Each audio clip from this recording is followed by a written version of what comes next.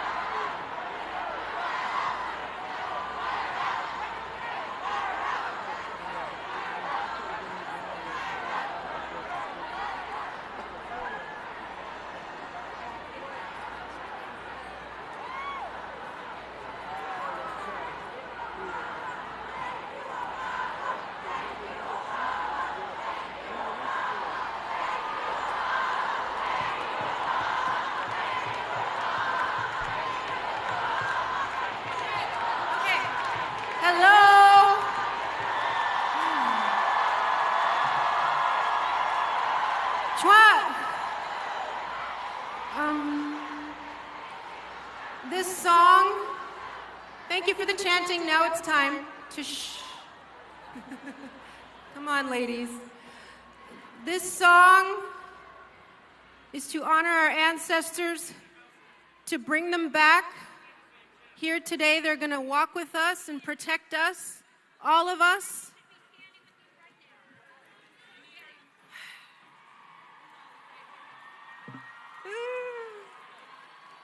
Anyway, we're all here together. There it is. Thank you. And I have my nice little reverb in the house? Okay. Shout out to Indigenous Women Rising. Oh yeah, I guess my drum mic is gone, the one I had at soundcheck. Oh well. Is there a mic for my drum? Okay. No, at soundcheck I had a drum mic. Remember? Never mind. Anyway, oh well, pretend there's a drum. Thank you. Thank you. Shout out to Toshi Regan.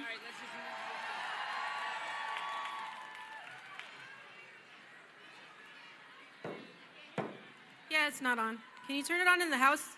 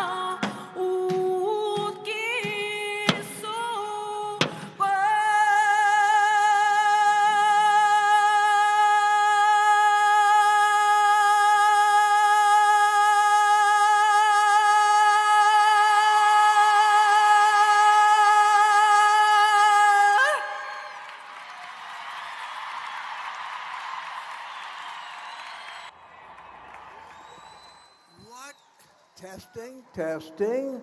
What an incredible turnout. Wow. And I love those signs. Let's get acquainted. My name is Charlie Brotman.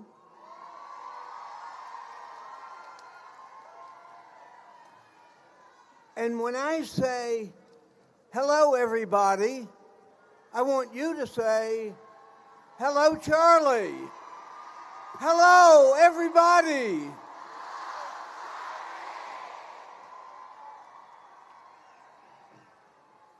What we're going to do here this afternoon, this morning, is just incredible and beautiful what you guys are doing here.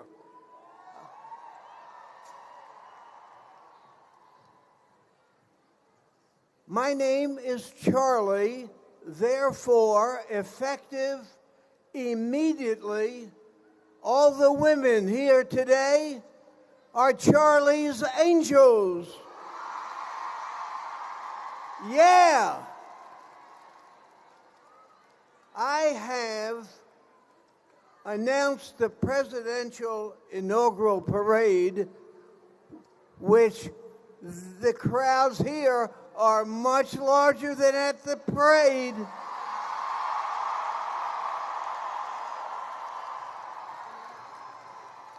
For the past 60 years, hard to believe since I'm 35,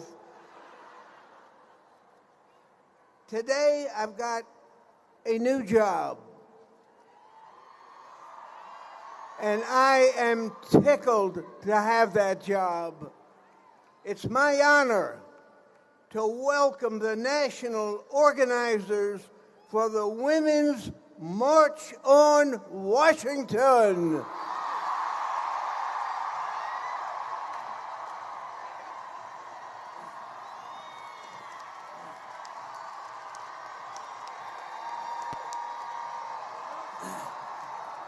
They said it couldn't be done, but they did it.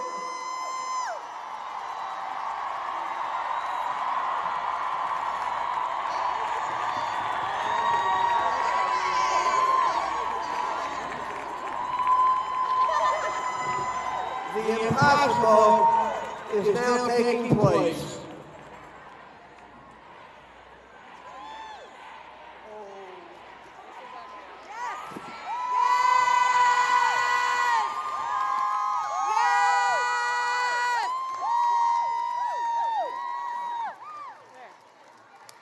They deserve all the applause you can give them.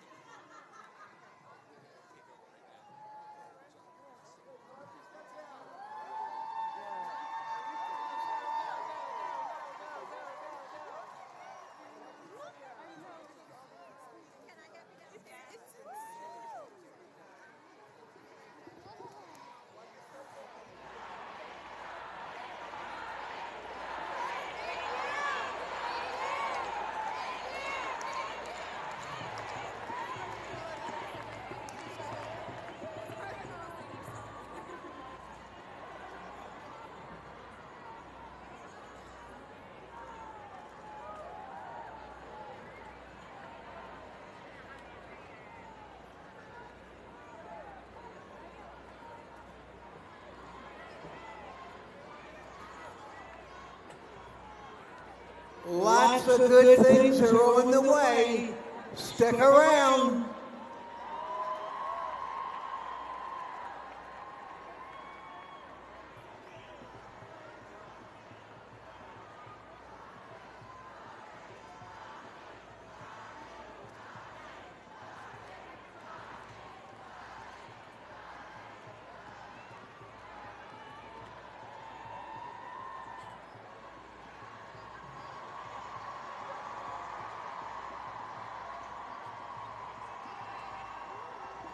Good morning. My name is America Ferreira.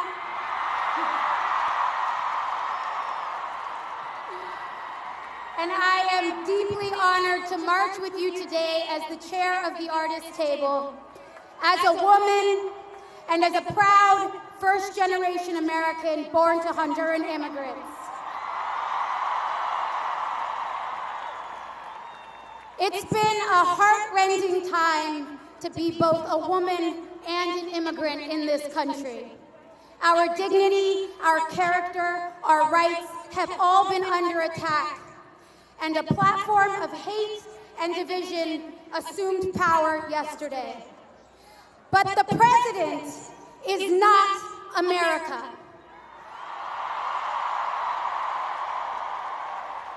His cabinet is not America. Congress is not America. We are America. And we are here to stay. We march today for our families and our neighbors, for our future, for the causes we claim and for the causes that claim us. We march today for the moral core of this nation, against which our new president is waging a war. He would like us to forget the words, "Give me your tired, your poor, your huddled masses yearning to breathe free," and instead take up a credo of hate, fear, and suspicion of one another. But we are gathered here and across the country and around the world today to say, Mr. Trump, we refuse. We reject the demonization of our Muslim brothers and sisters. We demand an end to the systemic murder and incarceration of our Black brothers and sisters. We will not give up our right to safe and legal abortions. We will not ask our LGBTQ families to go backwards. We will not go from being a nation of immigrants to a nation of ignorance. We won't build walls and we won't see the worst in each other. And we will not turn our backs on the more than 750,000 young immigrants in this country currently protected by DACA.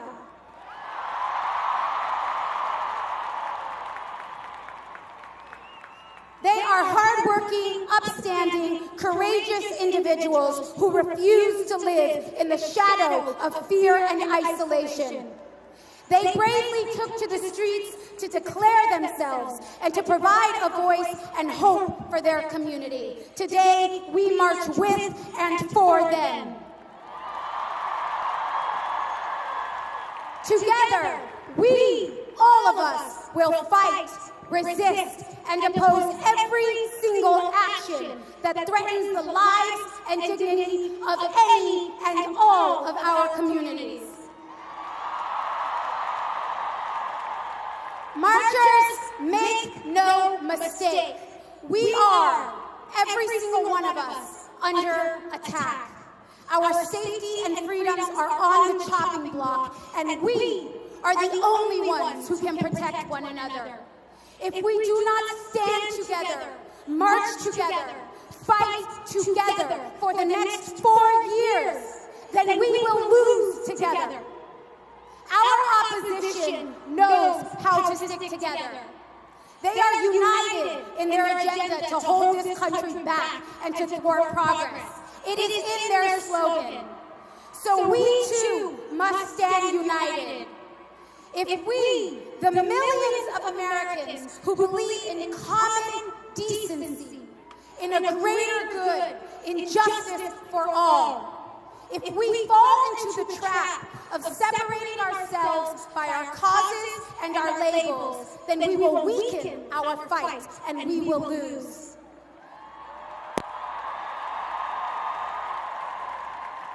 But if we commit to what aligns us, if we stand together, steadfast and determined, then we stand a chance at saving the soul of our country. So let's march together.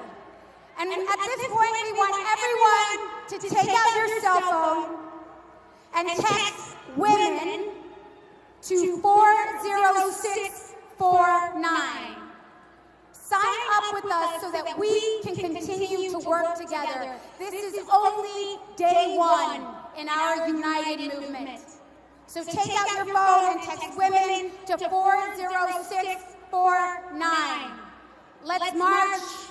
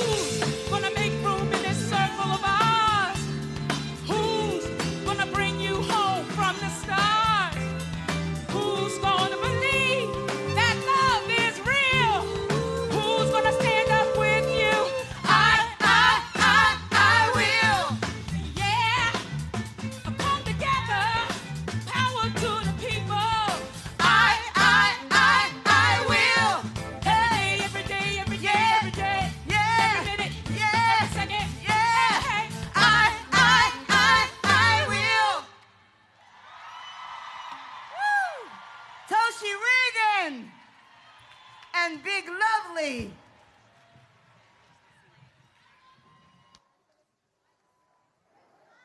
Hello, marchers.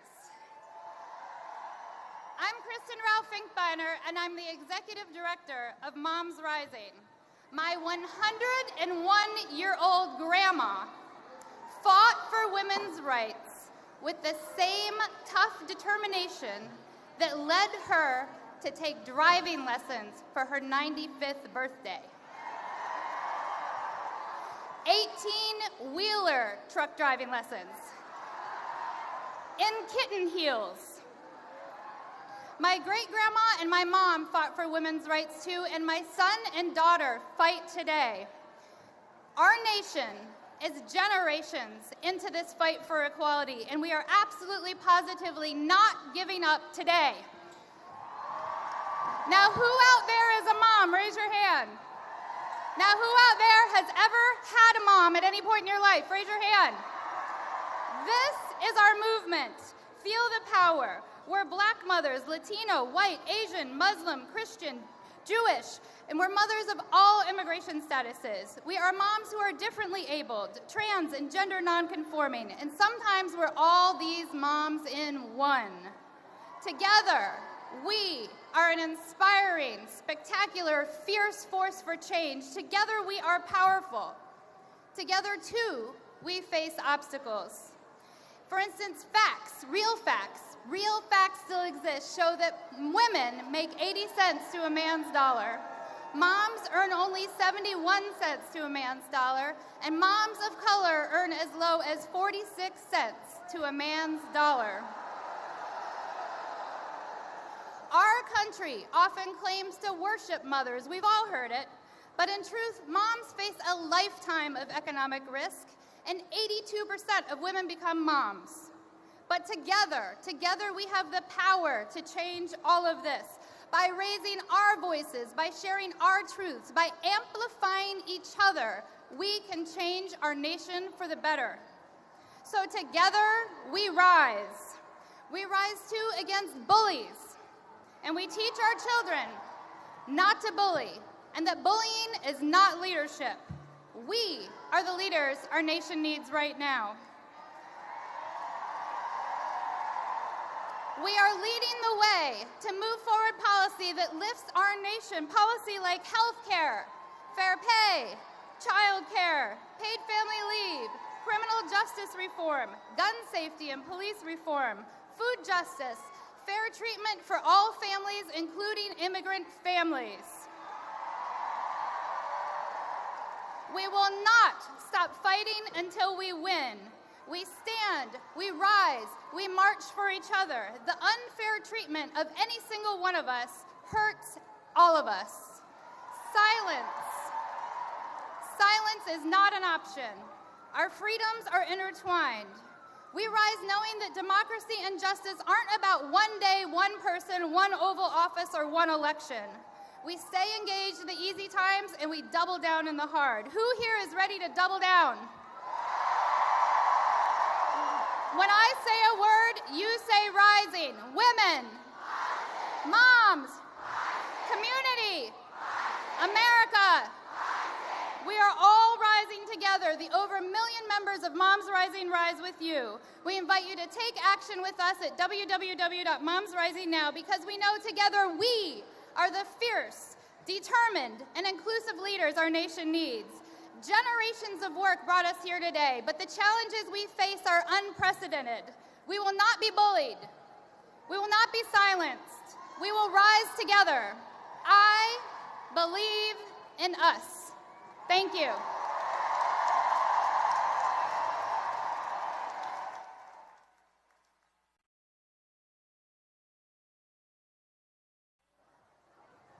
Hey y'all, how you doing? Woo! What's up?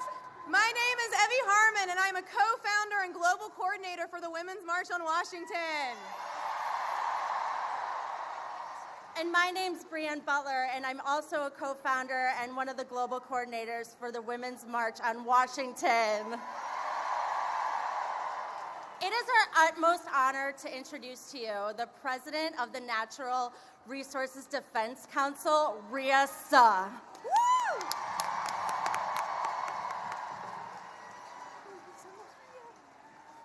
Woo! Look at this. Look at us. This is America. We are America.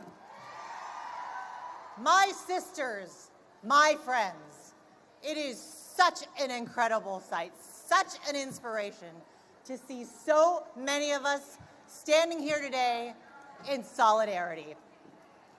Each one of you is an individual that made a powerful decision, a choice to be here today. You took time out of your busy schedules, piled on buses and trains, slept on floors, and paid your own way because you believe in the fundamental principle that we matter. Women matter. And we will not be shy about standing up to what matters to us. And here's what matters to me. That my daughter inherits a world where a healthy environment is a basic right for all of us.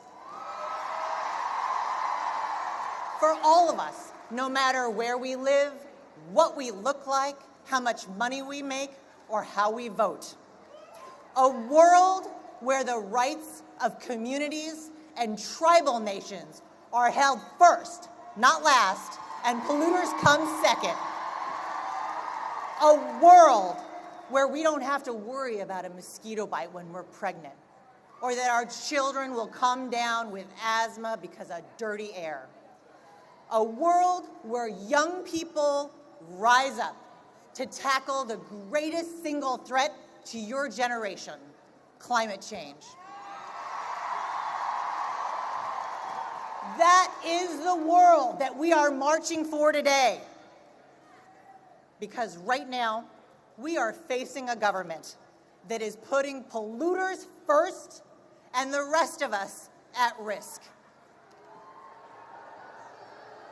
Just look at Flint, an entire town poisoned by a governor who took a page out of the Trump playbook. Poisoned by a government looking to cut corners. Poisoned by leaders who valued their bottom line more than the health of their citizens. Poisoned by officials who still haven't owned up to the damage they have done. Can you even imagine bathing your children in brown water? Or the knowledge that the glass of water you gave your daughter has now made her sick? What is happening in Flint is a national tragedy. And make no mistake, if this new Congress and this new administration get their way, we could see thousands of more communities suffer the same fate. Because look, that's what anti-government, anti-environmental, anti-science, anti-regulation, pro-polluter rhetoric boils down to. It's real families, real children suffering real consequences. Now look, it may not seem like we as individuals can do much in the face of these threats to our health, our country, our planet. But we are not helpless. We are still a democracy. And we should never forget that our country was created by individuals who stood up for what they believed in. That's what happened nearly 50 years ago when our rivers were catching on fire and our cities were drenched in smog. Americans poured out onto the street to demand that our government ensure that we had clean air, clean water, and healthy communities. Those Earth Day marches led to a generation's worth of environmental progress that has improved and literally saved the lives of millions. It is proof that people engaging in our democracy can lead to real change. Just look at today.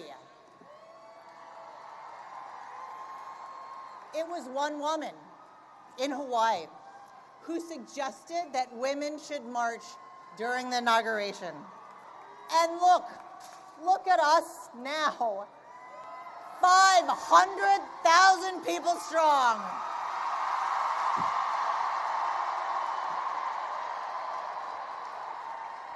One woman one march turns into an entire movement. That is a powerful thing. And it means as strong and as tough as this administration thinks it is, we will always be stronger. And even if it doesn't feel that way, this president works for us. So let's prove that our natural world belongs to no single individual. That clean water has no political party. That no corporation owns clean air. And let's never forget that one person, one rally, one march, one movement can make all the difference in the world. Thank you all so much.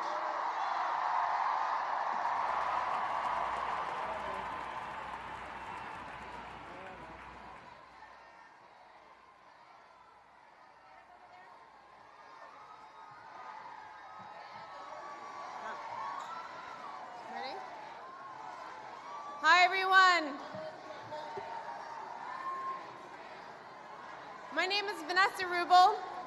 I'm one of the co-founders of the Women's March on Washington and head of campaign operations. Woo, it's a lot up here. There's a sea of women in front of me and a sea of women in back of me and a sea of women on all sides.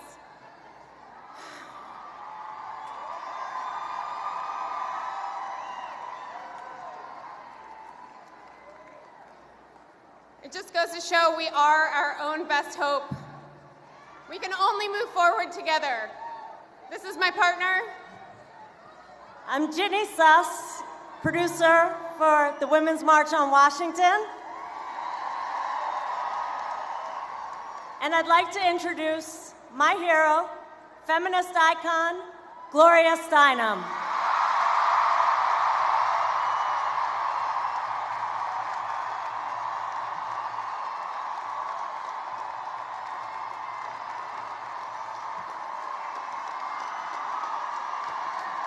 You look great. I wish you could see yourselves. It's like an ocean. Okay, I need to be short, okay? Okay. Dear friends, sisters and brothers, all of you who are before me today and in 370 marches in every state in this country and on 6 continents.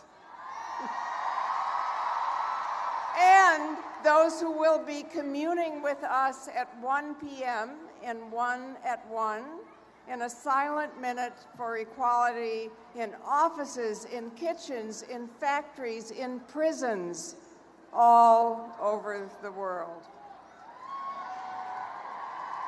I thank each of you, and I especially want to thank the hardworking visionary organizers of this woman-led inclusive march, one of whom managed to give birth while she was organizing this march.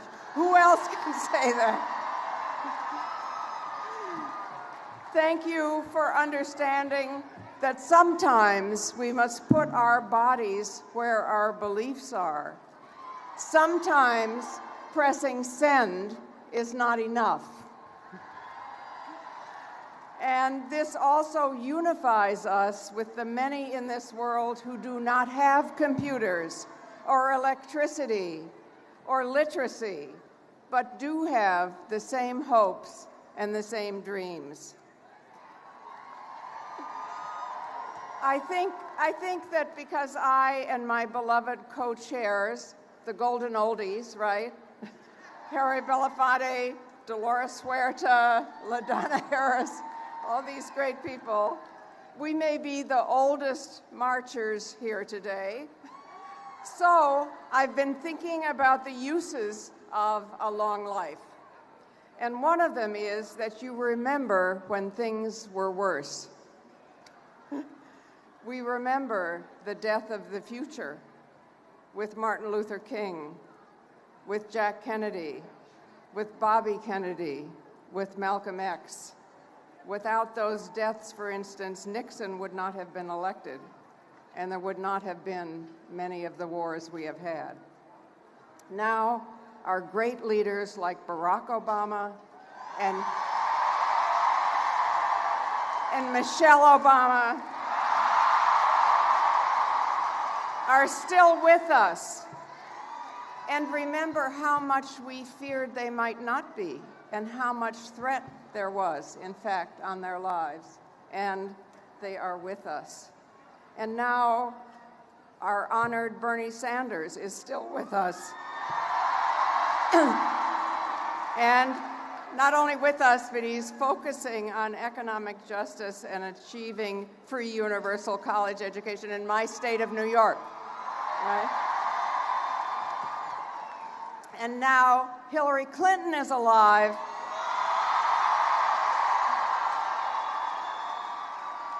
And definitely not in jail. She who told the whole world that women's rights are human rights and human rights are women's rights. So crucial when collectively violence against females in the world has produced a world in which for the first time there are fewer females than males. I'm not trying to deny the danger that this day initiates. Trump and his handlers have found a fox for every chicken coop in Washington, and a Twitter finger must not become a trigger finger. Some very experienced doctors of the American Psychiatric Association have publicly written to warn us that, and I quote, his widely reported symptoms of mental instability, including grandiosity, impulsivity, hypersensitivity to slights or criticisms, and an apparent inability to distinguish between fantasy and reality, lead us to question his fitness for the immense responsibilities of the office, unquote.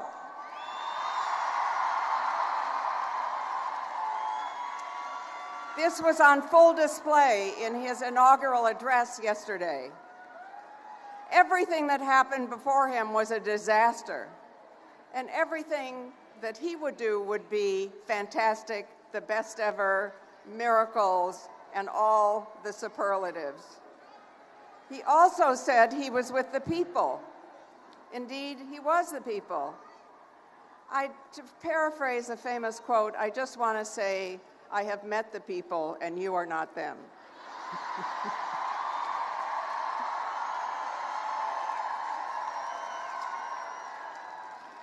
We are the people.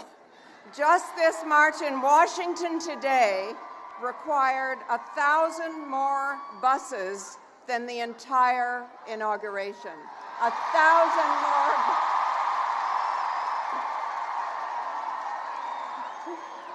And I was just talking with people from our many sister marches, including the one in Berlin, and they asked me to send a special message.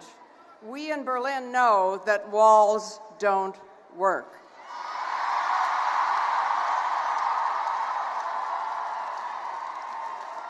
And remember Poland, where last month the government passed an anti-abortion law, And 6 million women turned out in the streets, and they had to change it.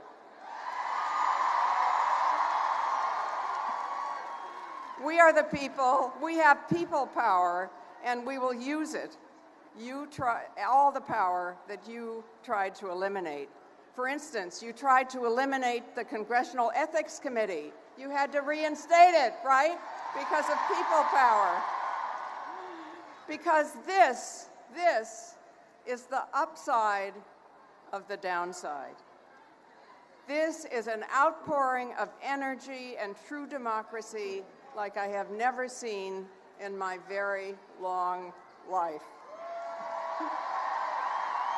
It is wide in age, it is deep in diversity, and remember, the Constitution does not begin with I, the President, it begins with we, the people. So don't try to divide us. Do not try to divide us. If you force Muslims to register, we will all register as Muslims.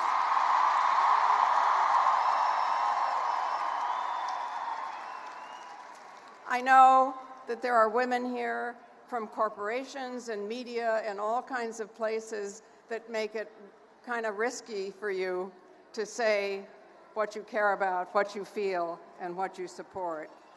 And there are women here, I know, who have survived a national and global sex industry that profiteers from body invasion. We are united here for bodily integrity.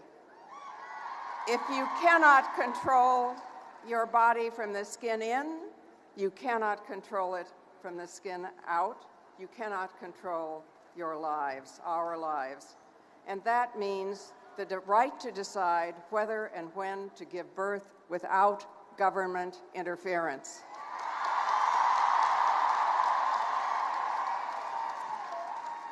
We are here and around the world for a deep democracy that says we will not be quiet, we will not be controlled, we will work for a world in which all countries are connected. God may be in the details, but the goddess is in connections.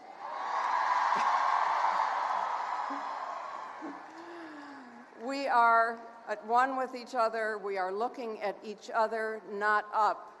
No more asking daddy. We are linked. We are not ranked. And this is a day that will change us forever because we are together. Each of us individually and collectively will never be the same again. When we elect a possible president, we too often go home. We've elected an impossible president. We're never going home. We're staying together. And we're taking over. I thank you from the bottom of my heart. Make sure you introduce yourselves to each other and decide what we're going to do tomorrow and tomorrow and tomorrow, and we're never turning back. Thank you.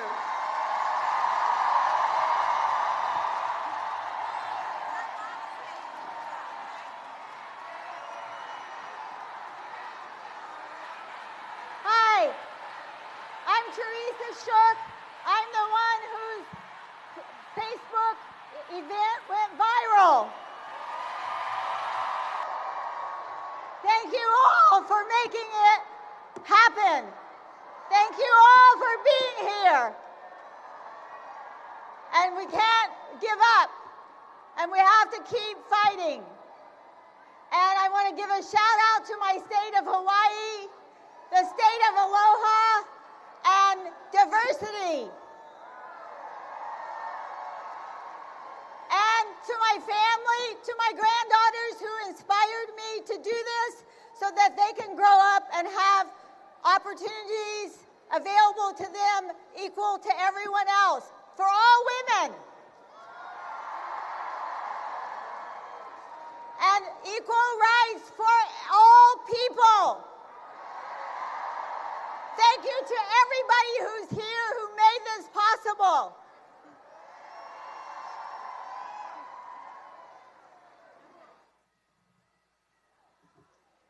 Hi, everyone. My name is Bob Bland, and I'm the co-founder and co-chair of the Women's March on Washington. I'm up here on the podium with my daughter today, Chloe, who's only... And the reason why is because the birth of this march also coincided with the birth of my daughter. And I want my daughter and my other daughter, Penny, who's 6 years old, to know that women, when we come together collectively, we can transform the world.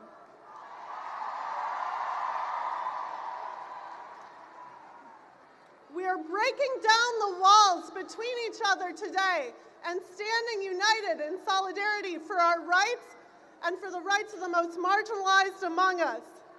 Out of this grassroots movement, we have over 600 sister marches worldwide. And 3 million people around the globe marching with us today. In a phone call early on with our state and national organizers, Elder Bernice King told us that the Women's March is a pivotal opportunity for us to be at the forefront of healing, birthing, and elevating the consciousness of this nation. Together, we will show a new face of America, a spectrum of color, consciousness, and inclusion like never before. Yeah. When we march to the White House in a few hours, it won't be the end. This is just the beginning of a movement we are co-creating together with women at the center of it. And I want you to know, standing up here today, that any of you can be an activist. Any of you can be an organizer, because before this march began, I had never done anything like this. So you can do it too. I beg you to go back to your local communities, to partner up with people that you've never talked to before, to have conversations here today that you would have never experienced otherwise, and for that to galvanize you over the next 18 months and the next 4 years. The first 100 days of this administration are a critical time for our voices to be heard. So I want you to start with one simple first step. We want you to write a postcard to your elected officials and community leaders at the federal, state, and local level about what matters to you most and how you're going to continue to fight in the days, weeks, and months to come. There will be volunteers handing out postcards at the finish line of this march, and we'll have them available for anyone to print online. Our lives, bodies, and freedoms are at stake, and so are the safety and vitality of our communities. Our elected officials need to hear about it from you. This is just the first of 10 actions we're going to take collectively in the first 100 days of this administration.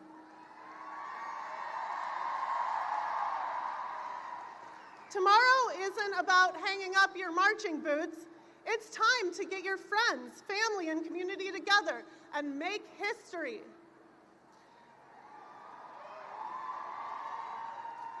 Join us in sending a powerful message to this new administration at womensmarch.com/100 and never stop fighting for justice.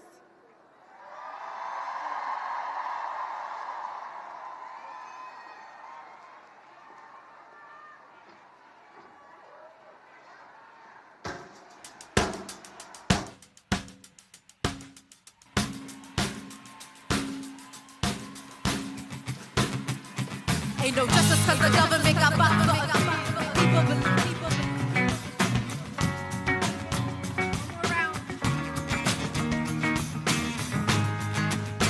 these beautiful people.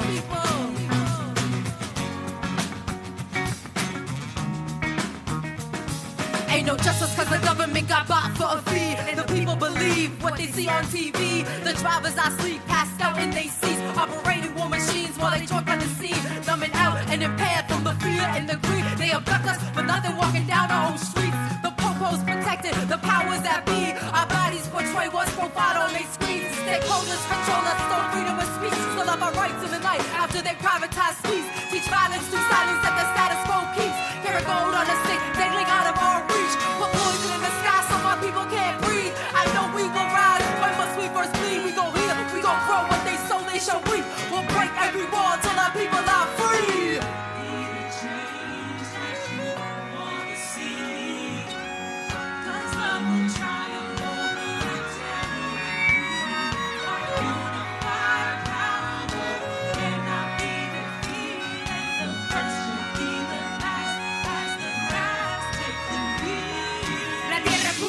Si yo fuera mago convirtiera la violencia en escalera que baja como un ganador que ahora está en tercera. Pero no, le nacimos a una fiera que nos traga como sea, porque ama el dinero y no considera la frontera. Exagera el dolor mientras sube su bandera. We're my solutionaries and si yo fuera alquimista convirtiera al egoísta en estatua de oro para que quede como todo. En la plaza del olvido quieren recordar. Pues le tomas una foto pero solo para marcar. Menos que destruye la vida que conquista la imaginación de un poeta humanista y que está prestando atención, que abra corazones con todo el cuerpo que resista.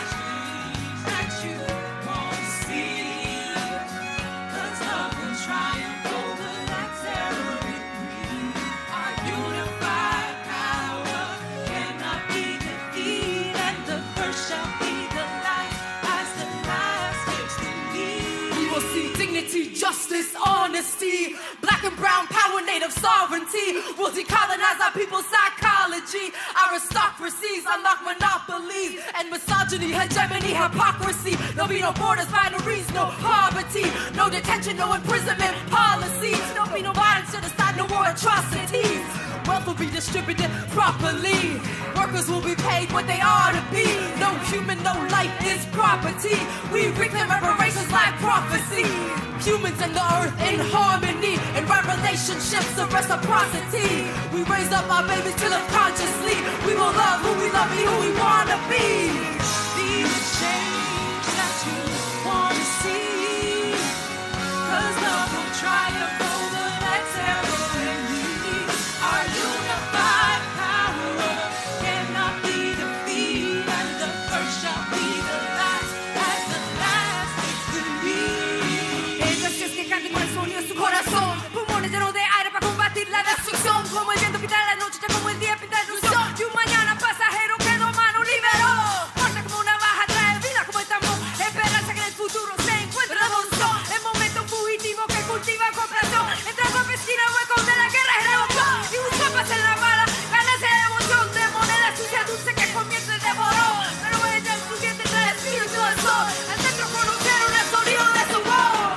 Be the change that you wanna see. 'Cause love will triumph over that terror in me.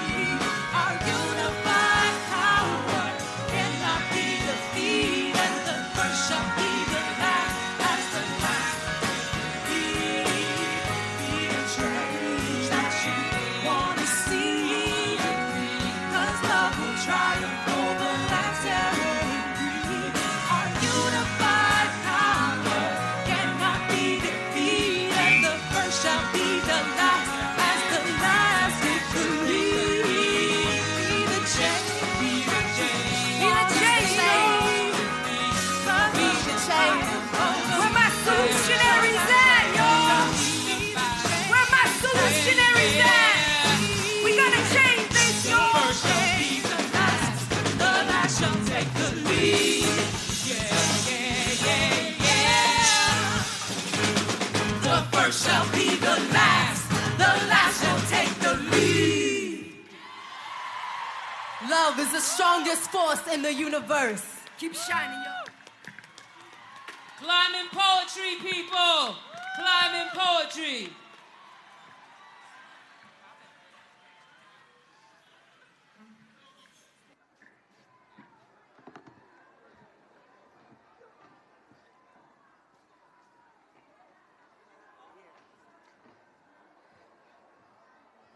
I'm Melanie Campbell, Black Women's Roundtable. How you doing? While we march to declare we are ready for the fight. We, the Black Women's Roundtable, Black Youth Vote, National Action Network, and all of our sisters in the movement stand in solidarity with all of you, 300,000 strong. And we are here to declare we are America. We will stay woke and we will not be moved. We march in memory of our sister ancestors, Dr. Dorothy Irene Height, Dr. Cecile Roberts Tucker, Shirley Chisholm, Willie Barrow, Evelyn Lowry, Amelia Boynton, Fannie Lou Hamer, and Sojourner Truth. We march in memory of my mother, Janet Campbell, who was a retired public school teacher in Mims, Florida, and all our mothers and fathers to protect our neighborhood, quality public schools across our nation. We march for Black women who voted 94% for Hillary Clinton. Who, by the way, won 3 million votes over her opponent. And they say she lost the Electoral College.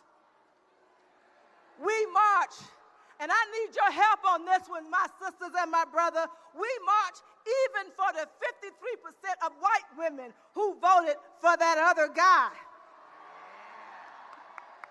To reflect and join us, all of us, moving forward to break that glass ceiling, to elect the first woman president of the United States of America,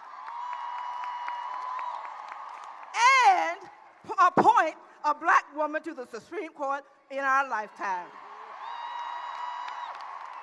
While we march to protect Obamacare, Medicare, Social Security for our seniors, Medicaid for people living in poverty, and we march for the human right to control our own bodies. We march for the human right to just live. We march for living wages, paid sick days, and paid family leave. We march to protect Black colleges and Black businesses, voting rights, LGBTQ rights, immigrant and disability rights.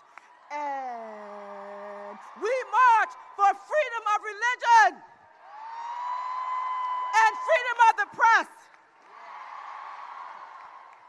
We march to send a message to the White House, Congress, state, and local politicians that we are united and we will not be moved. So before they cut the mic off on me, I want you to do this, repeat after me. We march for women's rights. We march for human rights. We are ready for the fight. We march for the least of these God's children. And we march because love trumps. Thank you, march organizers, my sisters and my brothers. Peace and power.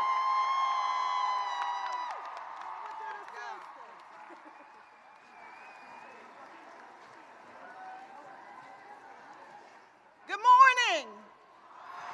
I'm Rosalind Brock, and I chair the National Board of Directors of the NAACP, an organization whose principal founder was a white woman named Mary White Overton. The NAACP stands with you today in solidarity. As a nonpartisan organization of over 500,000 members across the length and breadth of this nation, in 50 states, Germany, and Japan, to declare that women's rights are human rights.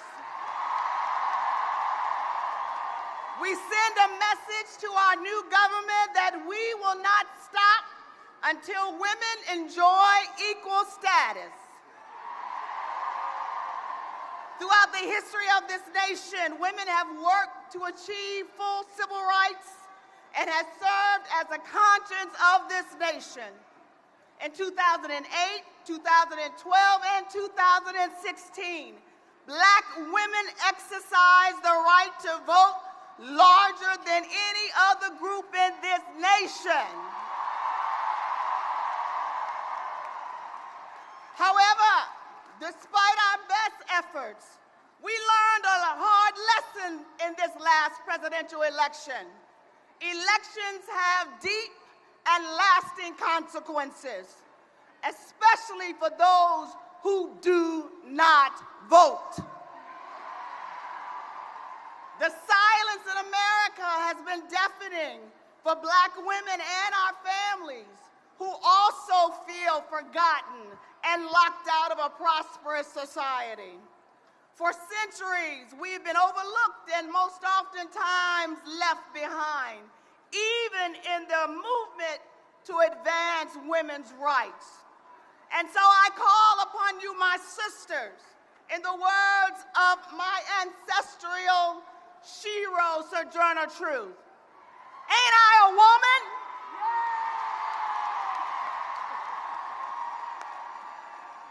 As authentic change agents for transformation, we must stand united to oppose the president's nominees for U.S. Attorney General, Secretaries of Education, Health and Human Services, and Labor. We must also fight to ensure that the rights gained by women, minorities, the LGBTQ community, and immigrants are not destroyed by an administration that seems bound and determined to take this nation back to a place where we are a house divided against ourselves.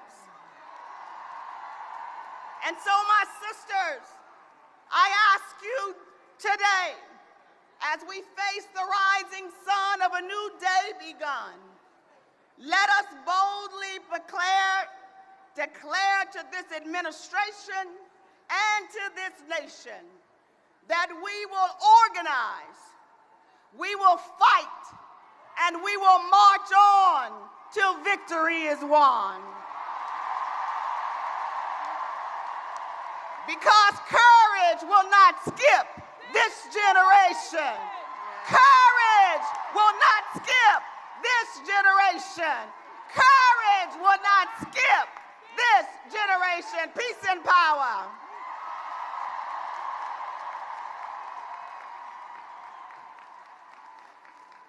I just got handed a public service announcement. If everyone will take out their phone and text women to 40649. That's women to 40649. I did this before I got on stage. It took 10 seconds. If you take a moment and text women to 40649, give us your name, email, and we can be in touch about the important next steps on how you can help. Once you're done sending your email, raise your phone so your neighbors know that you've pledged to be a part of this cause.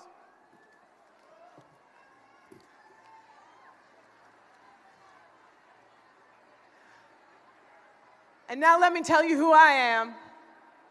I'm not just your commercial break. My name is Jay Babalota. I am the executive director of the Estrella Lesbian Foundation for Justice. And for 40 years, Estrella has been on the front line supporting LGBTQI activism in the United States and around the world.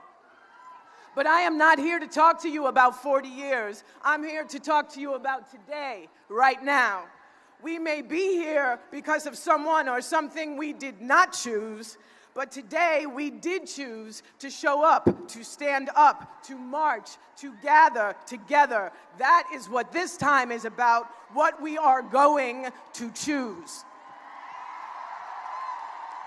Because in a week from now, a month from now, 4 years from now, we will have been inundated by messaging, not just tweets, but a barrage of policy and public sentiment, images and articles, subtle and overt shifts, and our values and our choices will be tested. We will have to make choices every single day. In the days, weeks, months, and years to come, we will need to become our own collective moral compasses. We will need to become our own North Star. So when you look around here all day long and you are moved by the beauty and diversity and passion of all the folks around you, remember this: we chose to come together today in all of our power. We do not and we will not choose one neighbor over another. We do not and we will not choose to deny our queerness, our lesbian, gay, or trans selves in order to be in a march for women or a country for everyone.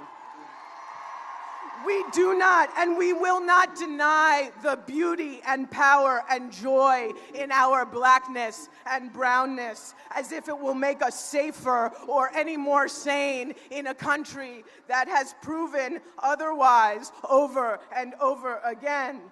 We will not hide behind our whiteness because of the vestiges of privilege that to this day services a system meant to succeed the will and line the pockets of a few men who'd have us all believe there is superiority in our shade just to keep us from knowing the power of truly being in righteous community and shared humanity. We will not choose any one person's notion of God to define every single one of our divine possibilities. And surely not our secular and public rules of law.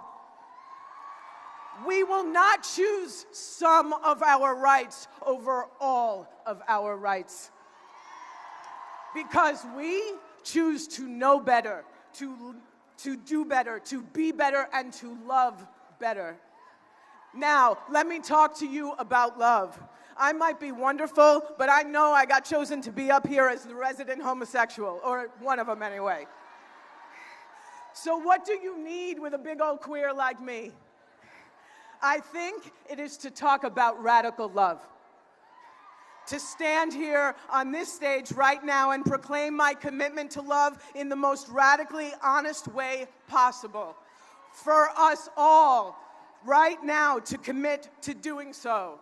So let me queer our collective notion of love right now, so that every one of us will step past the easy, the scripted, the societally sanctioned, the familiar, the safe notions of love, and let us choose the pathway to not only the greatest possibility, but the greatest reward.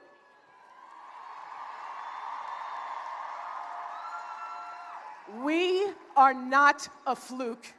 This is not a singular phenomenon. We are fantastic and fabulous. And this is only the beginning.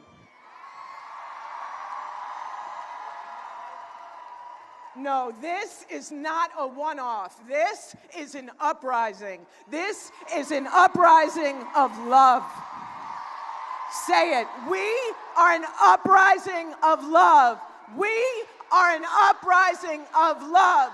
We are an uprising of love. Choose it every day.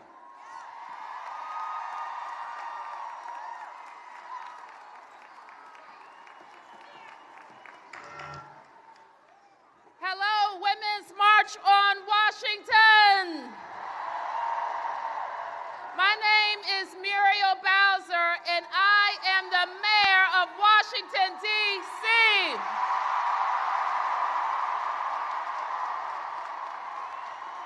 I want to welcome you all to your nation's capital in the best city in the world, and soon to be the 51st state. I wanted to be here to let you know that Washington, D.C. has a chick mayor, and I'm here to speak for all the women elected officials. The women will tell you that we are more more harshly criticized. We are more frequently criticized, and we are more wrongly criticized at every single level, be it the school board, the state house, or a candidate for the President of the United States. And when women are more harshly, more frequently, and more wrongly criticized when we speak up for women in neighborhoods and families in public education, we need every woman and every man to speak up for us too. In Washington, D.C., we're a little unique. We're a city, a county, and a state. We are 680,000 people strong. Yet, we don't have a single vote in that Capitol building. And that injustice must end. Already, an emboldened Congress continues to threaten the rights of women. Year to year, they tell us we can't use our own money to support low-income women and their health care.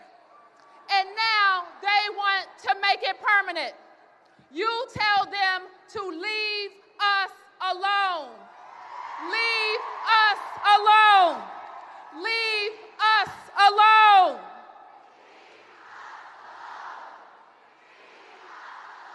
So we know this Women's March on Washington. When the president needed help with that Congress, he counted on mayors.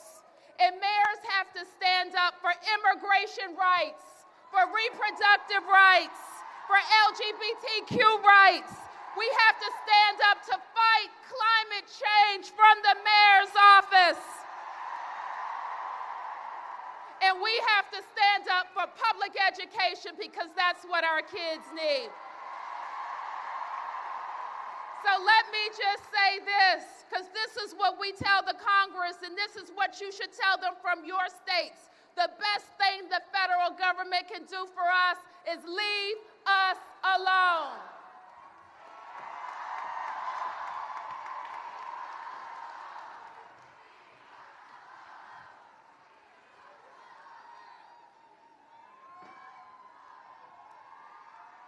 We today, of every color, creed, and belief, are gathered here in a demonstration of the American story. Today, you might feel scared, and I know what it feels like to be scared. My name is Amanda Wynn, and I am a rape survivor. And I remember after my rape, I felt despair, but I also felt fire. So when I met a broken criminal justice system, like so many survivors who find out that their untested rape kits can be destroyed, I rewrote the law. Together with a team called Rise, we organized and we did the impossible. We passed the Sexual Assault Survivors Bill of Rights unanimously through Congress. I wrote it as a matter of survival. And if that bill could speak, it would scream. It would sing from the pages, it would light itself on fire. And it represents the endless pursuit of a more perfect union. That is what I did with my fire. What will you do with yours? You may not feel powerful right now, but here's what I learned. In America, no one is powerless when we come together. No one can make us feel invisible when we demand to be seen. To any survivor and ally listening, you are not alone. Wherever you are from, And whatever brings you here today, do not lose hope. Don't just march. Go home and join the movement at risenow.us. That's risenow.us. State by state, we need you. Our presence here is the promise of America, and we are planting seeds to trees we may never sit under. But today, 1 million heartbeats are marching together. Our souls are on fire. Keep that fire ablaze. Remember your power. We who have fire in our bones, we unbreakable, unconquerable souls, rise. Let me hear you say it. Rise! Rise! Rise! Rise up! Thank you.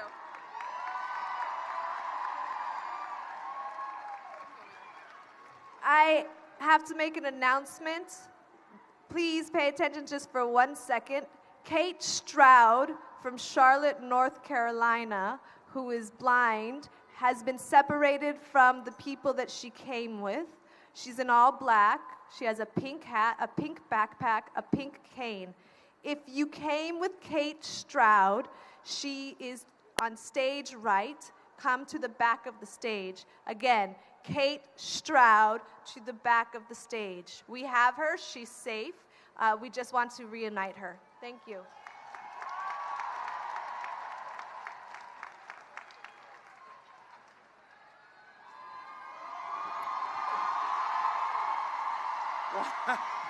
Hello!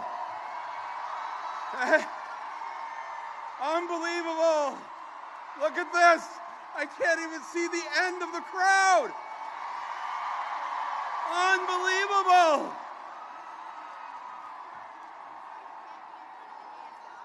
We're going to have 1 million people here today. I can't, look at this! My name is Michael Moore.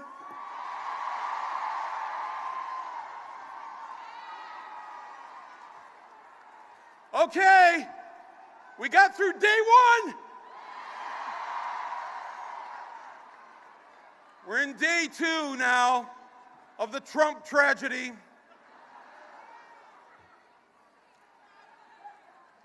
Who wants to be in my next movie here?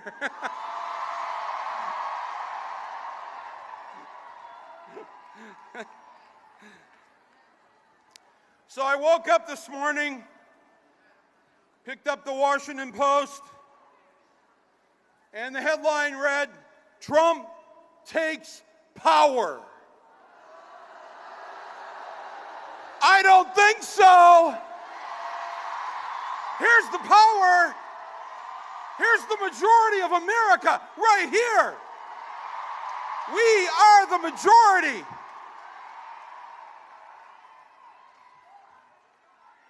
New president vows to end American carnage.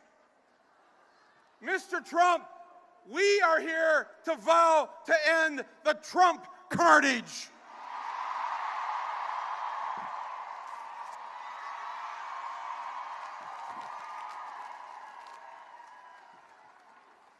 I'll pick that up later. Recycle. A reporter asked me on the way up the stairs here, what do you hope to accomplish with this demonstration? I said, well, I would say, if you just look that way, we've already accomplished it. The majority of Americans did not want Donald J. Trump in the White House. And we are here today as their representatives. Okay, I don't want to give the standard demonstration speech. You got a lot of great speakers here today. Oh my God, I got to listen to Gloria Steinem. How cool was that? I would like to give you a to-do list of what we all can do starting immediately. Real things that we can do. Are you with me on this? I'm going to go through them very quickly. Take notes if you want, but I'll post them on my Facebook and Twitter, and you can follow it there. But we have to get busy, folks. We've got our work cut out for us. Number one, this is what I want you to do. I want you to make this part of your new daily routine. I want you to call Congress every single day. Every day. Each of you have one representative in the House and 2 senators. They have a phone number. I'm going to give you that number right now. Are you ready? It's easy to remember. 202-225-3121. Can you repeat that with me? Ready? 202-225-3121. Now you do it. Go.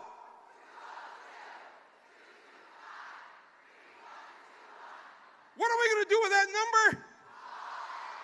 When are we going to call them? Every day. That's right. Every day. It's so easy, my friends. If you're watching this at home, there's a human being that answers the phone. They pick it up.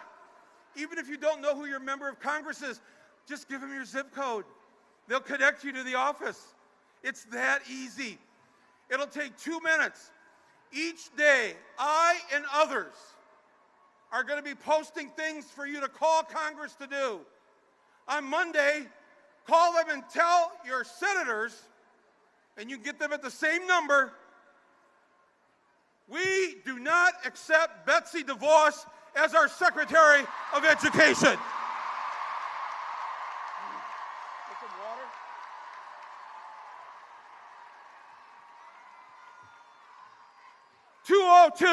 (202-225-3121). I will post, this is my commitment to you. Every day, I will post something on Facebook or Twitter. Other groups are doing the same thing. Actiongroups.net, go to them. 100daysofresistance.org, go to them.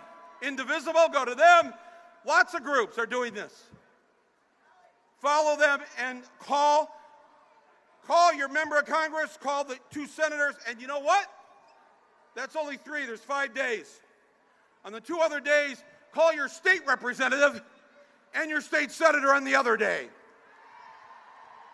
I'm telling you, these calls work. When they tried to get rid of the government, the Congressional Office of Ethics 2 weeks ago, we got online and the switchboard was jammed and overloaded. We shut it down with phone calls. 2 hours later, they pulled back from closing the Office of Government and Congressional Ethics. That's how powerful you are. Make it part of your daily routine. What are you going to do? Wake up, number 1. Number 2, brush your teeth. Number 3, make the coffee. Number 4, walk the dog. If you have a cat, just stare at it. Number 5, what are you going to do? Call Congress. Make it part of your day. Don't even think about it. Part of your day. Every one of us are doing it every day. They won't know what hit them. Number 2, the second thing I'm going to ask you to do, join. Join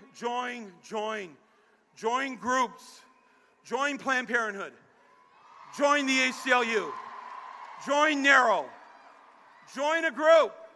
I was thinking this morning while I was writing this up, I've supported Planned Parenthood forever. I contribute to them. I've done fundraisers for them. But I realized I've never joined. So this morning, I joined Planned Parenthood. Who amongst you will join Planned Parenthood? ACLU, NARROW, the environmental groups. Join every group. Let's make these groups huge.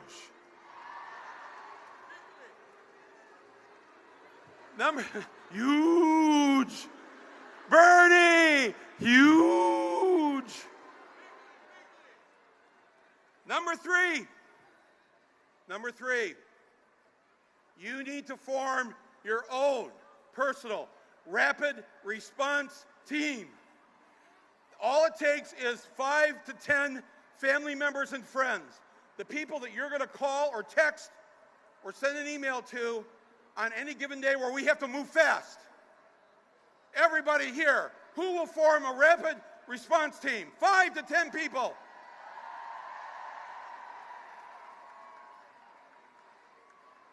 Earlier, there's a group here, there's a rapid response team here from Asheville, North Carolina. 9 of them. Where are you? The Asheville 9. They've got their own name. The Asheville 9. And I said to them, how many of you have been to a demonstration before in D.C.? 8. 8 of the 9 had never been to a protest before in Washington, D.C. 8 of the 9 are new for the first time. How many here are here for the first time in D.C. Look at this, at a protest? Look at this. Wow. Number 5, we have to take over the Democratic Party.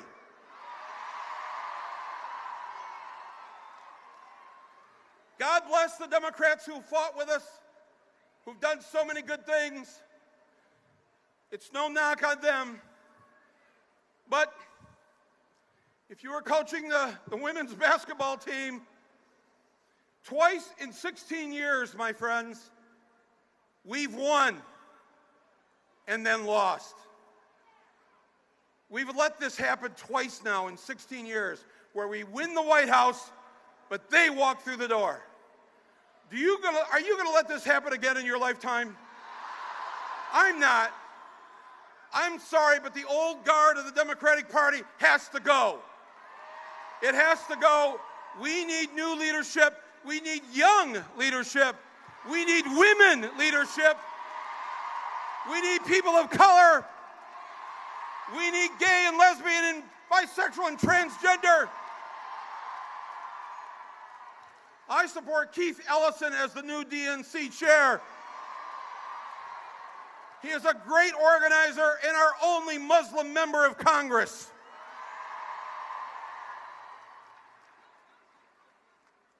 Number 6,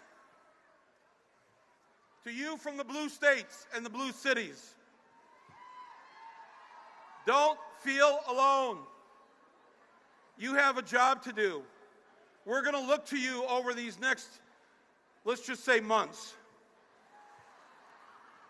I heard on the radio this morning that Las Vegas has already placed odds on how long Trump's going to last in office. They only give him 4-to-1 odds to last only 6 months. That's pretty good. You have to form regions of resistance. What that means is this. For the young people, let me give you a little history lesson.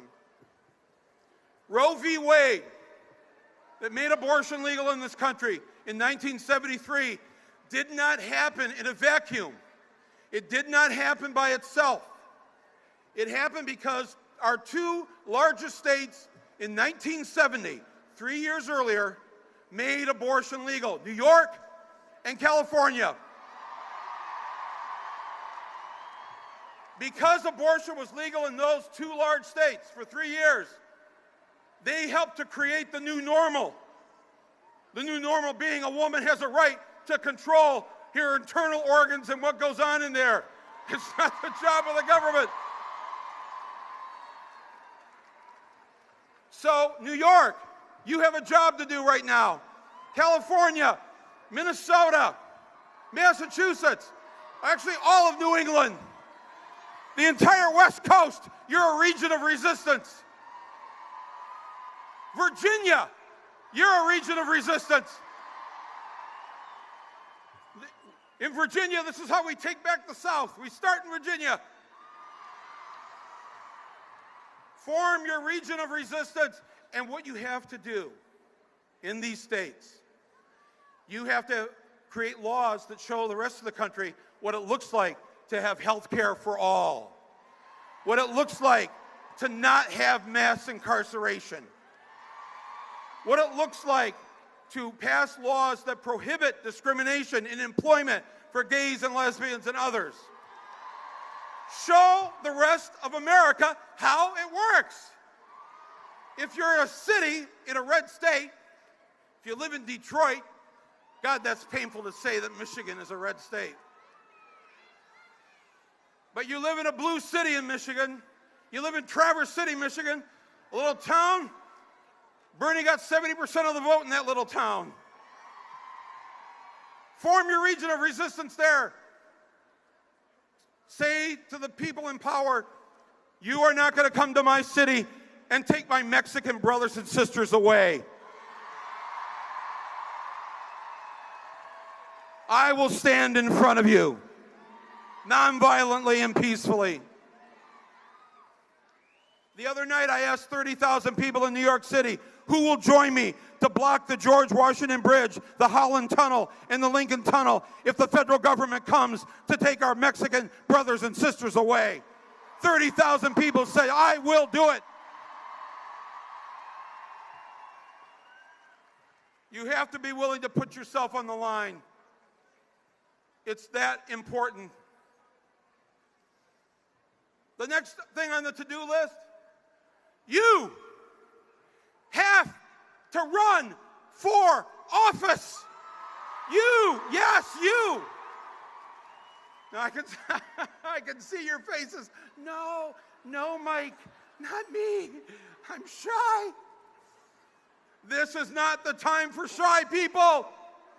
Shy people, you have 2 hours to get over it. If you knew me, seriously, if you knew me personally, you have no idea how shy and what an introvert I am. I know it doesn't make any sense me saying that, but if you knew me, anybody know me back there? How true is this? When I was 18 years old, I was a senior in high school, and I couldn't stand the principal or the assistant principal in their backward ways. I decided to run for school board. I was only 18. I called up the city clerk. I said, what do I got to do to run for school board? He said, well, you need to get names on a petition. Oh, how many names do I need on the petition to run? 20. 20? To run for school board? 20. I'm like, I know 20 stoners who will sign anything. I got the 20 signatures. I ran. I won. I became the first 18-year-old in the state of Michigan to win public office. I did this. I'm shy. I only went on 2 dates in high school. I did this. You can do this. Who's going to run for office? Run for city council. Run for school board. Hey, okay. Wait. Shy people, there is an office for you. Precinct delegate. Run for precinct delegate. You only have to go to the county convention once a year. Who's going to run for precinct delegate? All right. Next on the to-do list, when we take over the DNC. Oh Michael. My God. Ashley. My name is Ashley Judd. Ashley Judd is here. And I am a feminist. And I want to say hello to Independence Avenue in the back, all the way down to 17th Street. Wow. And I bring you words from Nina Donovan, a 19-year-old in Middle Tennessee, and she has given me the privilege of telling you what she has to say. I am a nasty woman. I'm not as nasty as a man who looks like he bathes in Cheeto dust. A man whose words are a diss track to America. Electoral college sanctioned hate speech contaminating this national anthem. I'm not as nasty as Confederate flags being tattooed across my city. Maybe the South actually is gonna rise again. Maybe for some, it never really fell. Blacks are still in shackles and graves just for being black. Slavery has been reinterpreted as the prison system in front of people who see melanin as animal skin. I am not as nasty as a swastika painted on a pride flag. And I didn't know devils could be resurrected, but I feel Hitler in these streets. A mustache traded for a toupee. Nazis renamed the cabinet electroconversion therapy, the new gas chambers, shaming the gay out of America, turning rainbows into suicide notes. I am not as nasty as racism, fraud, conflict of interest, homophobia, sexual assault, transphobia, white supremacy, misogyny, ignorance, white privilege.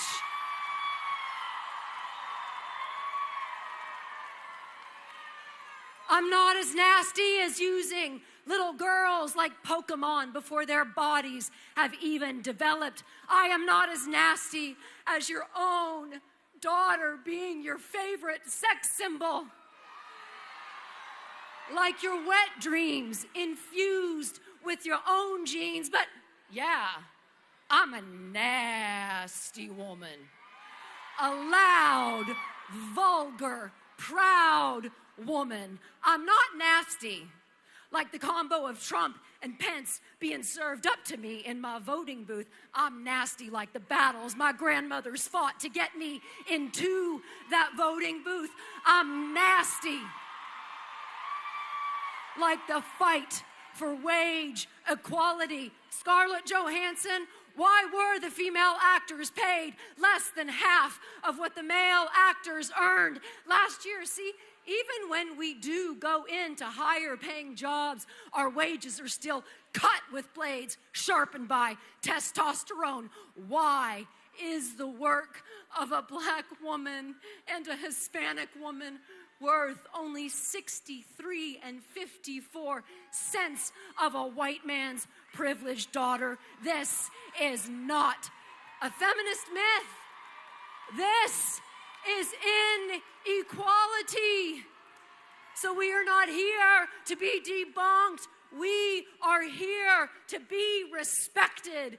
We are here to be nasty. I'm nasty. Like my blood stains on my bed sheets. We don't actually choose if and when to have our periods. Believe me, if we could, some of us would. We don't like throwing away our favorite pairs of underpants. Tell me, why are pads and Tampax still taxed? Ooh, that was a brand name.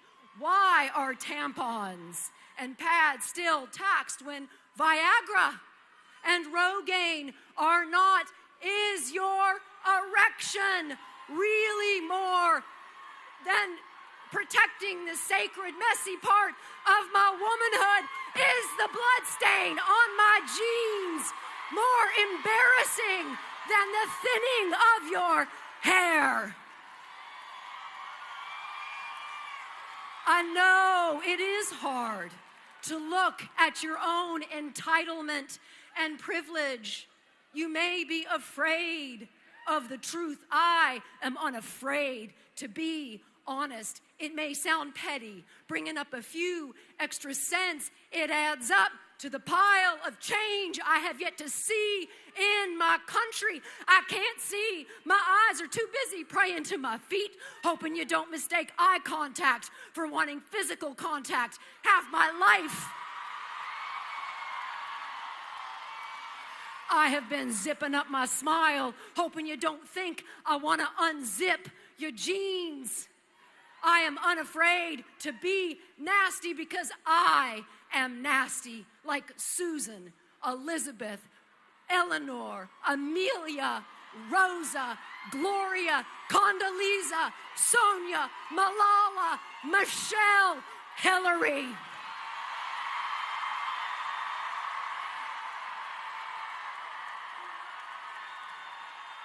And our pussies ain't for grabbing. Therefore, reminding you that our walls are stronger than America's ever will be. Our pussies are for our pleasure. They are for birthing new generations of filthy, vulgar, nasty, proud, Christian, Muslim, Buddhist, Sikh, you name it, for new generations of nasty women. So if you, a nasty woman, or you love one who is, let me hear you say, hell yeah. Hell yeah. Hell yeah. I love you. Thank you.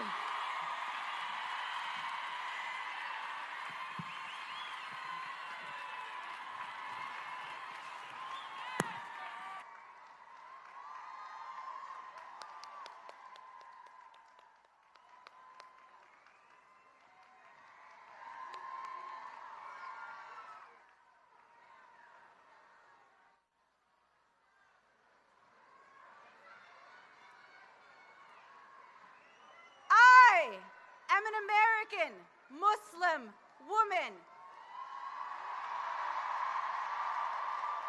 a daughter of immigrants, a person of color, a community organizer, and a civil rights lawyer.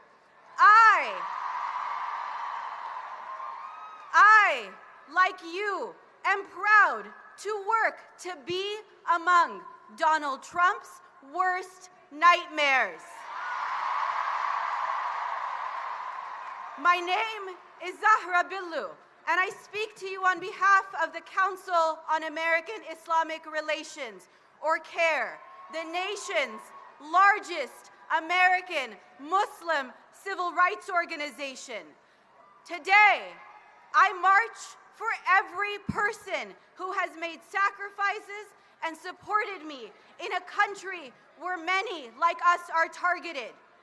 We stand tall because we stand on the shoulders of giants, our mothers and grandmothers who started this fight long before today. We march so that women younger than us can grow up into a better world. We are unafraid and will not be silenced. I and American Muslims like me are committed to putting our faith into action. We live and breathe the understanding that justice cannot be for just us, that our liberation is interconnected, that we cannot be free at each other's expense or if any of us remains targeted. When Muslims are harassed by the FBI, when our LGBTQ friends are attacked in hate crimes, when our Black brothers and sisters are gunned down by police officers, when what is left of native land continues to be stolen, and when undocumented individuals among us are targeted, my heart hurts. We all hurt, but we are also fired up. Our America includes all of us in our beautiful diversity.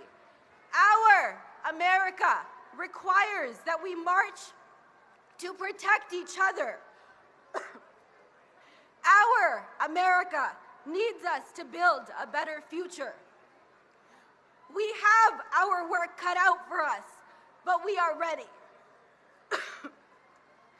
This is the time to roll up our sleeves, to be courageous, and to be radical. Leave here prepared to put in work. Meet your Muslim neighbors. Videotape police officers. Interrupt racism. Hold the media accountable and make your public officials hear you. Commit to taking action every single day. Make resistance your lifestyle. This march isn't about me or any of the other speakers or organizers. It is about all of you and the communities that you represent. So thank you for being here and for being such an inspiration and for joining us together in strength, unity, and action.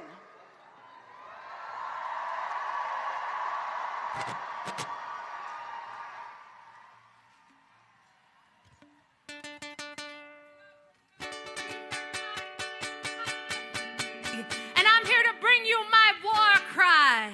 This song is written in 5 languages. This is Zulu, Ochivambu, Kiswahili, Spanish, and English. And it's a song calling out that we may come together in justice, in healing, in freedom, in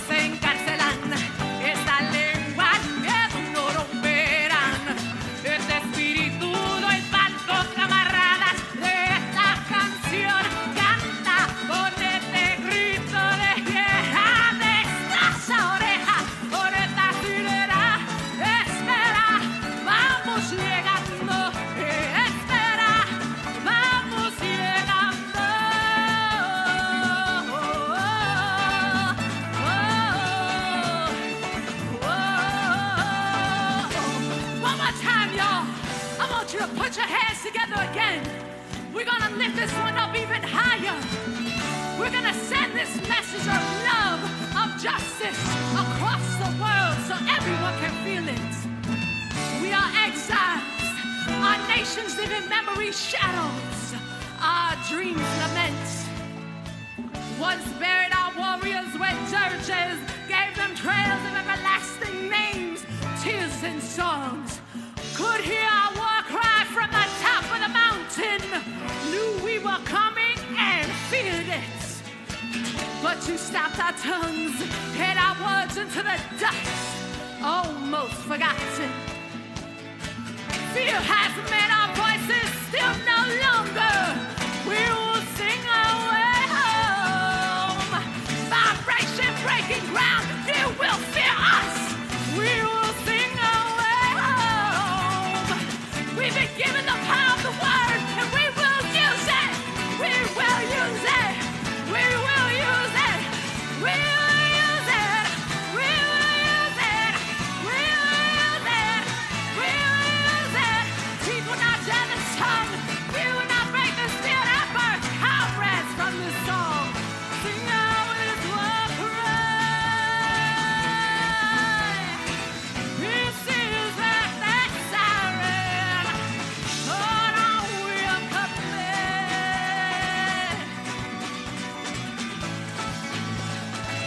Hold on, we're coming. Yeah. Hey.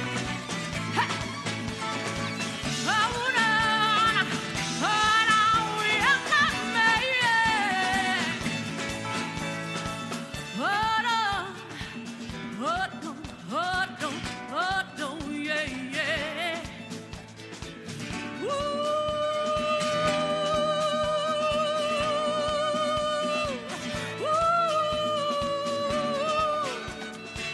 Hold on, yeah.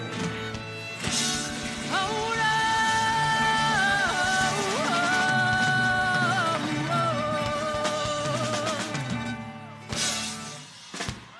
Peace and love, y'all, in the spirit of justice.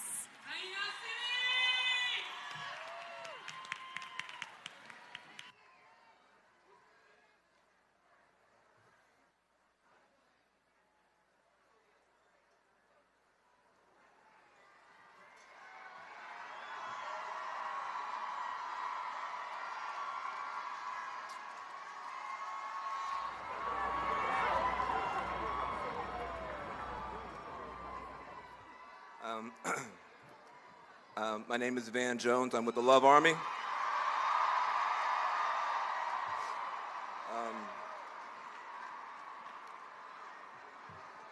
I just want you to know, yesterday was a hard day.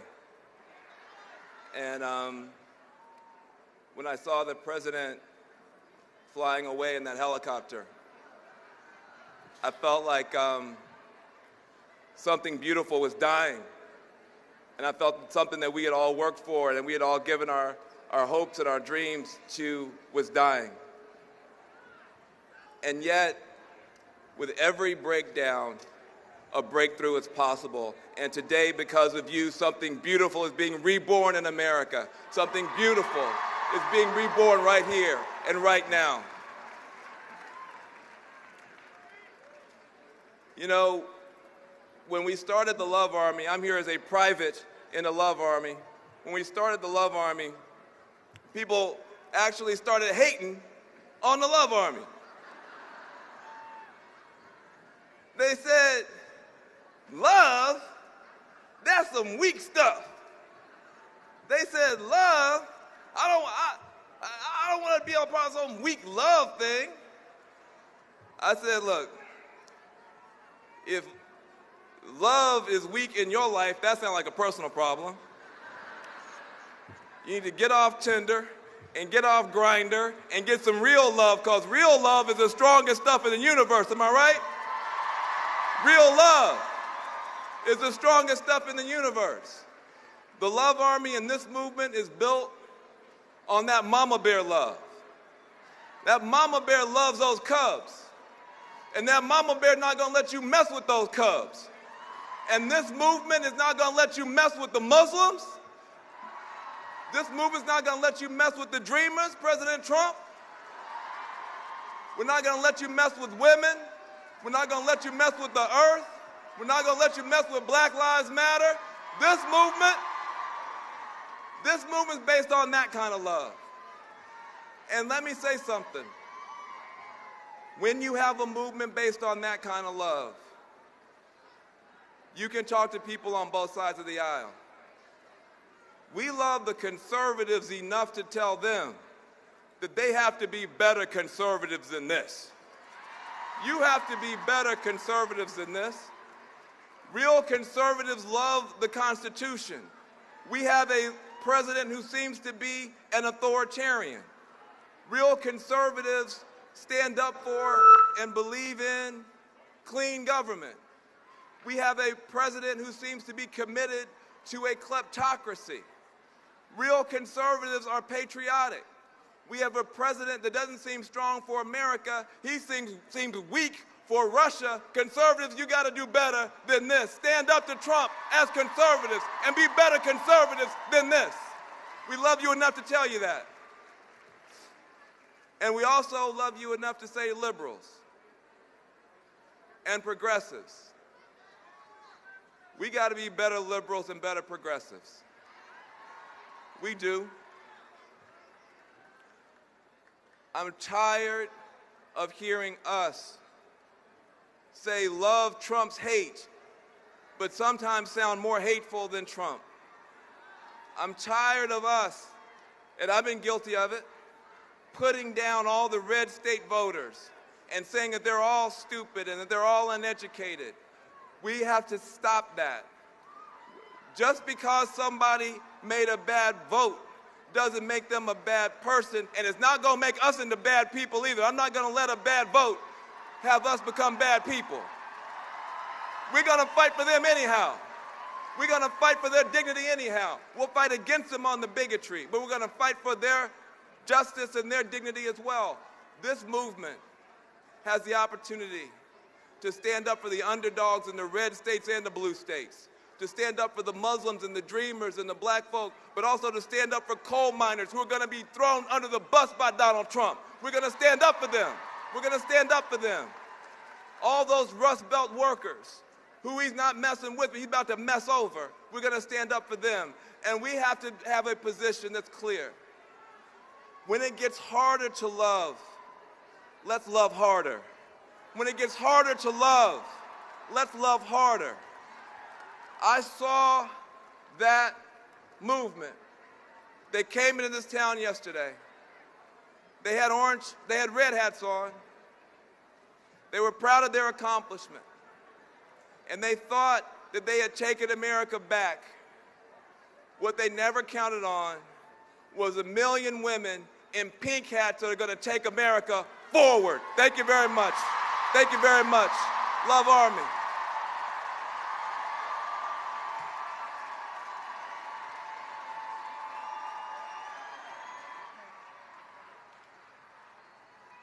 Good afternoon. My name is Bria Baker.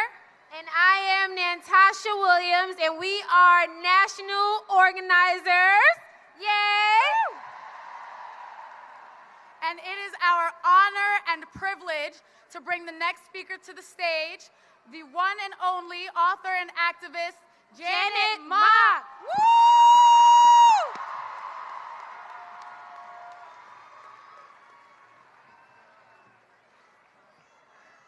I love you. So we are here. We are here not merely to gather, but to move, right? And our movements require us to do more than just show up and say the right words.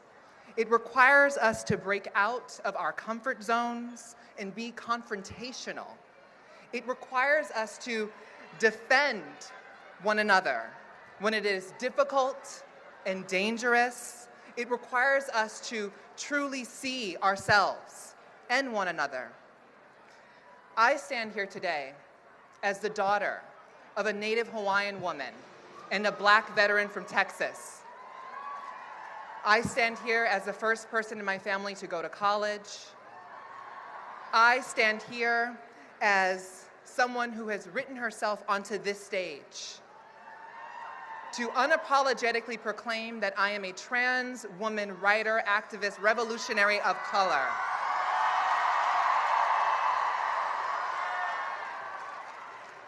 And I stand here today because of the work of my forebears, from Sojourner to Sylvia, from Ella to Audrey, from Harriet to Marcia.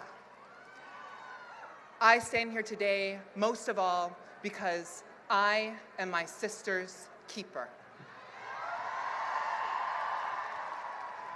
My sisters and siblings are being beaten and brutalized, neglected and invisibilized, extinguished and exiled.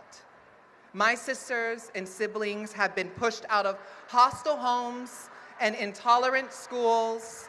My sisters and siblings have been forced into detention facilities and prisons and deeper into poverty. And I hold these harsh truths close.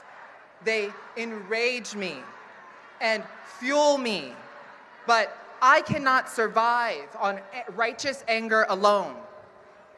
Today, by being here, it is my commitment to getting us free that keeps me marching. Our approach to freedom need not be identical, but it must be intersectional and inclusive.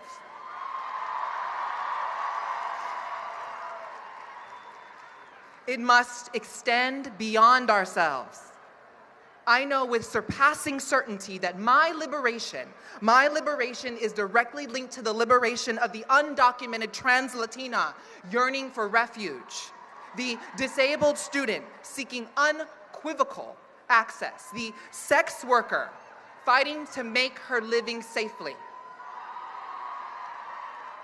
Collective liberation and solidarity is difficult work. It is work that will find us struggling together and struggling with one another. Just because we are oppressed does not mean that we do not ourselves fall victim to enacting the same unconscious policing, shaming, and erasing. We must return to one another with greater accountability and commitment to the work. Today, by being here, you are making a commitment to this work. Together, we are creating a resounding statement, a statement that stakes a claim on our lives and our loves, our bodies and our babies, our identities and our ideals. But a movement is so much more than a march. A movement is that difficult space between our reality and our vision. Our liberation depends on all of us returning to our homes and using this experience and all the experiences that have shaped us to act, to organize, to resist.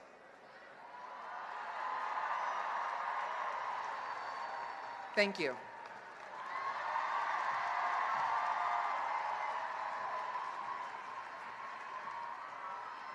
Hello. I'm Sister Simone Campbell.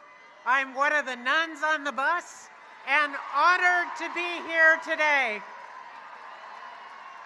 We have traveled this nation, met many of you, but I must say I've never seen a sight like this. All of us together in one place. That is very scriptural, if you will remember those who know the Christian scriptures. They say that we were gathered in one place, frightened, afraid to go out, and then a mighty wind came. A mighty wind that stirred the hearts and lifted the courage and let people know we're not alone. We're together. We're together regardless of our faith, regardless of our color of our skin, regardless of who we define as neighbor. We are all neighbors to each other, and that is the deep truth that our nation was founded upon. We are our sisters' keepers. We are our brothers' keepers. It is that truth that will help us to mend the gaps in our society. It's that truth that will get us to heal the economic divide where those at the top keep taking more than those who are working hard to generate their wealth. We, the people, can bridge this gap. We can bridge the gap of race and division where African Americans and whites and Hispanics and Sikhs and Muslims and Arabs and all of us share the one story that underneath whatever skin we have, it's all red sinew and blood and passion and engagement and bridging the divide that is sucking the life out of us. So, my friends, can we commit in this moment to exercise joy, to claim our passion, to have curiosity about our neighbors, and then share it around? Because if we each do our part, we the people will triumph. We the people are what our nation needs, and we the people will make the difference. Let's do it together. We the people.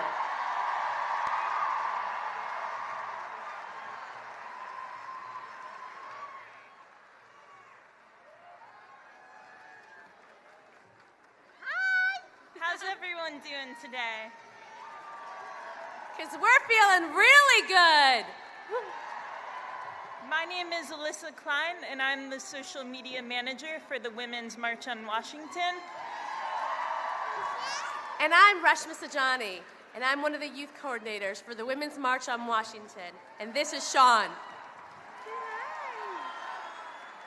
And it is an absolute honor to introduce our friend, Cecile Roberts, the president of Planned Parenthood.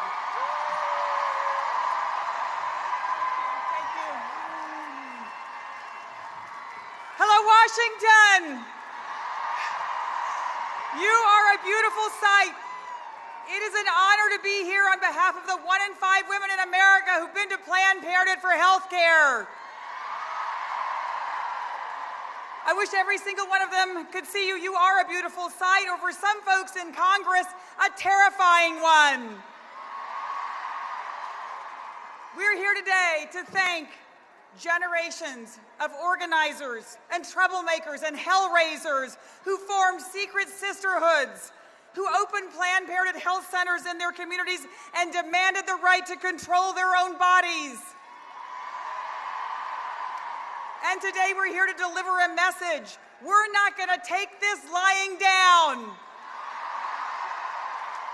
And we will not go back. For the majority of people in this country, Planned Parenthood is not the problem, we're the solution. We've been part of the American country, the fabric of America for 100 years, and my pledge today is our doors stay open. Now is the time for us to link arms together for the right of working women to earn a living wage, for the right of immigrant families to live without fear, for the right of mothers everywhere to raise families, to raise families in safe communities with clean air and clean drinking water, including in Flint, Michigan. And we're here for the right to live openly no matter who you are or who you love, no matter what. And you better believe we're here to fight for reproductive rights, including access to safe and legal abortion. Because to expand on a historic quote by my heroine and friend Hillary Clinton, a woman who knows a little something about never giving up, reproductive rights are human rights. You need to know that starting this week, Congress is going to be moving quickly to try to pass restrictions on reproductive access, and we cannot let them. You need to call your member of Congress, call your senator, and say, we will not go back. One of us can be dismissed, two of us can be ignored, but together we are a movement and we are unstoppable. It is an honor to do this work alongside inspiring leaders like the woman standing next to me. Please welcome my friend Kiara Johnson, Executive Director of URGE, Unite for Reproductive and Gender Equity.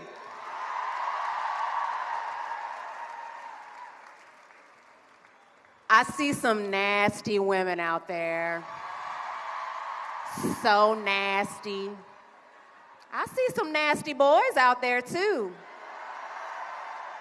Janet would be so proud.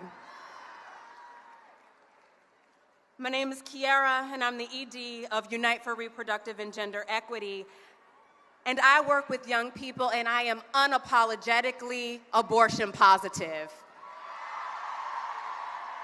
That's not the only reason I'm here with you today. I want to talk to the young people in the crowd, those live streaming right now on Twitter and on Facebook. I want to say to you, thank you. For the young people who continue to be on the front lines and in the streets, and who showed up at the polls and voted for equity, justice, and a better country. Thank you for forcing us to see the humanity at Standing Rock. Thank you. Thank you for reminding the world that Black lives matter. Thank you for letting us be in on the dreamer's dream. Thank you for boldly supporting the right to safe, legal, and accessible abortion in your states and nationally. Thank you for demanding to be seen, demanding to be heard, and demanding control of your destiny. But we know if someone else controls your body, it is them and not you that controls your destiny. State-sanctioned violence fueled by racism, sexism, and xenophobia, building walls at our borders, constructing jails in our communities, racial profiling, Muslim registries, funding cuts for poor families, restricting health care based on gender, and denying people the right to control how, when, and with who to build their families.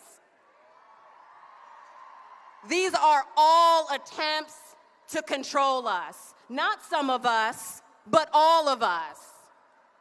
Donald Trump is the president. Y'all, there's a million of y'all out here. Y'all should say boo louder. But the good news is he's working for us now.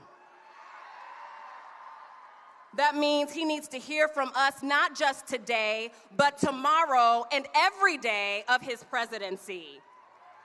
We will not consent to your violence, Mr. Trump. We refuse to let politicians chart our destinies and steal our dignity. We will stand together in solidarity and work collectively for economic security, racial justice, reproductive freedom, and gender equity for all. Thank you.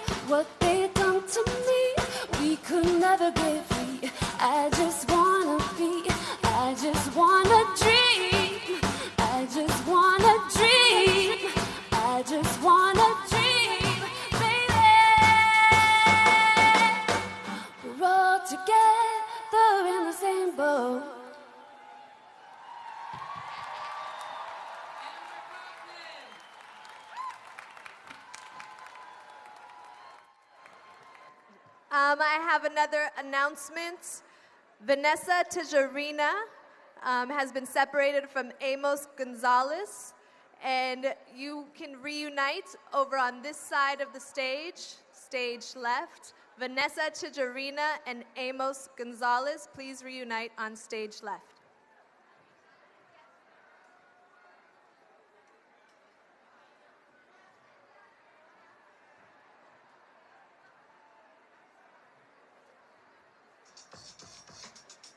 Women's March! DC! That's right, that's right. This march is about us, the people, the women in this country who refuse to be marginalized, sexualized, and abused and silenced. March! My name is Donna Hilton. I'm formerly known as inmate 86G0206. But in this moment, in this movement, I'm here to talk about those women and those girls that society refuses to talk about.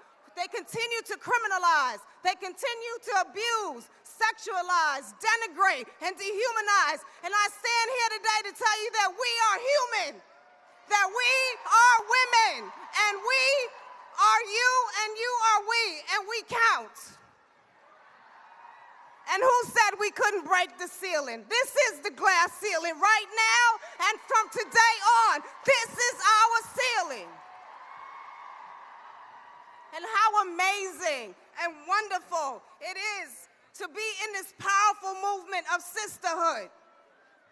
And as we march today, we march in solidarity with millions of women and girls who have been told all their lives that they have no rights, they have no value, and they have no voice. But today, we in solidarity are marching to change that narrative. We are marching to rewrite, reclaim, and reimagine the humanity that has been taken and stripped from these women and girls. And they cannot march with us today, but they're here. 5 years ago, I was released from prison after serving 27 years. I thought that would get you. And when I walked out those gates of prison, I made a promise to those women who are our friends, our neighbors, our sisters, that I would do all that I could do to tell their story, tell their narratives, and to tell their truths. So today, in solidarity as inmate 86G0206, I call into this moment, into this movement, Judy Clark, Teresa Holland, Pamela Smart, Rosalind Smith. I call into this moment Alice Johnson, Sandra Rucker, Michelle West. I call into this moment, this movement, all those women who have been overlooked, marginalized, sexualized, dehumanized, and silenced. Today, we march in solidarity to be their voice. We are their voice. We are changing that narrative today. We are changing what has been said and used to denigrate and to vilify and to silence them. Today, we march to humanize women and every woman and girl in our country and across the world. Today, you march alongside those of us from the Women in Justice Project, Eve Ensslin, 1 Billion Rising in V-Day, the Center for Justice, and the National Council for Incarcerated and Formerly Incarcerated Women and Girls. Join us. Join us. As we continue to march and walk, let's walk in our greatness, because we are beautiful, we are amazing, and we are not silent anymore. Today, we, all of us, my voice, your voice, our voice is one voice. One voice. And together, that voice is powerful. My name is Donna Hilton, and this is what democracy looks like.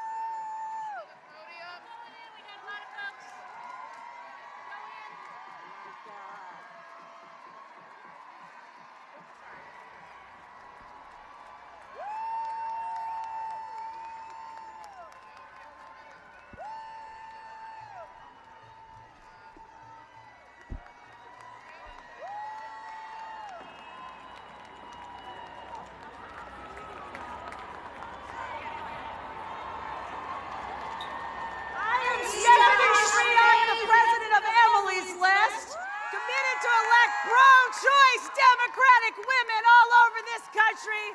These are the brave women who fight for us every day in Washington, D.C., in the Capitol. Every day. And I know we are all here to ignite change, and we know that Donald Trump and his male appointees, and yes, they are mostly men, my friends, are going to tear apart our rights, our opportunities. But here's the thing. You should be the ones writing the laws. You should be the ones writing the policies. And at Emily's List, we will stand with you. So here's the thing. We got two choices, my friends. We either run for office or we support a sister who is running for office. That's what we're going to do. And together, we are going to win. Let me introduce our brand new fabulous senator from California, Senator Kamala Harris.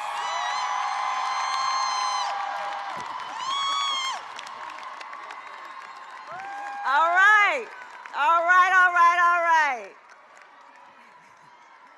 What a beautiful sight I see. What do my eyes behold?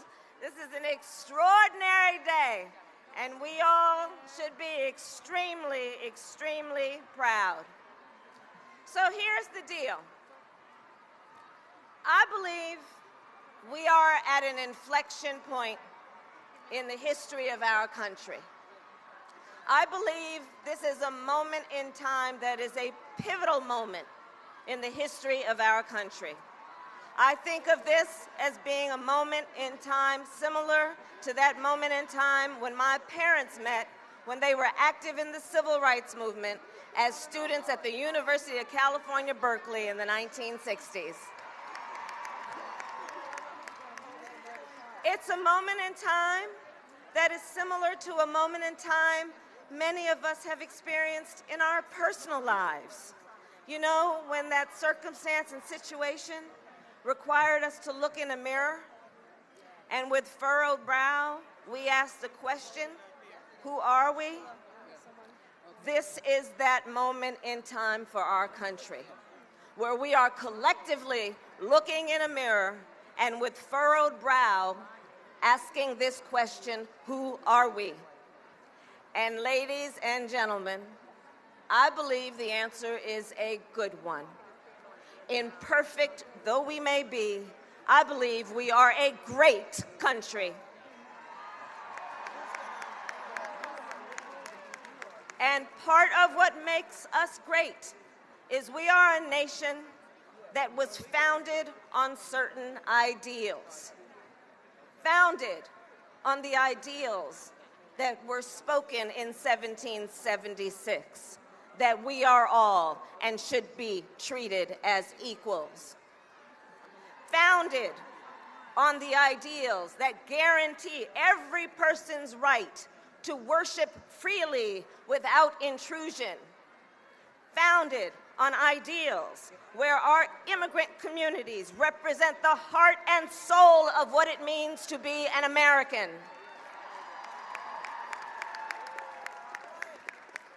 And when I look out at this incredible crowd today, I know one thing. Even if you're not sitting in the White House, even if you are not a member of the United States Congress, even if you don't run a big corporate super PAC, you have the power. And we, the people, have the power. And there is nothing more powerful than a group of determined sisters marching alongside with their partners and their determined sons and brothers and fathers, standing up for what we know is right. And here's the thing. We know that it is right for this nation to prioritize women's issues. Now, here's what I'm talking about in terms of women's issues. So when I was first elected district attorney of San Francisco, or attorney general of California, or a United States senator from the state of California, in each of those positions, I was elected as the first woman or the first woman of color. And folks would come up to me and they'd say, Kamala, talk to us about women's issues. And I'd look at them and I'd say, I'm so glad you want to talk about the economy. I'd say, great, let's talk about the economy because that's a woman's issue. I'd say, you want to talk about women's issues? Let's talk about national security. You want to talk about women's issues? That's fantastic. Let's talk about health care. Let's talk about education. Let's talk about criminal justice reform. Let's talk about climate change. Because we all know the truth. If you are a woman trying to raise a family, you know that a good paying job is a woman's issue. If you're a woman who is an immigrant, who does not want her family torn apart, you know that immigration reform is a woman's issue. If you are a woman working off student loans, you know the crushing burden of student debt is a woman's issue.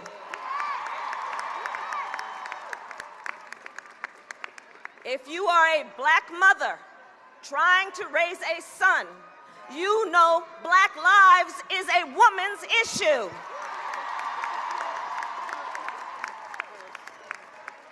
And if you are a woman, period, you know we deserve a country with equal pay and access to health care, including a safe and legal abortion, protected as a fundamental and constitutional right.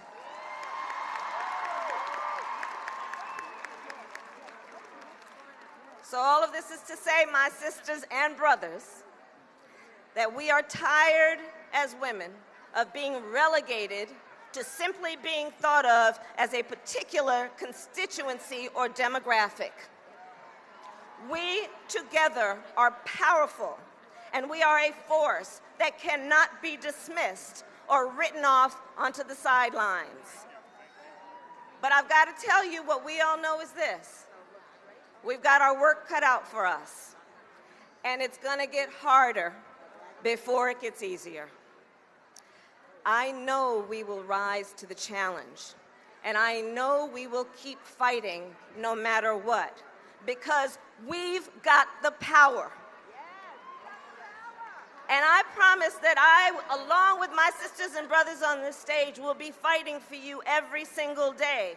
And I know fight we will do and fight we will win, especially when they say it's unwinnable. Especially when they say that you might be the only one like you in that room. We know we will always be in that room together. So, in closing, here's how I think we should be thinking about today. This was a day for all of us to come together in our nation's capital, to be seen, to be heard, to be felt. Today is also a day we must recommit our power and our purpose, and let's make today a beginning. Let's buckle in, because it's going to be a bumpy ride, and then let's go back to Ohio and New York and Florida and California, and let's get to work.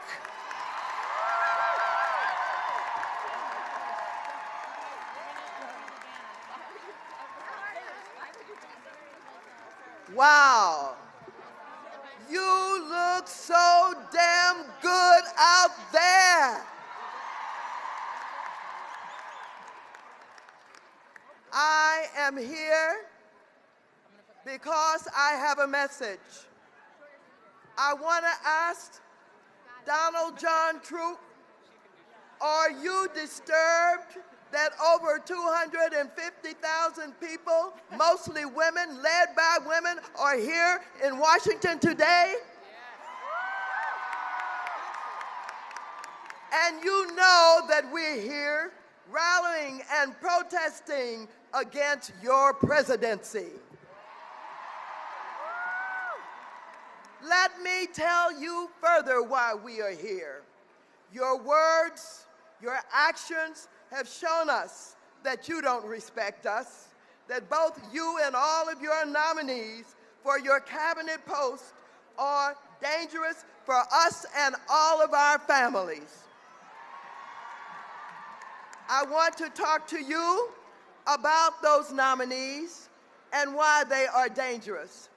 First of all, you have Jeff Sessions. Sessions has a history. Whoa! He has a history of racism. He voted against Women Against Violence Act. He threatened civil rights workers who were just trying to register people to vote. And what about that Bessie DeVos? A billionaire who he is picking to head education, who's never seen the inside of a classroom. She has no experience. She has no background. That's dangerous for our children. And what about that ex-CEO of Exxon, Tillerson? Oh, he's a big friend of Putin and the Kremlin. And we know that he hid the reports on climate change so that we would not know what Exxon was doing to us and our families. Oh, we know about your nominees, Mr. Trump. And then there is Steve Mnuchin, the foreclosure king, the predatory lender. He foreclosed on over 36,000 families, and he put them out on the street. Well, Donald, we are here to tell you that we want you and Bannon to stop sending those dog whistles to white supremacists. We have a lot that we need to tell you today. We're here because we want equal pay for equal women. And Donald, in the final analysis, you better keep your hands off of Planned Parenthood.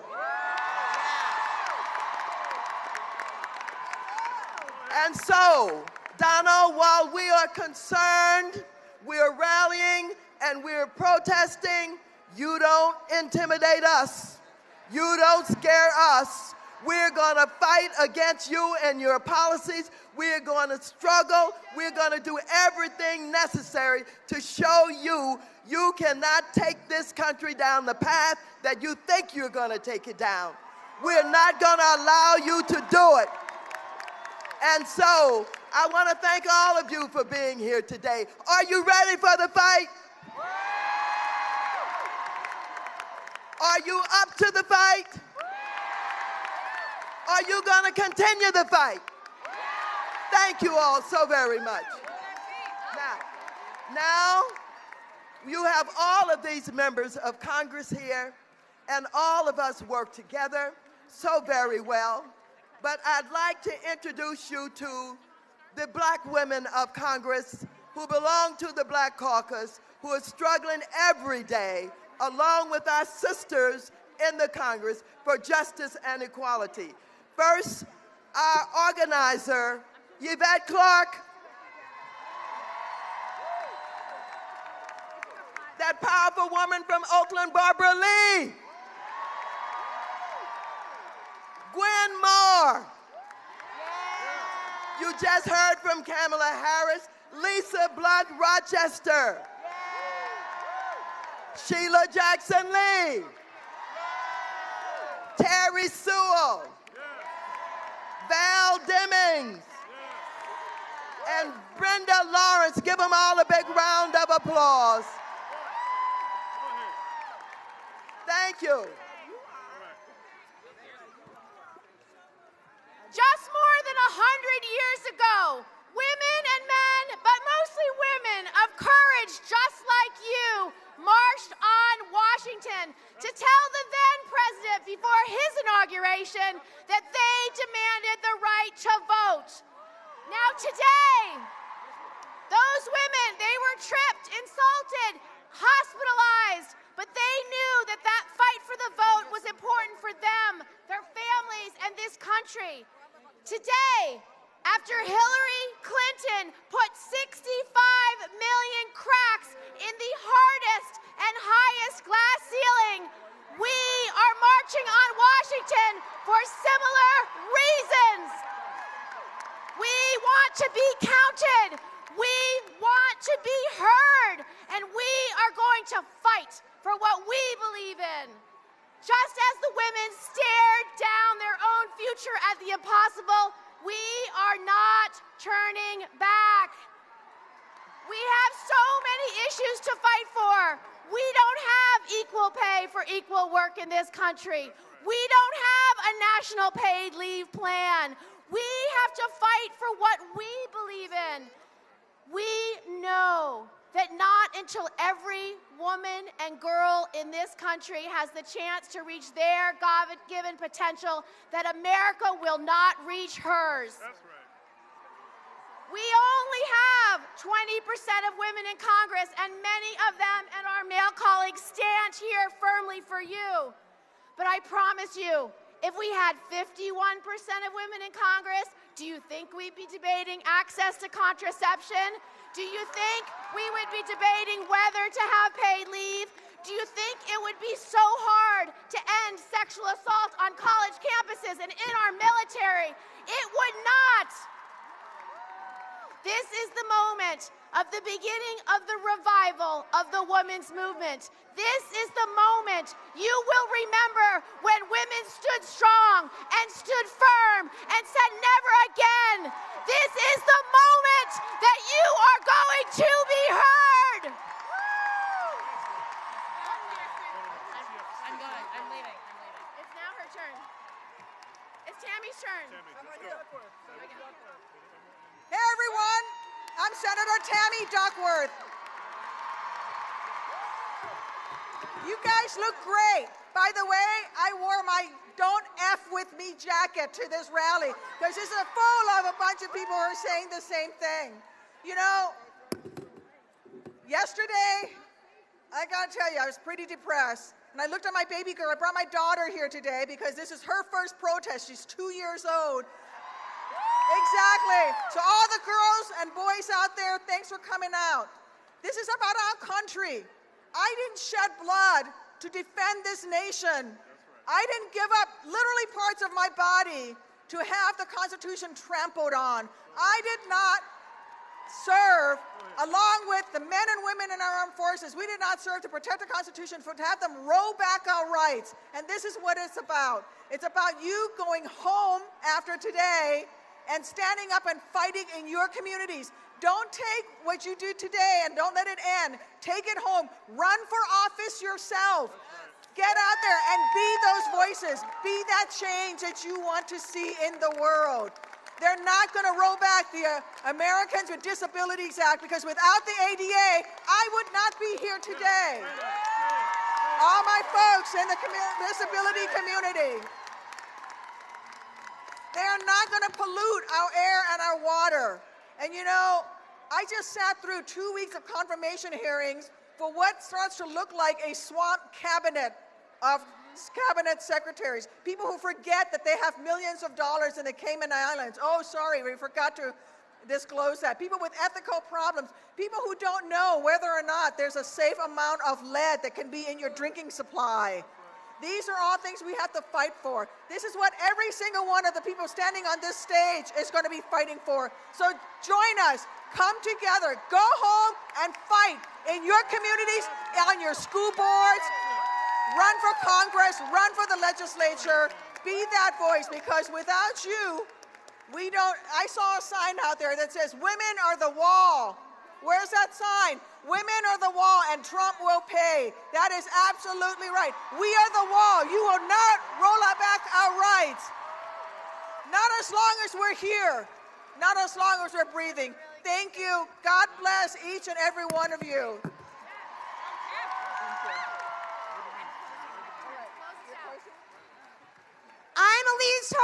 the president of NAACP Pro-Choice America, and we're proud sponsors of this march. We have one message for Donald Trump.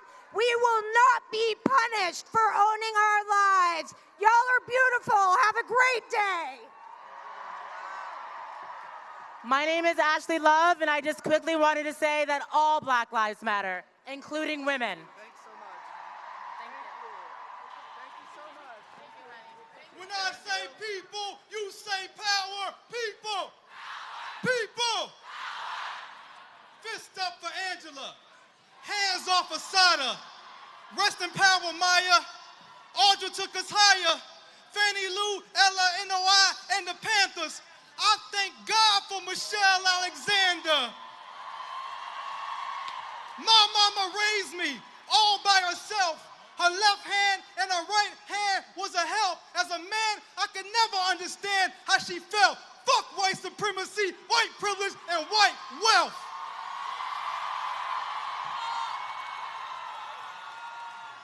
As men, we must protect our women. We cannot allow cowards to disrespect our women. We must uplift our women and stand with our women. You will not discriminate against our women. Today, you will hear the voice of our women. You will not take away freedom of choice from our women. Every day, you should be trying to repay our women, because it's because of our women that I am a man.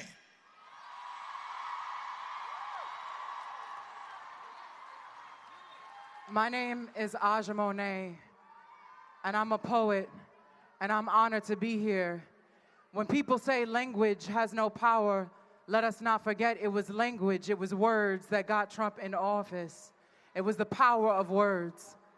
This poem I'm about to read is for the daughters of a new day. Be not discouraged, be not dismayed, be defiant always. This poem is called My Mother Was a Freedom Fighter. She testifies a night song on the woolly back of a mammoth. Shadow boxing rivulets, a mother's cowl falls to her feet. A fist in the pouch of a honey-hipped negra. Hill towering over the country. The farmers of plantations, the maids of motels, the mansions, the nurses of hospitals and camps, the shamans in huts walking to work in dawn fog with heretic hands, a chupacabra suffering in solos, or a black unicorn refugee panhandling at the border of an upside-down dimension.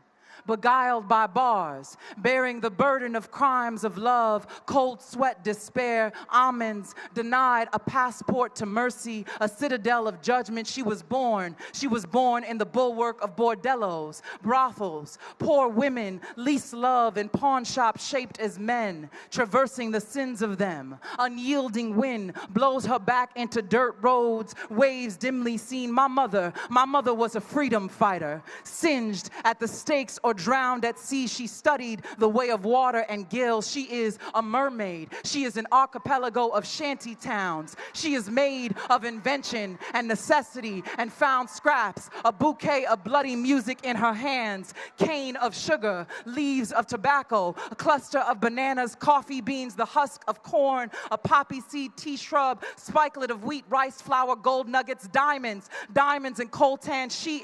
My mother is an incantation bellowing from the fields and mines. Look for her in the ruins at the funeral procession, drunk off palm wine, screaming in a traffic of arms, lonely. She is lonely but not alone. Remember her on the shores of Gory. She pinched yam and okra seeds in her baby's hair, chauffeuring the wrath of our stories for when the fowls come home to roost. Enduring the tides of whips, she wept by a mangrove and carved a spear from her lover's bones. Spitting on her thumb, she smeared shame from her children's cheek. Blessed and esteemed, blighted dreams born of zealous sires laying with her in a stretch of orchids, honeysuckles, daffodils, cotton blooming or splayed on a cot during a conjugal visit. Switchblade in her boot, straw hat sitting on her braids. She touches herself, moaning. Pleasure pours gently on her in broad daylight. She was captured in the middle of a gunfight, muzzled by averted ears, smarmy smiles, and what befell their humanity. Remember, my mother was a freedom fighter. Ever a drought, she gathers clouds on on one accord and they rally above her, fermenting nature, her courage, she is beyond what names her courage. She arrived quarreled by instinct to petition for presence. It was a woman. It was a black woman, dark as night, dark as love. It was a woman who nannied neglect and marooned parishes. Hooting and hollering, she midwife revolutions in rainforests, Amazon, cities, sediments of her sorrow beseeching. Because of the eye of the storm within her, they called her magic, merely more. She was a freedom fighter, and she taught all of us how to fight. Love y'all. Keep fighting. Thank you. Thank you. My name is Paola Mendoza, and I am the Artistic Director of the Women's March on Washington. It is my honor and my great pleasure to introduce one of my personal heroes, the immigrant rights activist, incredible, inspiring Sophie Cruz and her family.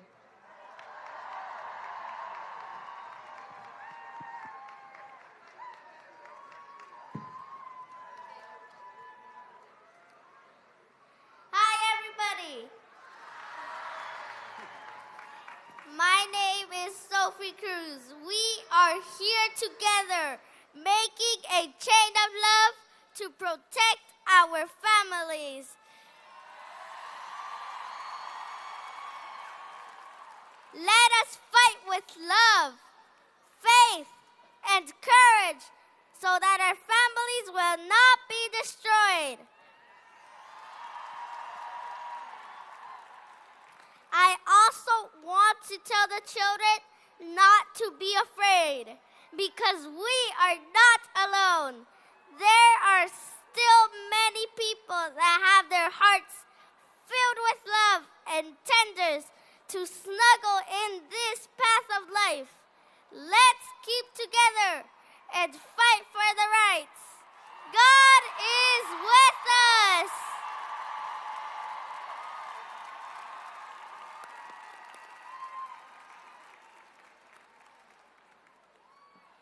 Hola, me llamo Sophie Cruz. Estamos aquí juntos haciendo una cadena de amor para proteger a nuestras familias. Por favor, les pido a todos que luchemos con amor, con fe y con valentía para que no se destruyan nuestras familias.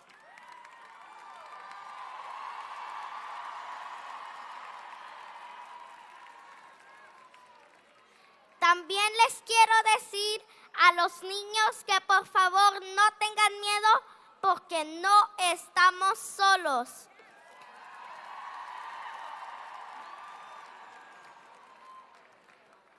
Son muchas las personas que tienen el corazón lleno de amor y de ternura para abrazarnos en este camino de la vida. Luchemos por lo justo. Dios está con nosotros. Sí se puede, sí se puede, sí se puede, sí se puede, sí se puede, sí se puede, sí se puede, sí se puede.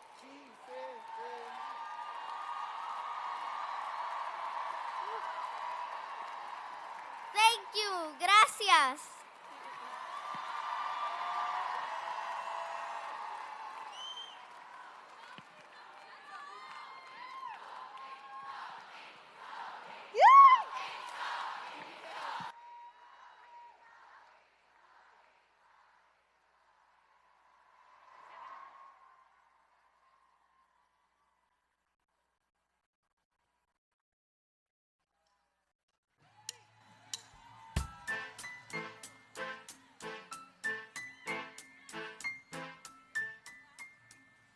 Assalamu alaikum, peace be upon you.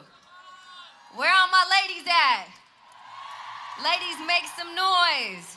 Real quick, I want to bring my sister to the stage. My name is Aaliyah Sharif, And I'm here. Why I march is to stand in solidarity with women all around the world, because we fight for human rights. We fight for justice, and we will get justice. One thing I want to say is, who afraid of Donald Trump? I didn't hear you. Who is afraid of Donald Trump? Say, I am not afraid of Donald Trump. I am not afraid of Donald Trump. We are not afraid of Donald Trump. I represent the Black Muslim community. I got some of my sisters up here. Yes, give it up. Give it up. My sisters in the building. One thing, Donald Trump came for the Muslims directly. Talking about he gonna ban us. Talking about we gotta register. We've been Muslims our whole entire life, and guess what? That ain't happening. Okay? We know our rights. We know our rights. Modest in our fashion, no ties. But thank you. I'll be performing my song. Who ready? Thank you, sisters. Much love. Give it up for the sisters up here. And all the sisters. Who ready for a revolution? Listen, listen. Fasting in these hard times, living my rhymes, trying to envision a better picture. Division divides, blinded by minuscule differences. Yo, it's fact, opinion. Switching your comments is just so you consider. Now you're getting chilling with sinners. You don't handle your business, you try to blend with the trend. No matter who you offend, you're disrespecting our women. You're cashing checks just to benefit effects to our men. So, but who gave them credentials? So I'm coming to the takedown, cut the fakeness. Ain't no way that music can be used as a tool to abuse us. Time to wake up, re-up on your lyrics. If you go with the flow, then you're party to gimmick. Nah, we don't feel it, you're scripted, your image is shifted, and now your lifestyle slipping. Admit it, you ain't even submitting to the realest. Did it all for the skrilla. Now we all in the building like, who ready? We was born to be ready. Put your fists up, tell them you're the real revolutionary. Cause when the time comes, who ready to ride? Or is you gonna be sitting there on the sidelines? Who ready? We was born to be ready. Put your fists up, tell them you're the real revolutionary. Cause when the time comes, who ready to ride? Cause you gonna be sitting there. Listen, they want me to be ignorant, considerate, belligerent, all barbiturates, illiterate, deliberately, throwing hints like a frisbee. Can I get out of here? Where the exit, please? Who next on my checklist? Those who will neglect this, choose to be fools, bringing rhetoric, crooked veteran, let them lifestyles hectic. Mad cause I'm coming to the wreck it. Shots fired, we ain't dealing with no liars. Selling us imaginary dreams that we ain't buying. Tearing down the industry and they call it a riot. Cause we ain't being quiet. We ain't keeping silent, just keeping it real. Tell you how we feel, no violence. Such shit coming sideways nowadays. With no guidance, providing no science. We only abide by the Most High. Who ready? We was born to be ready. Put your fists up, tell them you're the real revolutionary. Cause when the time comes, who ready to ride? Or is you gonna be sitting there? Hey. Who ready? We was born to be ready. Put your fists up. Tell them you're the real revolutionary. Cause when the time comes, who ready to ride? Who ready to ride? Who ready? We was born to be ready. Put your fists up. Tell them you're the real revolutionary. Cause when the time comes, who ready to ride? Or is you gonna be sitting there on the sidelines? Look, who ready? Who ready? Who ready? Who ready? Put your fist up. Say, I am a revolutionary. I am a revolutionary. Let the whole world hear you guys. I am a revolutionary. Power is with the people. All power is with the people. Y'all remember that. All power is with the people. Donald Trump can't do nothing because we the power. All power to the people. Love you guys. Peace and blessings. Say her name.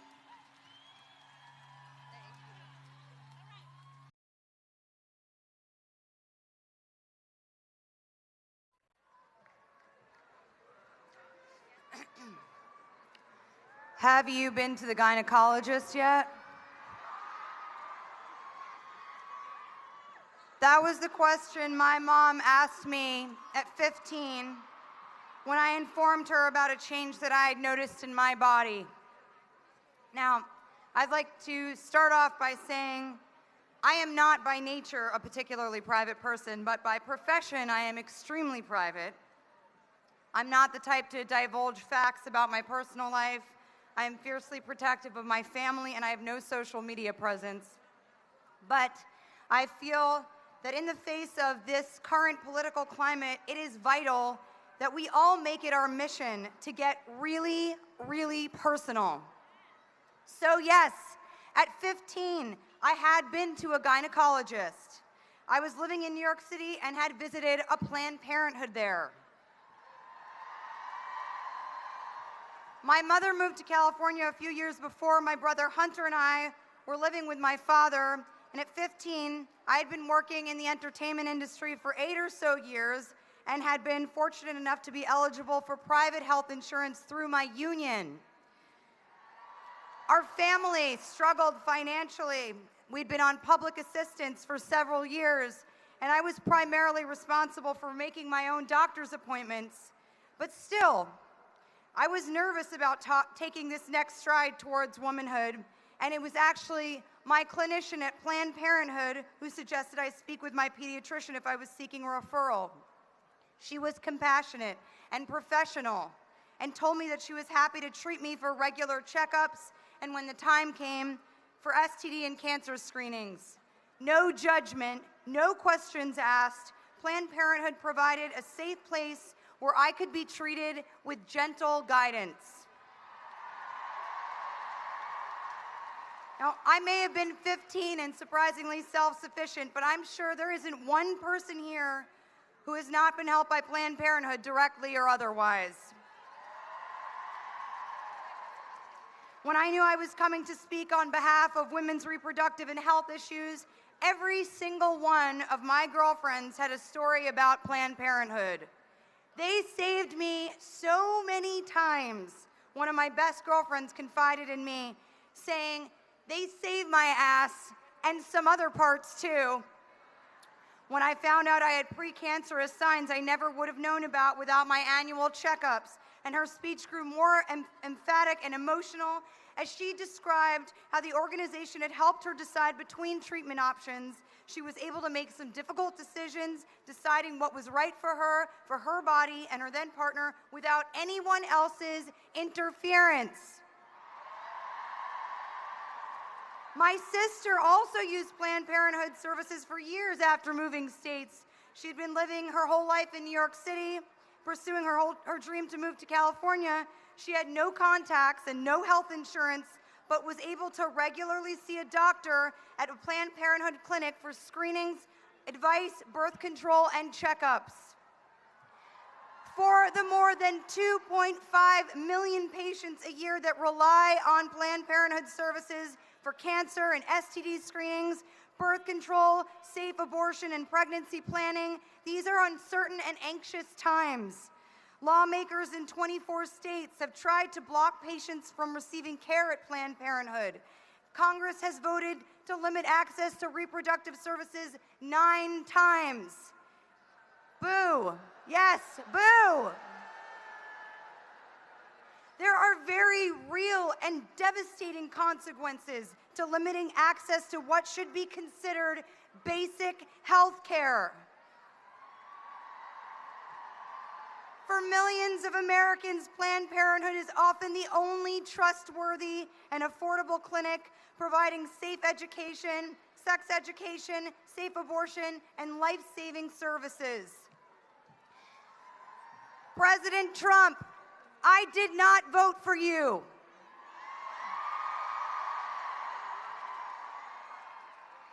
That said, I respect that you are our president-elect, and I want to be able to support you. But first, I ask that you support me. Support my sister, support my mother, support my best friend and all of our girlfriends, support the men and women here today that are anxiously awaiting to see how your next moves may drastically affect their lives. Support my daughter, who may actually, as a result of the appointments you have made, grow up in a country that is moving backwards, not forwards, and who may potentially not have the right to make choices for her body and her future that your daughter Ivanka has been privileged to have.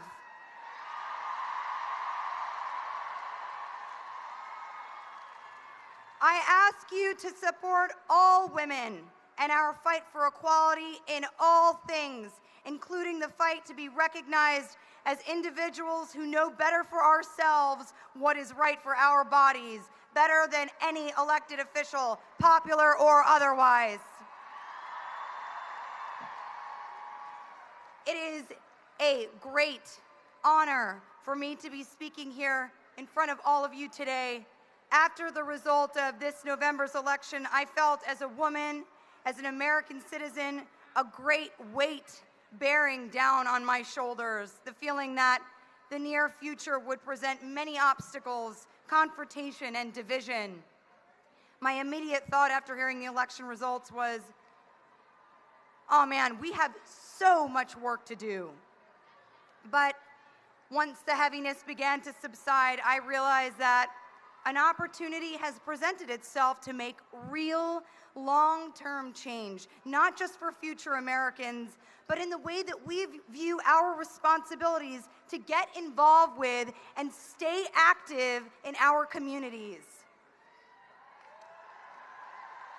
Let this weight not drag you down, but help to get your heels stuck in. I pledge my relentless devotion to support women's healthcare initiatives. I will not stop fighting to make basic women's healthcare available to all. I believe with every fiber of my being that the conversations that we have with our partners and our doctors about what we do with our bodies and our future should not be made fodder for any politician, political agenda, lawmaker, and for-profit corporation.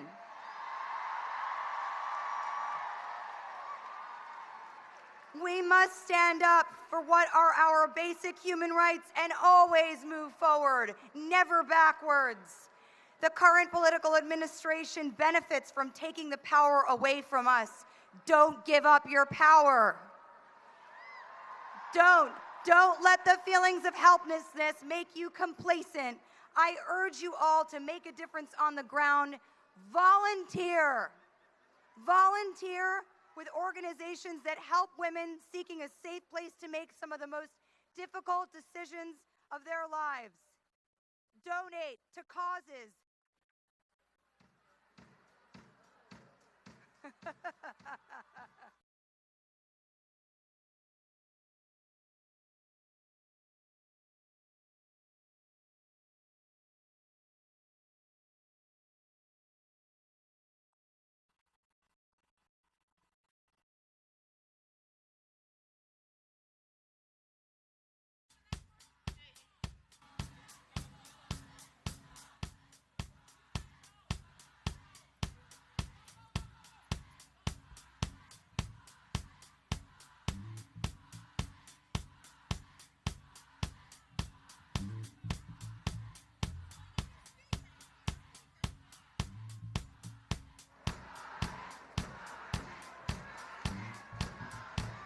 Good afternoon, family.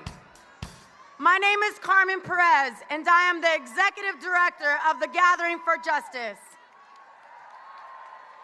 I am truly humbled to join and serve you as one of the national co-chairs of the Women's March, alongside my sistren, Tamika Mallory, Linda Sarsour, and Bob Bland, as well as the many, many people who have worked so hard to make today happen.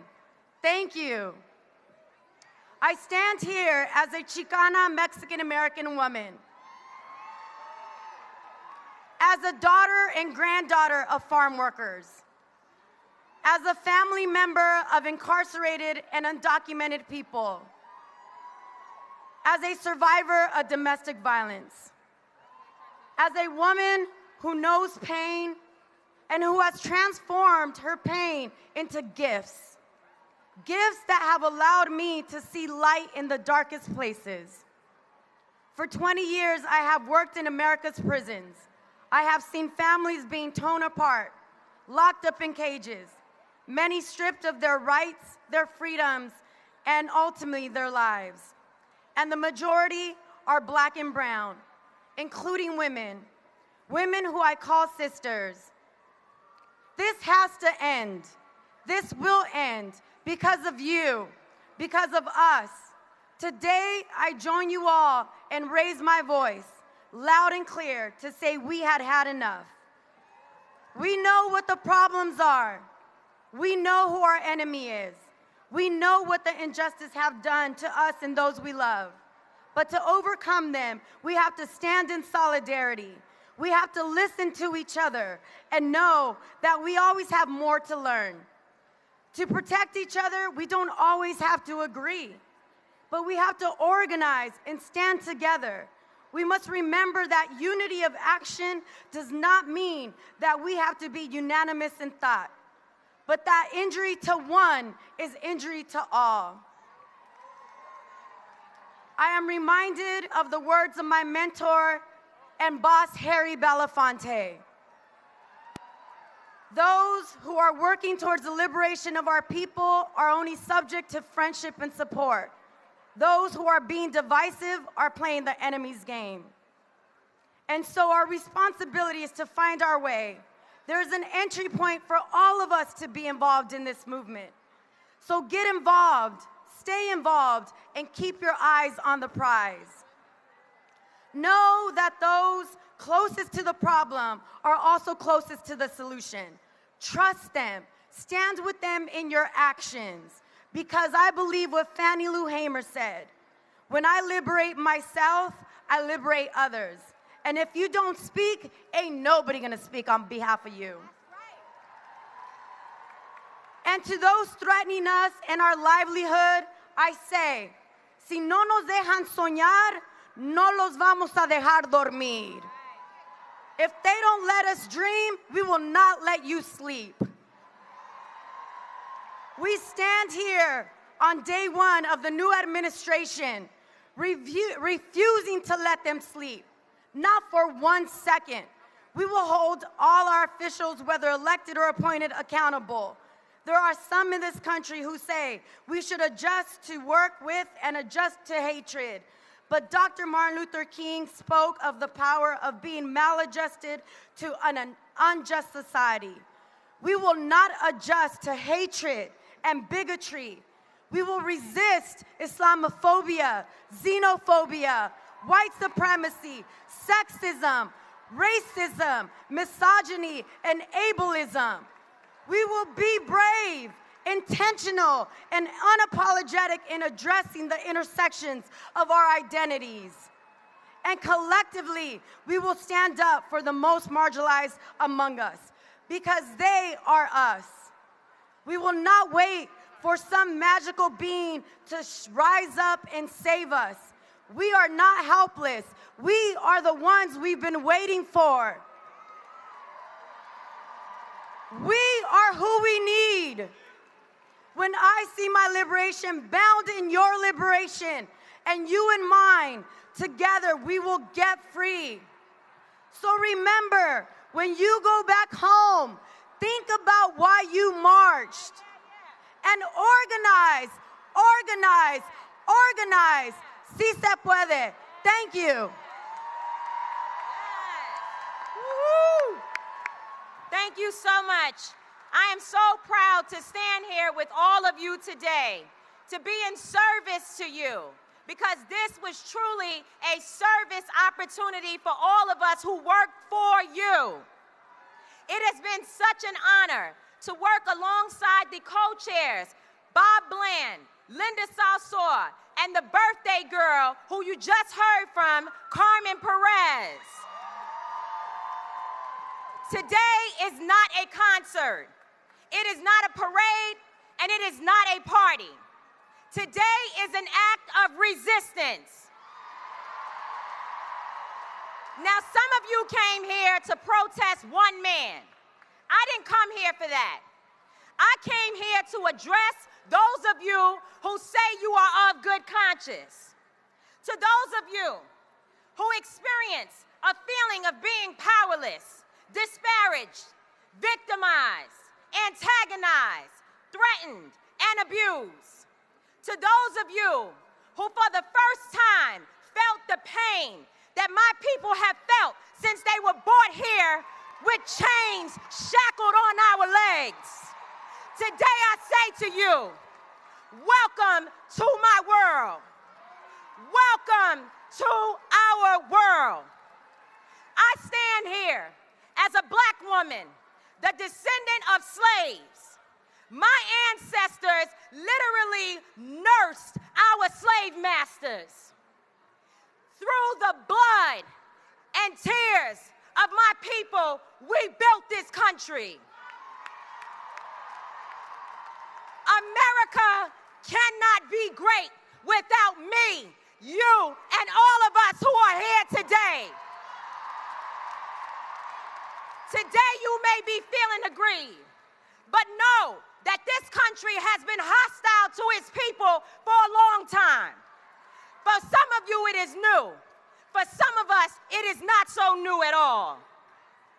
Today I am marching for black and brown lives, for Sandra Bland, for Philando Castile, for Tamir Rice, for Ayanna Stanley Jones, for Eric Garner, for Michael Brown, for Trayvon Martin, and for those 9 people who were shot at the Emmanuel African Methodist Episcopal Church.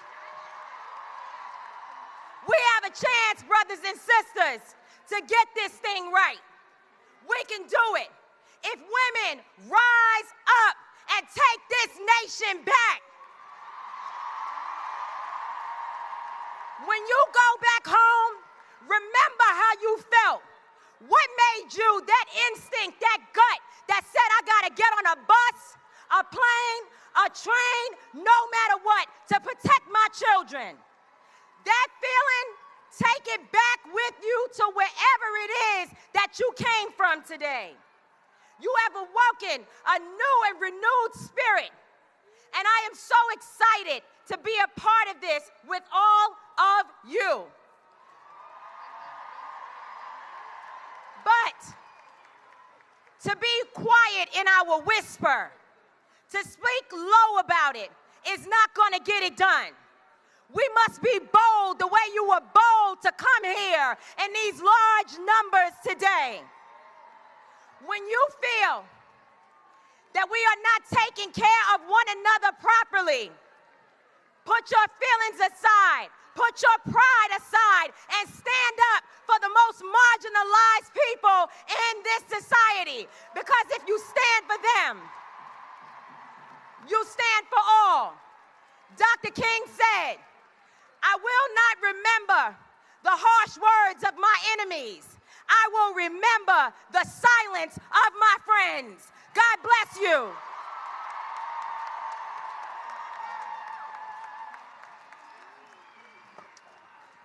Assalamu alaikum. May peace be upon you, brothers and sisters. My name is Linda Sarsour, and I am one of the national co-chairs for the Women's March on Washington. I stand here before you, unapologetically Muslim American, unapologetically Palestinian American, unapologetically from Brooklyn, New York. Sisters and brothers, you are what democracy looks like. Sisters and brothers, you are my hope for my community. I will respect the presidency, but I will not respect this president of the United States of America. I will not respect an administration that won an election on the backs of Muslims and black people and undocumented people and Mexicans and people with disabilities and on the backs of women.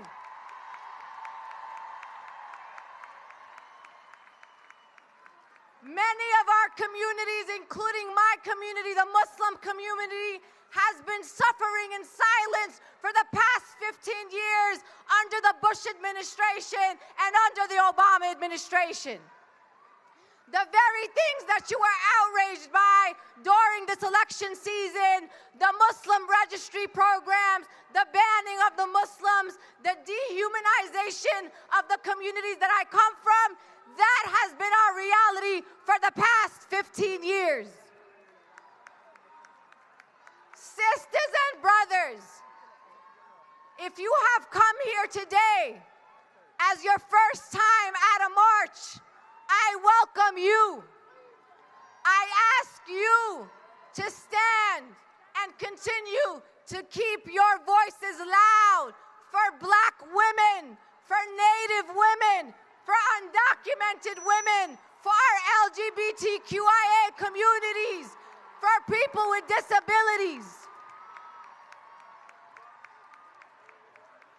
You can count on me, your Palestinian Muslim sister, to keep her voice loud, keep her feet on the streets, keep my head held high, because I am not afraid. Sisters and brothers, fear is a choice. We are the majority. We are the conscience of these United States of America. We are this nation's moral compass. If you want to know if you are going the right way, follow women of color, sisters and brothers.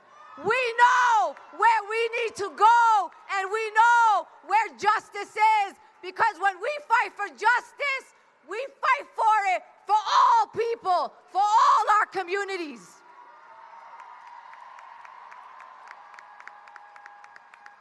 I want to remind you that the reason why you are here today is because mothers and yoga teachers and organizers and bakers came out to organize. Ordinary people made this happen. No corporate dollars, no money from corporations. This is your dollars. This is your work. This is you made this happen. I am honored to stand here today on the stage as a national co-chair with Tamika and Carmen, who are my sisters, but also with my family, because I organize for my mother, I march for my daughters and all of my children. But most of all, I am my Palestinian grandmother who lives in occupied territories, wildest dreams, sisters and brothers, and I'm so proud to be here with all of you. Justice for all.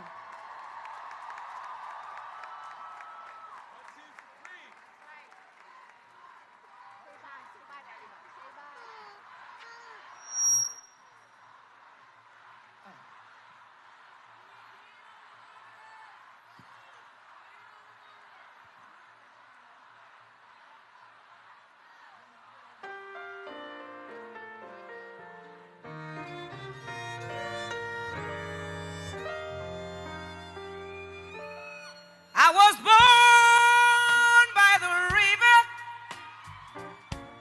in a little tent. Oh, I just like the river. I've been running ever since.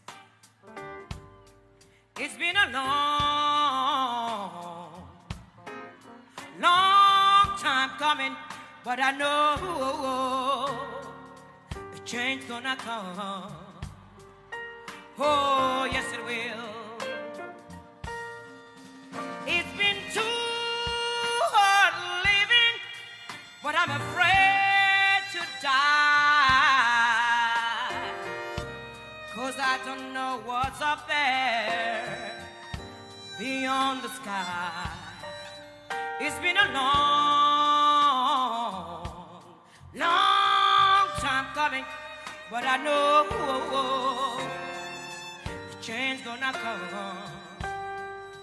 Oh, yes, it will. I go to the movie and I go downtown. Somebody keeps telling me don't hang around. It's been a long, long time coming, but I know the change gonna come. Oh, yes, it will. Then I go to my brother and I say, brother, help me, please.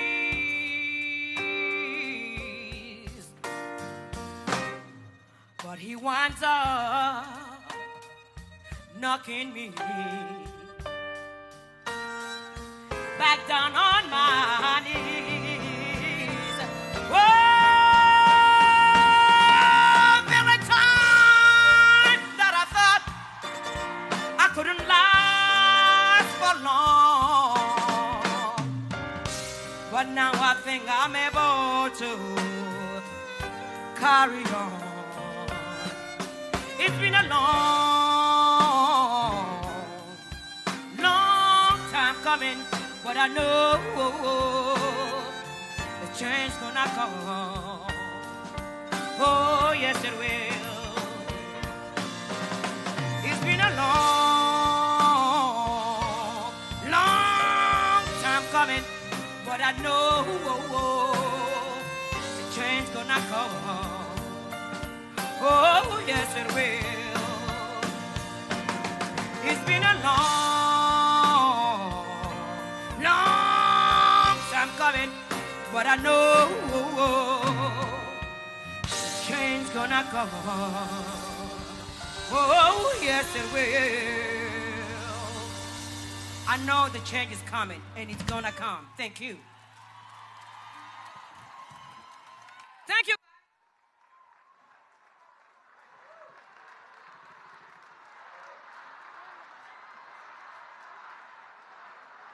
Hello.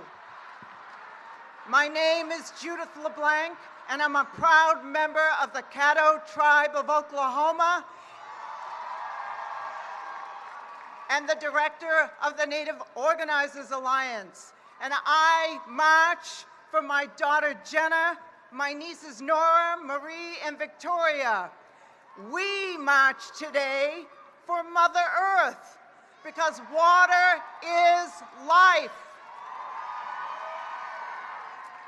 Standing Rock has shown the world our faith, our prayers, people power is stronger than rubber bullets. Across Indian country, generations have suffered from contaminated air, land, and water after fossil fuel corporations ran with their profits. That is real carnage, President Trump. President Trump, we heard you're considering privatizing land, Indian land, for oil. You will not steal our land. We've been there before. Today, Native women are here, representing many nations, and we are marching in prayer. We are marching with our ancestors in our hearts. It's a Standing Rock moment. And President Trump, let me break it down for you. A Standing Rock moment means our power is rooted in love for humanity. Our strength is drawn from our ancestors. Our medicine is stronger than rubber bullets or water cannons. Standing together, people united, we are who are here today, who are standing with Standing Rock, standing with Flint, Michigan, standing with Oak Flats, standing with immigrants united. Today, Indigenous people, water protectors all across the world are saying no to pipelines, no to corporate plunder of sacred sites, no to wars for oil. President Trump, the movement that we're building is driven by faith, by hope, by love and prayers. We will stop the carnage of Mother Earth. Water is sacred. Water is life. Women are life. Thank you.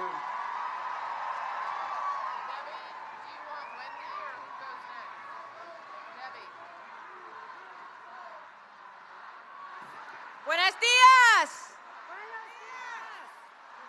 We're the Latinos in the house.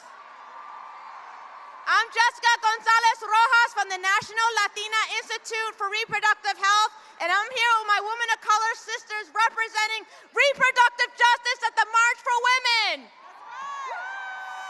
I stand here today to boldly and proudly proclaim in the face of fascism that we stand for health, dignity, and justice for all people. And we will fight against racism, sexism, xenophobia, racism, transphobia, homophobia. We're going to be fighting this with all our hearts. That's right.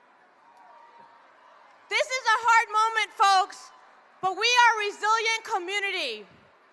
We are a community who've been fighting. We stand on the shoulders of our ancestors, and we're here and we will resist. That's right. Our community, our Latino community, aquí estamos y no nos vamos. That's right. So we will continue to fight in the face of this administration and stand up for reproductive health, dignity, and justice. Gracias. Hello, my name is Sangyan, and I'm here representing our Asian American Pacific Islander community marching here with us today. I stand here before you as an immigrant from South Korea, a mother of a Korean African-American daughter, and I am marching today because we cannot normalize the presidency of someone who does not demonstrate that he values women, immigrants, and people of color. Not only in his speech, but in his action. I will not sit silent while Trump revokes DACA and separates our immigrant families, and I will not sit silent while Trump cuts funding from programs that prevent violence against women. And I will not sit silent while accessible health care is taken away from us. And I will not sit silent while the administration attacks our right to choose if we want to parent, when we want to parent, and how we parent. What's up, everybody? How you doing today? My name is Monica Simpson, and I am the Executive Director of Sister Song. We are the National Women of Color Reproductive Justice Collective, and I stand before you representing Trust Black Women and the Black Mamas Matter Alliance. Reproductive justice, a movement named by Black women 22 years ago and organized and led by women of color, exemplifies the charge given to us from Audre Lorde. She said we cannot have single-issue movements because we do not live single-issue lives. Reproductive justice fights for access to safe and healthy and legal abortions because having an abortion is not a sin, it is not genocide, it is our human right. Reproductive justice addresses police brutality because when Black men, women, and children are being taken down and have to live a life with fear, that is reproductive injustice. We fight for health care reform because Black women are dying at a rate 4 times higher than white women in childbirth, and we must address how racial and gender discrimination still resides in our health care system. This reproductive justice movement understands that our movements are inextricably linked. All of us must work together to do this work, to get to freedom and to see justice. We are not afraid to fight for our human right to have children or not. We are not afraid to fight for our human right to live free from violence against our bodies, our families, and our community. We are not afraid to call out the system of white supremacy that continues to overly criminalize and police and coerce and violate and kill us. We will always resist. Sister Song celebrates 20 years this year of amplifying color. And this movement wants you. We need you because it will take all of us to get to the other side. So join us in October for our national conference and let's build a movement for justice. Thank you. Do you want to march? Do you want to march? Are you ready to march? There are so many people here today that folks are already marching. We've had such an incredible group of people show up that we've got a few things that we have to do. Number one, Janelle Monáe, Maxwell, and a few other incredible artists are going to be coming before you in just a moment. Also, we have a few speakers left, just a few. After 30 seconds, I'm gonna stand with them and cut the microphone off. Are y'all with me? Are y'all with me? 30 seconds. All right, who we got next, y'all? In the name of Allah, most gracious and most merciful, all praise is due to the God Most High. First, I want to tell you, I stand here as an African-American Muslim woman. I stand here on the heels of the Native Americans, the Africans who came before Columbus. I stand here on the heels of Harriet Tubman, Imam Boukman, Noble Drew Ali, Marcus Garvey, Elijah and Clara Muhammad, Martin and Coretta, Malika and Betty, and Wharf Dean Muhammad. There's a teaching in Islam that says the womb of the woman is connected to the throne of God. So when you say truth, God will rain down truth. When you say justice, God will rain down justice. When you say no more, it will be no more. Women, we as Muslim Americans, we stand with you. Never let Islamophobia, fear, let me tell you, never stand between us. There's nothing radical about Islam unless peace is radical. Nothing radical unless justice is radical. Nothing radical unless solidarity is radical. And there's nothing Islamic about terrorists. We stand with you today for action.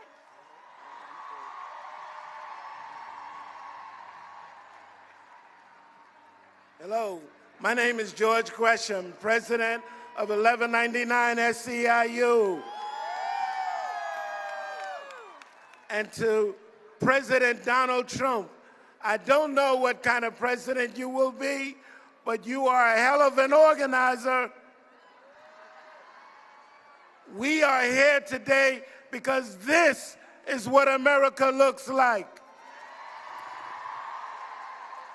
This is our country, and we are going to be respected.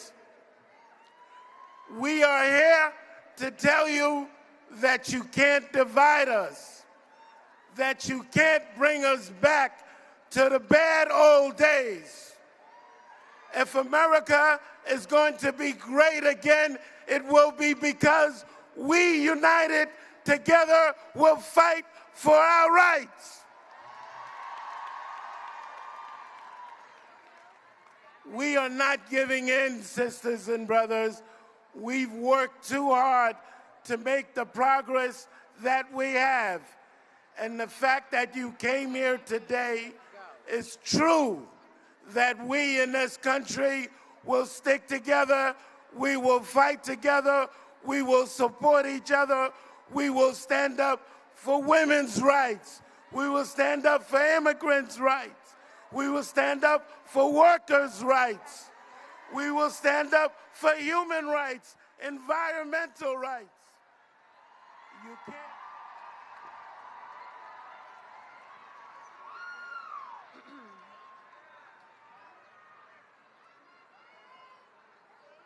Weingarten, I am the president of the Teachers Union, the AFD.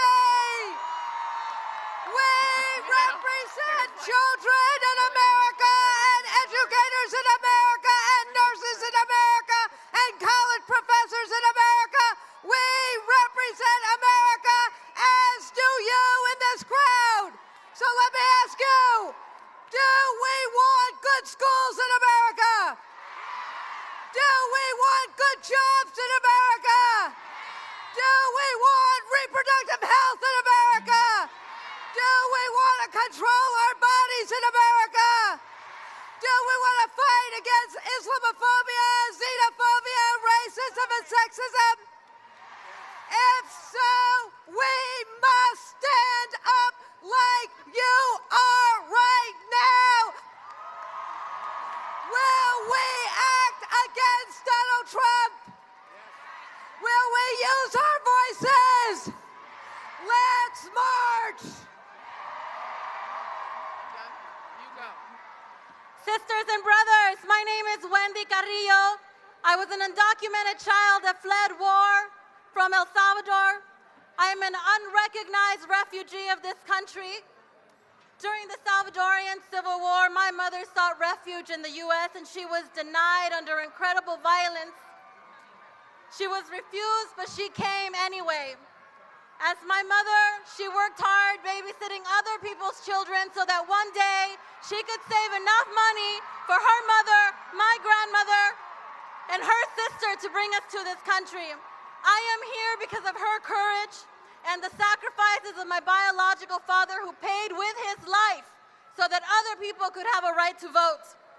My father who raised me, whose family toiled in the fields of California, petitioned for my mother and I so that we could one day have residency. And before the age of 21, I became a citizen of this country. I am not here just by myself, but with the spirit of my ancestors and millions of women just like you who dare to dream, sacrifice, and fight for all of us. This is our moment, our movement, and we will not go down without a fight. Today I say to you, I am fearless, and we are fearless women. We are fearless women. The fight for freedom will continue. The fight for justice will continue. Sí se puede, y adelante la mujer. Gracias.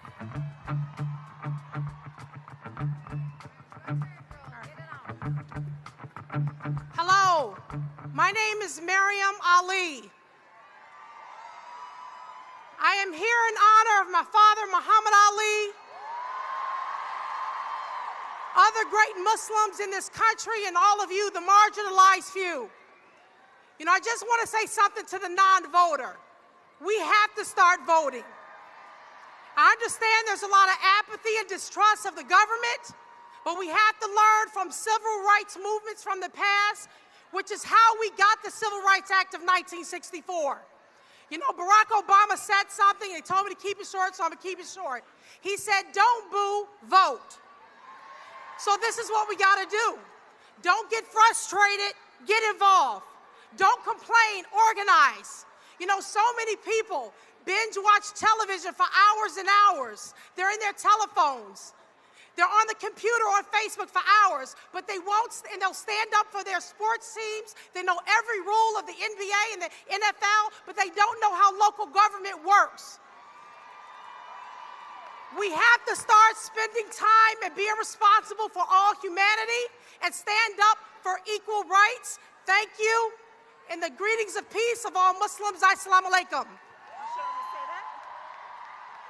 Hello, good afternoon. I am standing next to DJ Beverly Bond. She is not just a DJ, though. She is the founder of Black Girls Rock. And I'm standing with the legendary MC Light. I am woman, hear me roar! The women that we are about to introduce to you have suffered unfathomable loss from racist violence. But they are here out of love for their children and ours. Please welcome to the stage the mothers of the movement. Lucia Macbeth, Maria Hamilton, Gwen Carr, Hawa Ba, and Sabrina Fulton.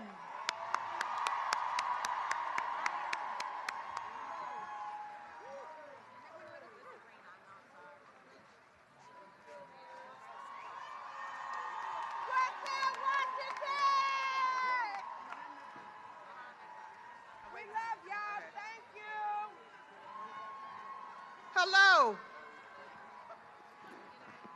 Hello. First of all, I need you guys to do something for us to give us energy because we're still amateurs at this. When I say mothers, you say of the movement. Mothers, louder. I want our kids in heaven to hear it. Mothers, one more time. Mothers, hello and welcome. My name is Sabrina Fulton. My son, who's in heaven with these mothers' sons, was Trayvon Martin. I have with me Eric Garner's mother. Wave your hand. Tell me your son. Muhammad Barr, mom. Dontre Hamilton's mom. And Jordan Davis' mom. All our sons are in heaven, and we continue to fight for our children. We will not stop. We understand the movement. We understand what we have to do as women is to stand tall, and we will continue to stand tall. We are stronger together. So let me also say that it does not matter who the president is. We're going to continue to fight. We come too far to turn back now. There's no turning back. And lastly, I just want to say to all of you, continue to support, continue to show up, continue to participate, continue to pray, and women's rights are human rights. Thank you.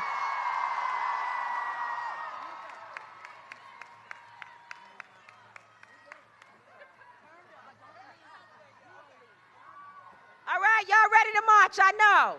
But I have a very, very special surprise for you right now. Real special.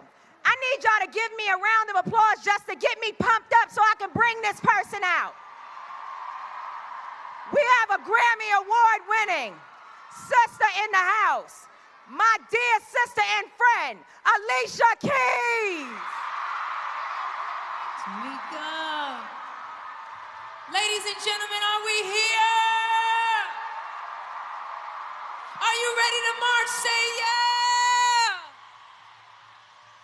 Out of the huts of history's shame, I rise. Up from a past that is rooted in pain, I rise. I'm a black ocean leaping and wide, welling and swelling, I bear in the tide, leaving behind nights of terror and fear. I rise into a daybreak that is wondrously clear. I rise, bringing the gifts that my ancestors gave. I am the dream and the hope of the slave. I rise. Now, I know you've been hearing a lot of talking, and we all have so much to say inside of us. I just want to thank you so much for your courage. Thank you so much for your womanliness. Thank you so much for your strength. Thank you so much. Let us continue to honor all that is beautiful about being feminine. We are mothers. We are caregivers. We are artists. We are activists. We are entrepreneurs, doctors, leaders of industry and technology. Our potential is unlimited. We rise. We rise. We will not allow our bodies to be owned and controlled by men in government or men anywhere for that matter. We will not allow our compassionate souls to get stepped on. We want the best for all Americans. No hate, no bigotry, no Muslim registry. We value education, healthcare, and equality. We will continue to rise until our voices are heard, until our planet's safety is not deferred, until our bombs stop dropping in other lands, until our dollar is the same dollar as a man's. And we continue to recognize that, yes, we can. until everyone respects mother energy and everyone with a belly button must agree. So I need you to repeat after me. We are here. We're on fire. Living in a world that's on fire. Feet on the ground. Not backing down. Feet on the ground. Not backing down. This girl is on fire. This girl is on fire. We're walking on fire. These girls are on fire. Put your hands in the air.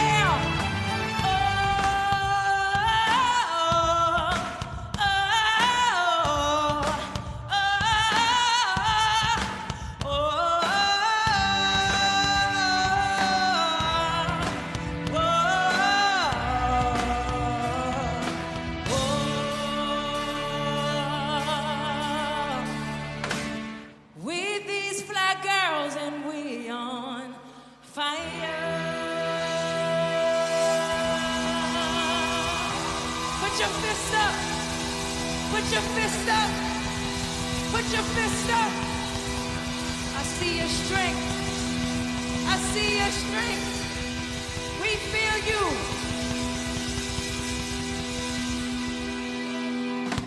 Yeah.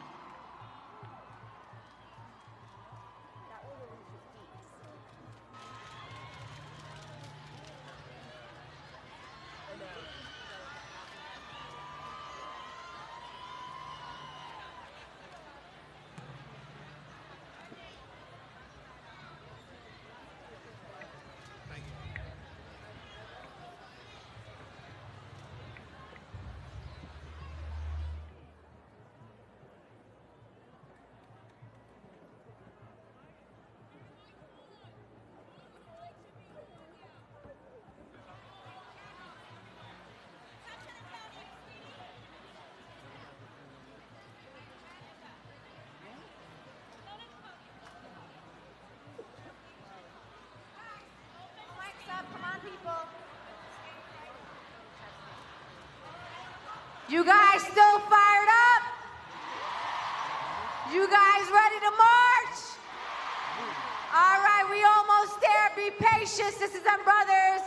We are about to shut Washington, D.C. down. We have another very, very special guest. It is our honor to introduce Janelle Monáe.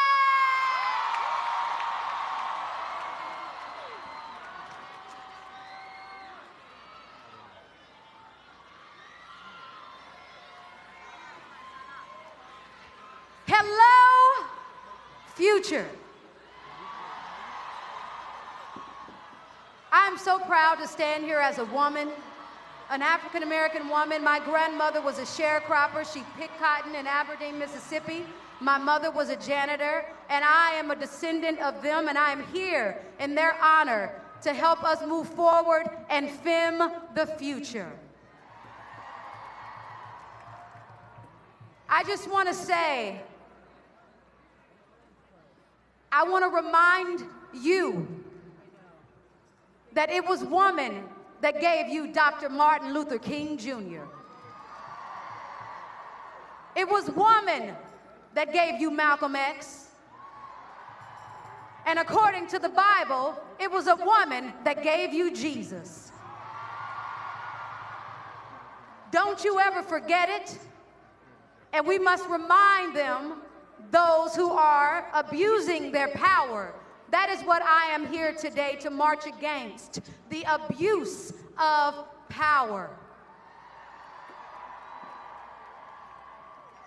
I want to say to the LGBTQ community, my fellow brothers and sisters, to immigrants, my fellow brothers and sisters, to women, continue to embrace the things that make you unique, even if it makes others uncomfortable. You are enough. And whenever you feel in doubt, whenever you want to give up, you must always remember to choose freedom over fear.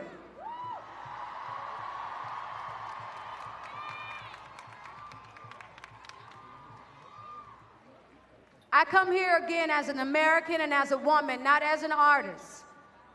When I go home, I have the same concerns.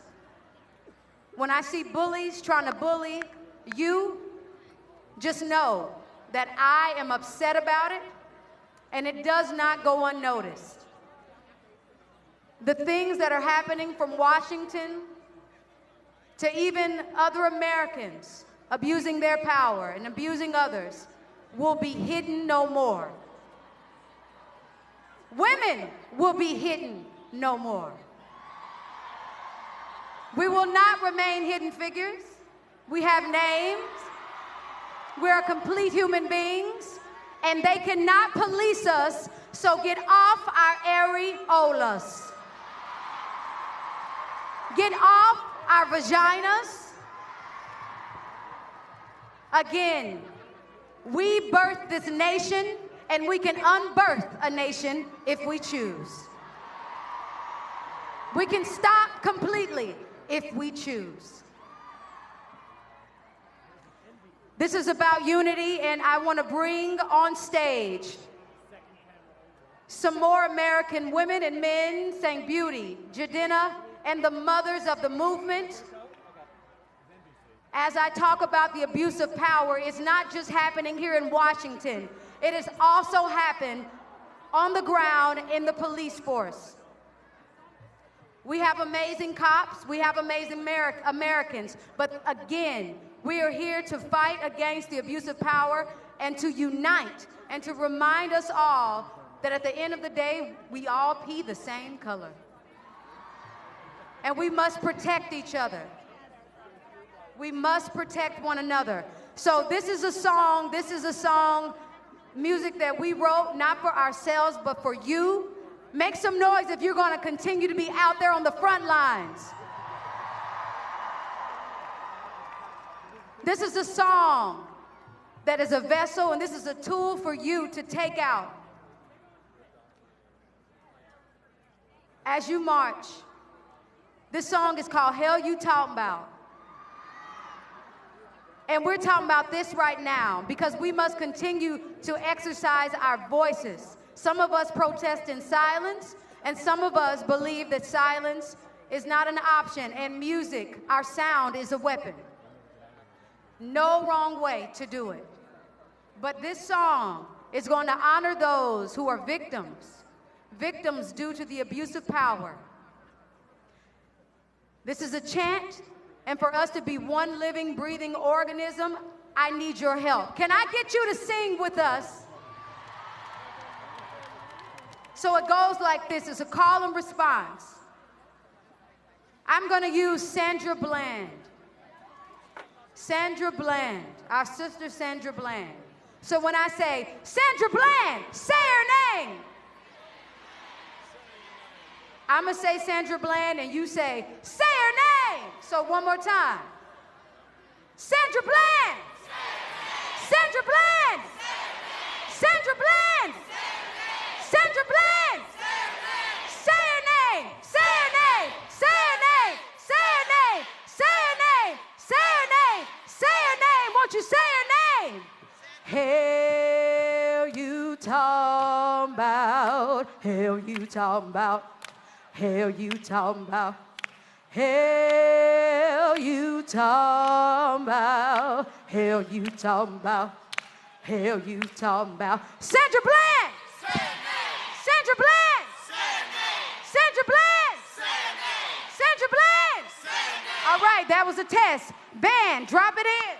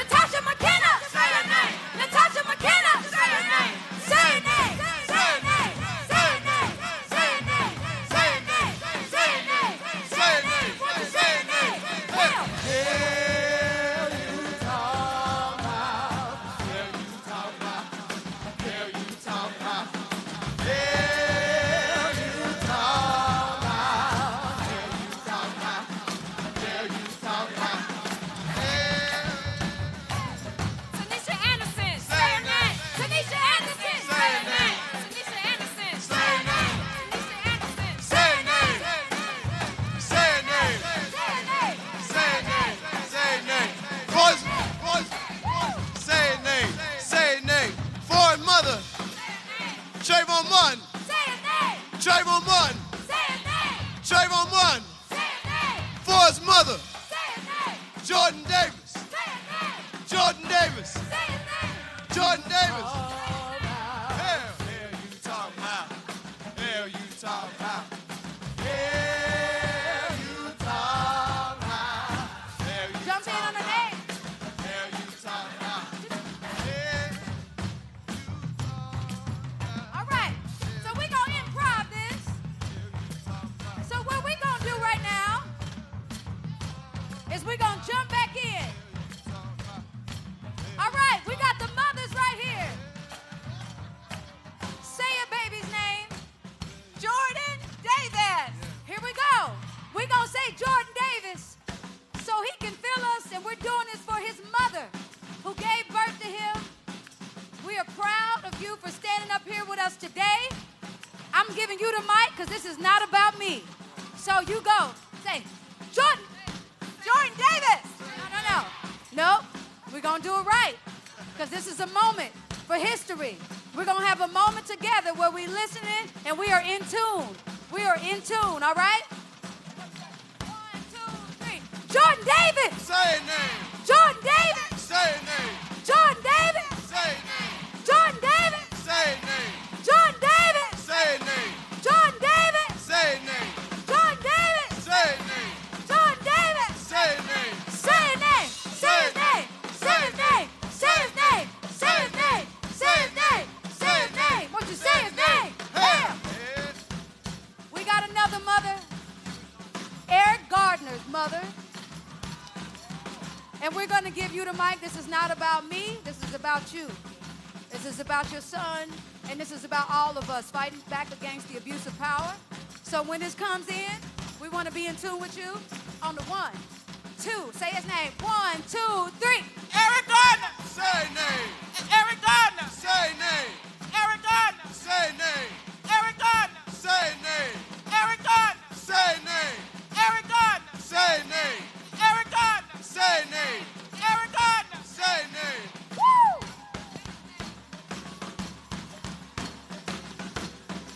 This is the mother of Mohammed Ba. Mohammed Ba was my son.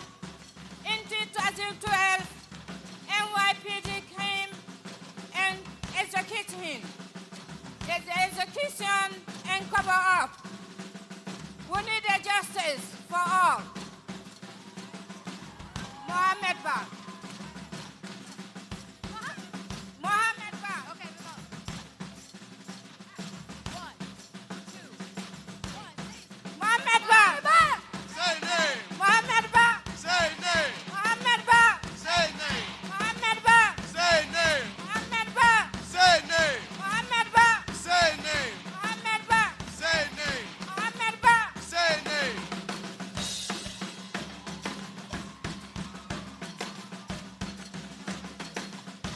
The mother of Trayvon Martin, thank you for your words and thank you for everything. This is about you. Trayvon Martin! Say his name. Trayvon Martin! Say his name. Trayvon Martin! Say his name. Trayvon Martin! Say his name. Trayvon Martin! Say his name. Trayvon Martin! Say his name. Trayvon Martin! Say his name. Trayvon Martin! Say his name.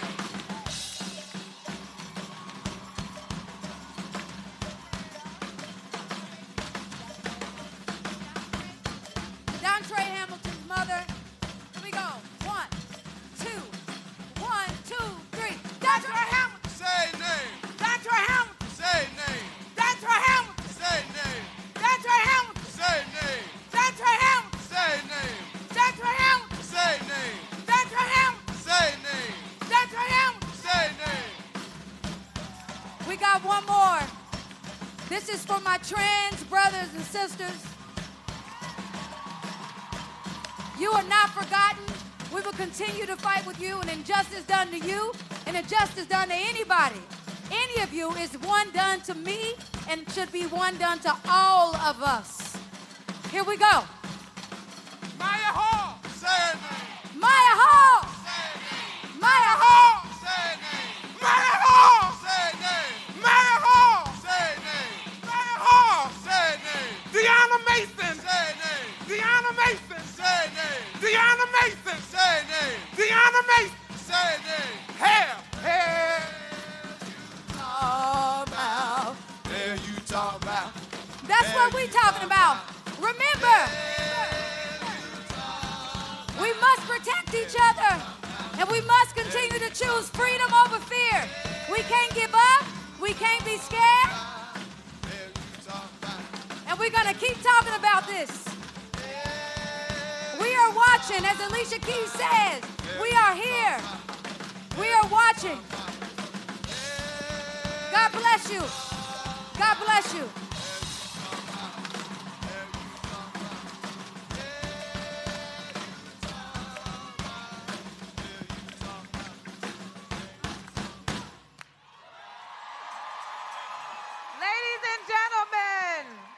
Ladies and gentlemen, I am Janelle Ingram, Head of Logistics for the Women's March on Washington. Thank you for coming. I have the distinct honor and pleasure of welcoming to the stage the incomparable Angela Davis.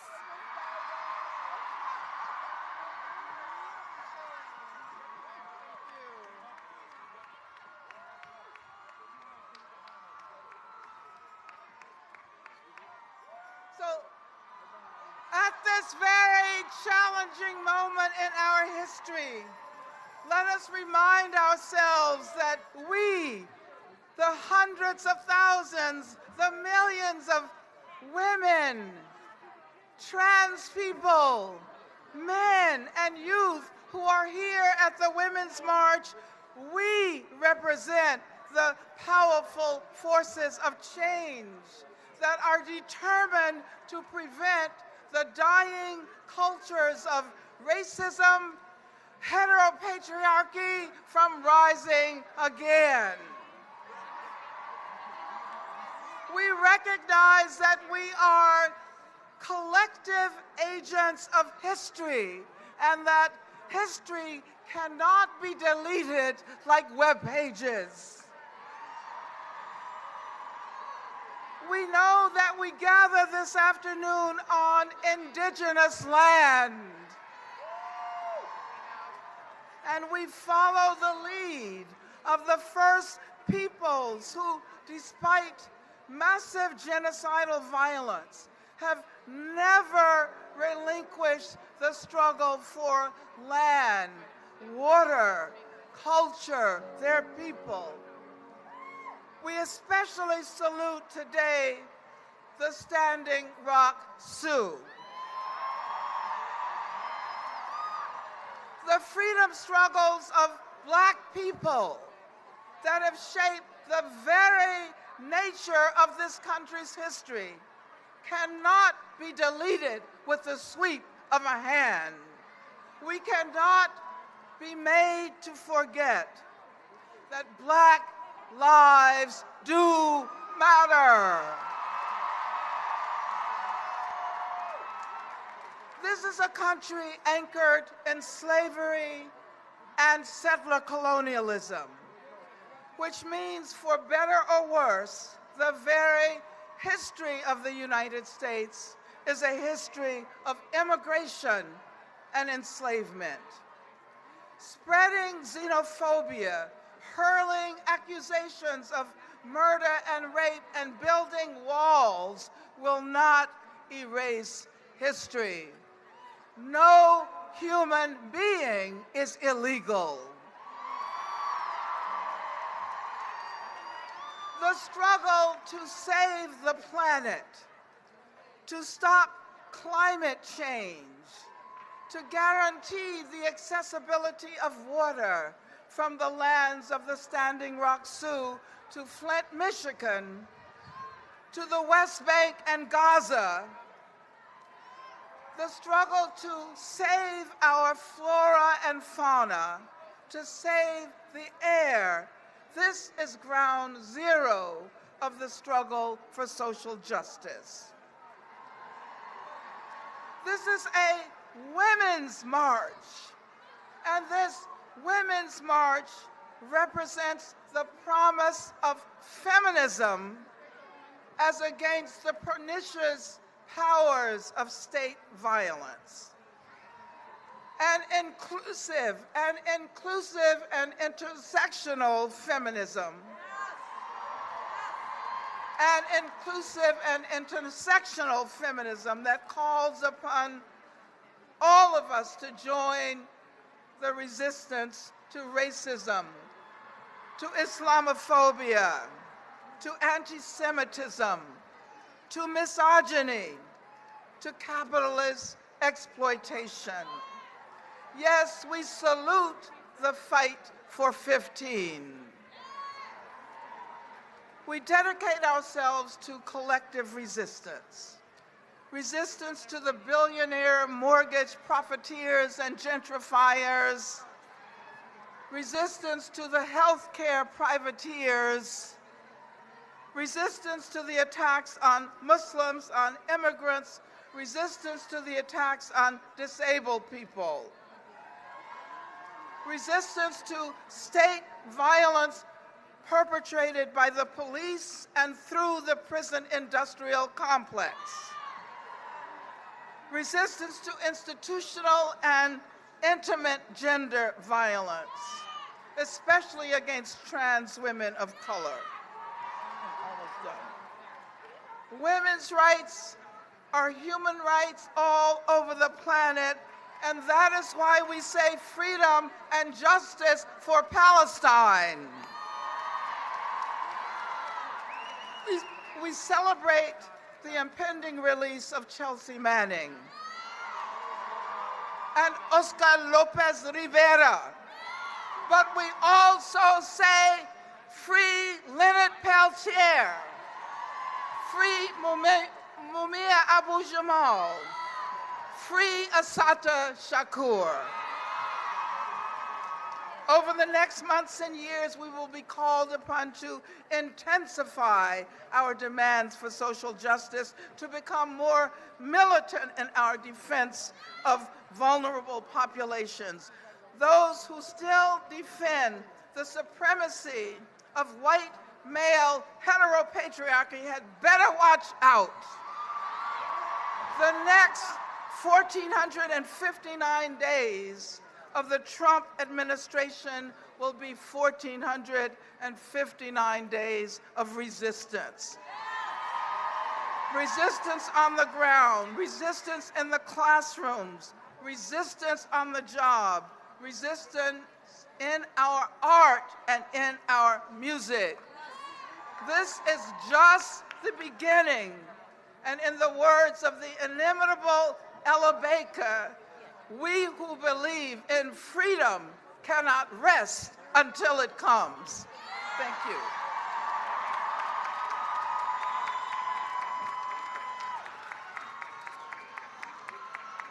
Ladies and gentlemen, you may have read a story that said that we are not marching. I am here to tell you we are marching. We are marching, and we are going to use Constitution Avenue. Please use the numbered streets to march to your north, which is this way. March to the north, get to Constitution Avenue, and turn left. Go to the Washington Monument. I got it. Go to the Washington Monument and turn to the right. You will see the ellipse, and then we can go home. We have people from here to the ellipse. We have already achieved our goals, but we are marching. Take care of the elders and the kids. Make sure you take care of the elders, the kids, and help your neighbors. We want this to be a safe march, but we still have speakers and we still have program. It's going to take everyone in the back a little bit of time to prepare, so please take your time as we are preparing to march. Let us hear from the rest of our speakers. Give it up for Raquel Willis. All right, hi everyone. I know you are amped and ready to go. I promise I won't take too much of your time. And before I start, I want us to take a second and look around. Look at all of these people who are gathered here to take a stand. These are your partners in resistance and liberation. And today, y'all are making a commitment to each other and to a new vision of liberation. Now, when I was younger, my father used to always tell me, walk like you know where you're going. I thought he was just trying to be deep. I didn't know what he was talking about. But when I was 19, he died, and I quickly learned what he meant. He was no longer my guidance and my safety net, and that loss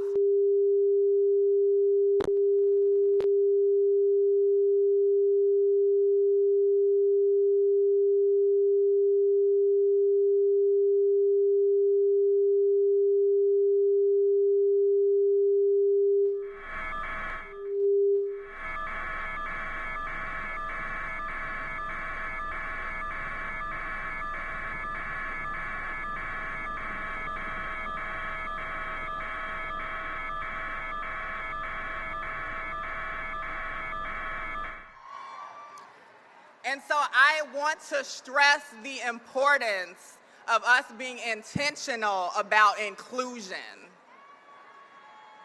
I think about historically trans women of color like Sylvia Rivera and Marsha P. Johnson, who lit the fire on the LGBTQIA rights movement. And they were quickly kicked out and erased. They share a common thread with Sojourner Truth, another revolutionary woman. And just like her, Black women, women of color, queer women, trans women, disabled women, Muslim women, and so many others are still asking many of y'all, ain't I a woman? So as we commit to build this movement of resistance and liberation, no one can be an afterthought anymore. We must hold each other in love and accountability.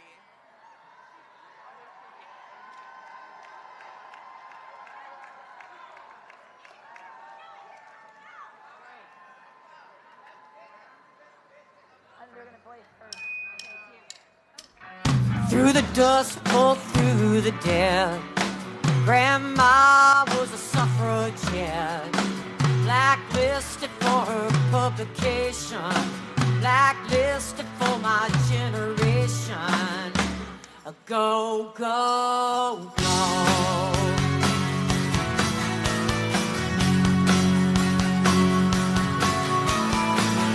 Raise your hand, raise your hands high. Don't take a seat, don't stand aside this time. Don't assume anything, go, go, go.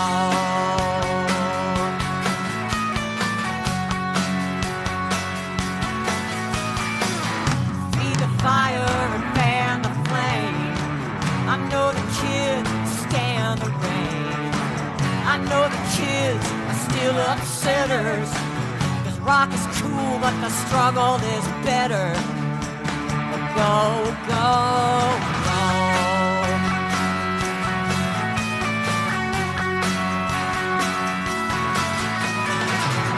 Raise your hands, raise your hands high.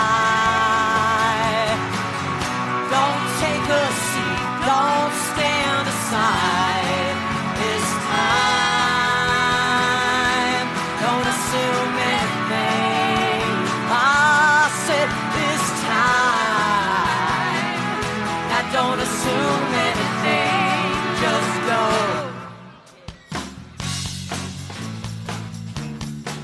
I want a dyke for president.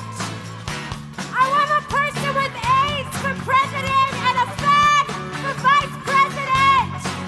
I want someone with no health insurance for president. I want someone who grew up in a place where the earth is so saturated. Did they tell you it was set in stone that you'd end up alone? Use your years to psych you out. You're too old to care. you're too young to count. Did they tell you you would come undone when you try to touch the sun? Undermine the underground. You're too old to care, you're too young to count. Go, go, go. I want a president with no air conditioning, and a person who stood in line at the clinic and the DMV at the welfare office has been unemployed and J-bashed. I want a black woman for president. I want a trans person for president.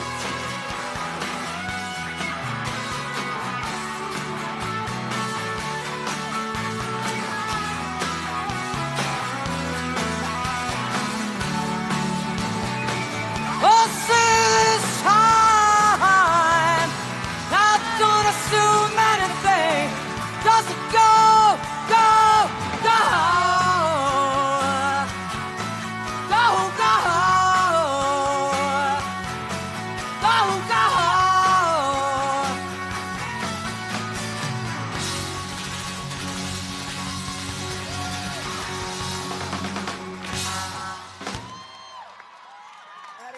All right, my name is Melissa Mays, and I am from Flint, Michigan. And please don't forget about us because we've not forgotten about you. So as you amazing women get out there and march, just know that Flint has been without clean water for 1,002 days today.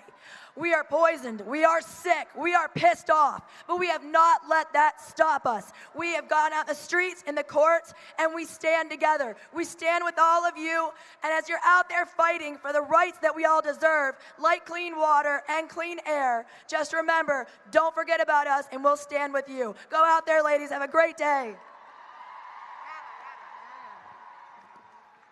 Good afternoon, I'm Rabbi Sharon Brous. Sometimes it happens, maybe once in a generation, that a spirit of resistance is awakened at the intersection of love and faith and holy outrage. And in those moments, we are reminded what we're fighting for, what this country was built for, what our armed forces are willing to die for, what our flag flies for, and that is liberty and justice for all. This is one of those moments. Today, around the country, we the people stand together in protest, proclaiming our fidelity to love over hate, progress over regress, and inclusion over exclusion. Because the nation we love is in crisis. But we know it's not only a political crisis, it is a moral crisis. It is a soul crisis that is rooted in a cynical politics of division that pits vulnerable populations against each other. But spiritual resistance, which is the marriage of radical empathy and moral action, spiritual resistance reawakens us to our shared humanity, one nation, indivisible.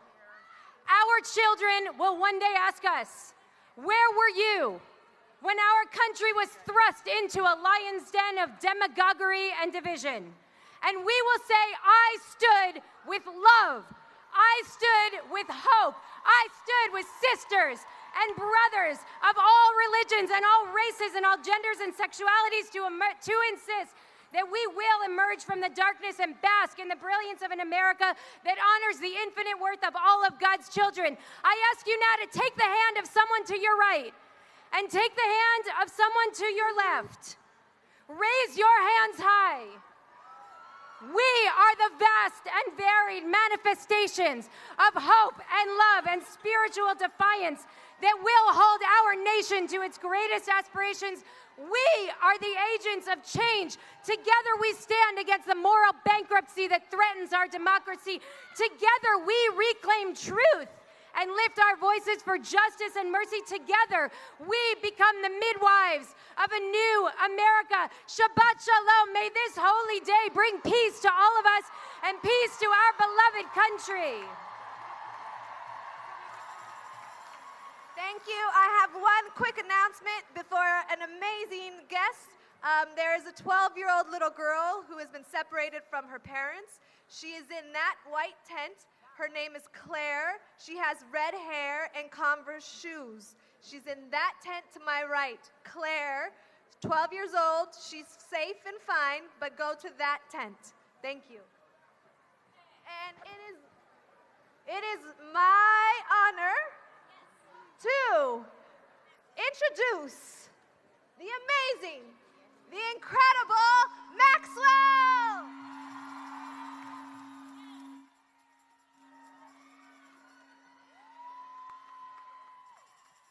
I can't hear myself yet. Okay. It's good to be here to celebrate this incredible experience. This is an incredible occasion that represents not only women, but all mankind, all people. Thank you for having me here to sing a very special song written by an incredible woman, Kate Bush. The song is called This Woman's Work, because this is this woman's work.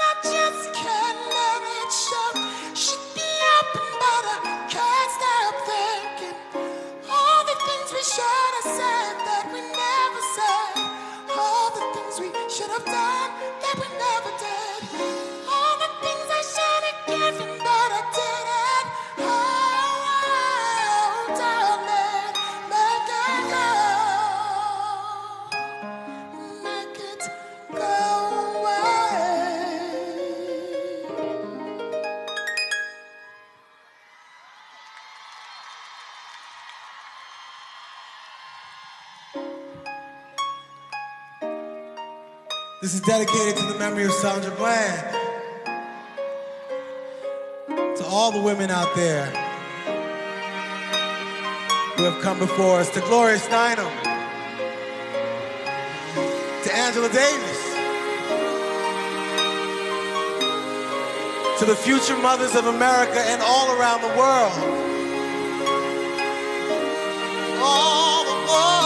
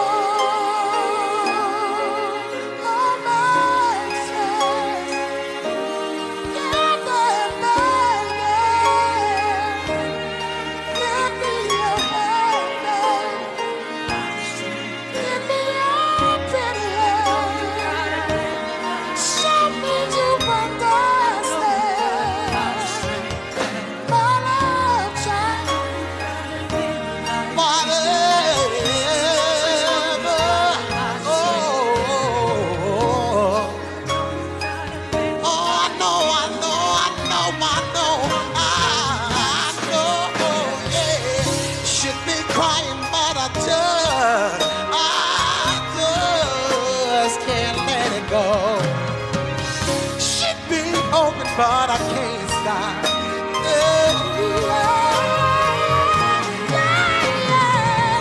All the things we should have said that we never said. All the things we should have done that we never did. All the things that I wanted that I didn't. All the things that I wanted that I didn't. All the things we should have given but I didn't. Oh,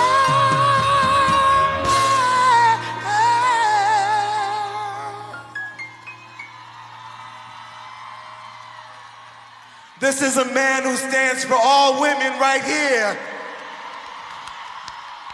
Oh, darling, make it come away. Make it come away. Make it go away. Make it go away. How y'all feeling out there? Do you feel empowered? Do you feel like everyone loves and is here to protect? Just make it stop and make it be more. Just make it love the way the love goes. I just wanna be the only thing that makes you wanna find your way and find your way. Just make it go, yeah. We gotta fight and stand up and say for all the women and all the mothers and all the daughters, man. Just make it go away.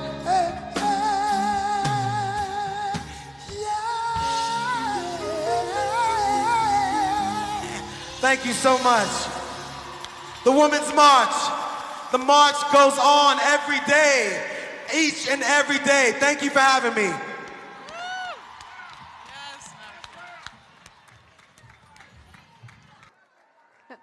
Hello, everyone. My name is Erika Andiola, and I am undocumented and unafraid. I want to tell you about November 8th of 2016, a day of horror for millions and millions of families across the country who are undocumented. That day, I get a call from the most precious person in my life, my mother. And she tells me, Erica, what's going to happen? I am afraid. And this is coming from a woman who would never show a sign of weakness. A woman who, when she was hit over and over again by my own father, never showed a sign of weakness to us. This is a woman who decided to leave the country that she was raised and born in through the desert with her children and never showed a sign of weakness. The same woman who was in my house and I accidentally opened the door to ICE and was taken. And even in handcuffs, in front of me and my family, she looked at me in the eye and said, it's gonna be okay, I'm gonna be fine. This same woman called me on November 8th of 2016 and said, what's gonna happen? I said to her, you know what, mommy? You are not alone. There's millions of people who will be there and who will fight for you and who will fight for millions of others who right now feel a threat because of everything that our current president said about you and about millions of others. To you, I cannot tell you what's going to happen. But I can tell you this as well. You are not alone, and I want to also for us to tell every single person out there, every transgender woman who is in the detention center right now, you are not alone. Can we say it? You are not alone. To every black, brown, Muslim, LGBT child out there who right now is depressed and doesn't know what to do with their lives because they don't know what's going to happen to them, you are not alone. To all of those guerreras and women who have been raped, who have been sexually harassed, who doesn't know what's going to happen to them, you are not alone. And this Monday, there might be a threat to take away our deferred action. Our deferred action is DACA, something that has been said over and over again by our current president. And I can tell you to all those dreamers out there, this Monday, if that happens, you are not alone. And I want to thank you all. And I can tell you just one last thing. Everything that our president and the rhetoric that happened, it's up to us to make sure that that is not the norm. Hate will not be the norm in this country. Love will be the norm in this country. Thank you all.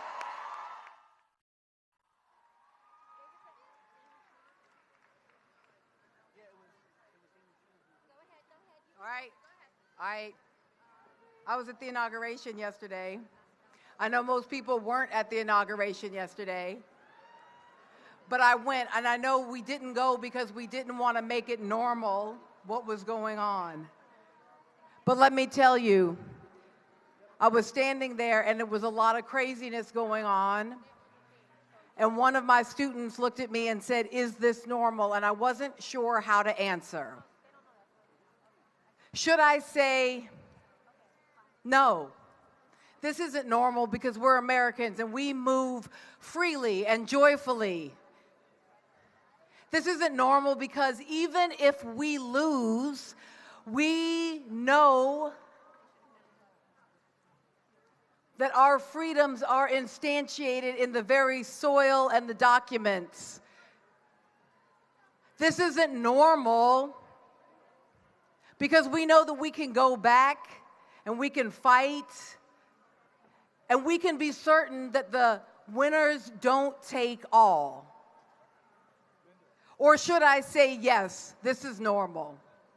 Because we're Japanese Americans and we were ripped from our homes and our property was stolen and we were labeled enemies of the state even as our sons fought and died in war and we shivered in horse stalls at the racetrack as we waited to be shipped to American concentration camps. And yes, this is normal because we are Black Americans and our tax dollars built glittering edifices we can't enter and solid prisons we cannot exit, and we pay the salaries of those who slaughter us. And we have never moved freely across this free land.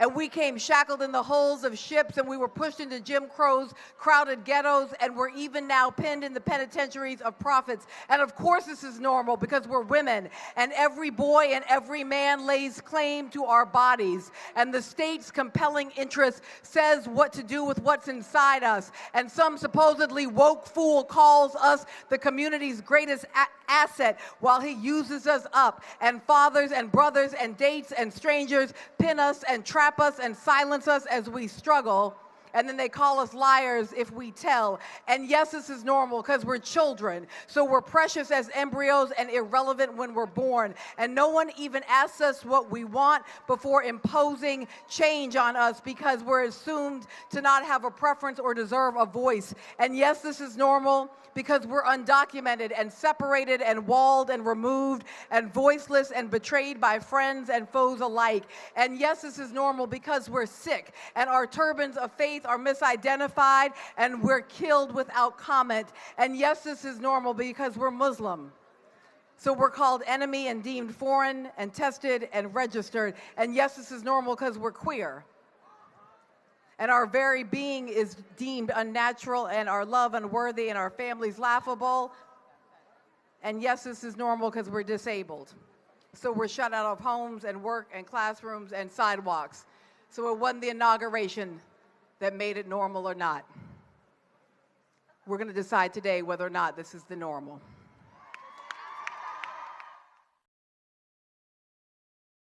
Hello. I have a very, very important announcement. Again, I want to say that the little 12-year-old girl, Claire, who was lost from her mother is right here, downstairs, right, downstage, right. Her mom has a pink hat on. The little girl has red hair.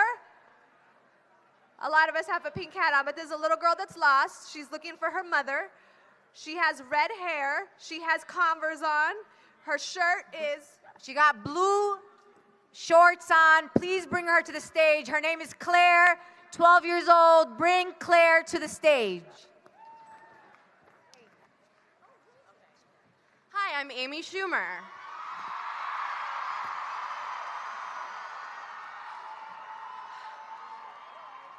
I'm so grateful and proud to be here with you guys today, and I'm so proud of all of you. We showed up, and we need to stay organized.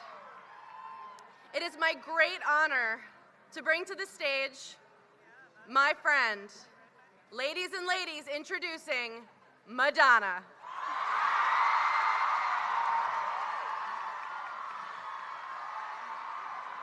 Thank you, Amy. I'm just gonna head on over here. Should I stay here? Go over there. Go over here. Okay. Hello. you still awake out there? Are you sure about that? Can you hear me? Are you ready to shake up the world? Welcome to the revolution of love, to the rebellion, to our refusal as women to accept this new age of tyranny, where not just women are in danger, but all marginalized people, where being uniquely different right now might truly be considered a crime.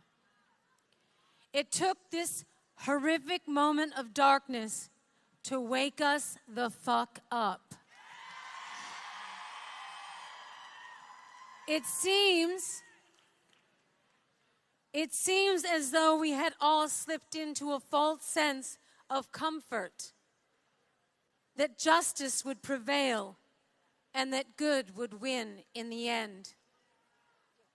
Well, good did not win this election, but good will win in the end. So what today means is that we are far from the end.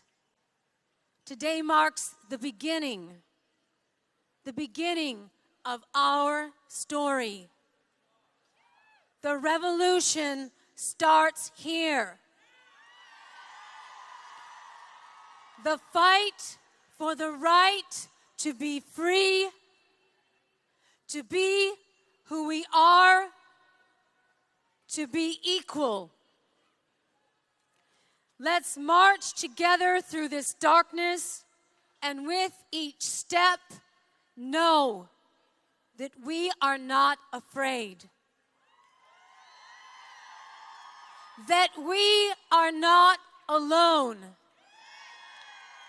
That we will not back down. That there is power in our unity, and that no opposing force stands a chance in the face of true solidarity. And to our detractors that insist that this march will never add up to anything, fuck you.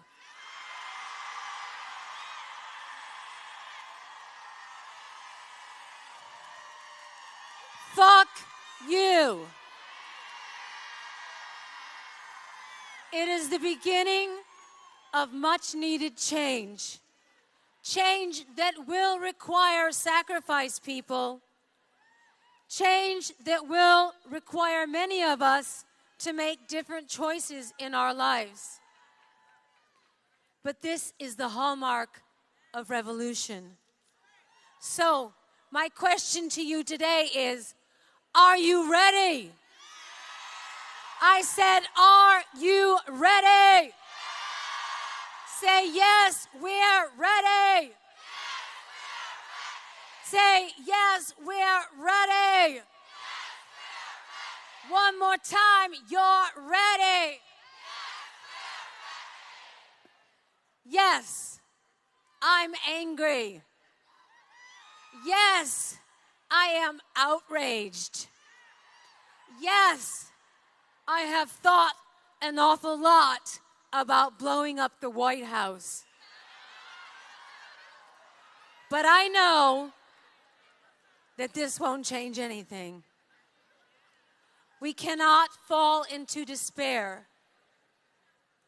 As the poet W.H. Auden once wrote on the eve of World War II, we must love one another or die. I choose love.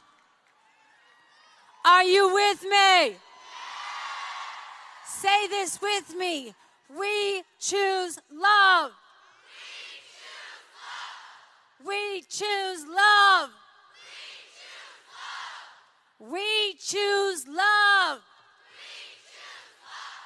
All right, so this leads me very beautifully into this song that I hope some of you know. Are you ready? Yeah? Please feel free to sing along. It'll keep you warm. It'll make me happy. Come on, girls. Do you believe in love? Because I got something to say about it. And it goes a little something like this. Don't go for second best, baby. Put your love to the test. You know you got to make him express how it feels. And baby, then you know your love is real. You don't need diamond rings or 18-karat gold. Fancy cars that go very fast, you know they never last. No, no. What you need is a big strong hand to lift you to your higher ground. Make you feel like a queen on the throne. Make you love you till you can't come down. Don't go for second best, baby. Put your love to the test. You know you got to make him express how it feels. And baby, then you know your love is real. Long still roses all the way to your heart, but he needs to start with your head. Satin sheets are very romantic. What happens when you're not in bed? You deserve the best in life, so if time isn't right, then move on. Second best is never enough. You do much better, baby, on your own. Don't go for second best, baby. Put your love to the test.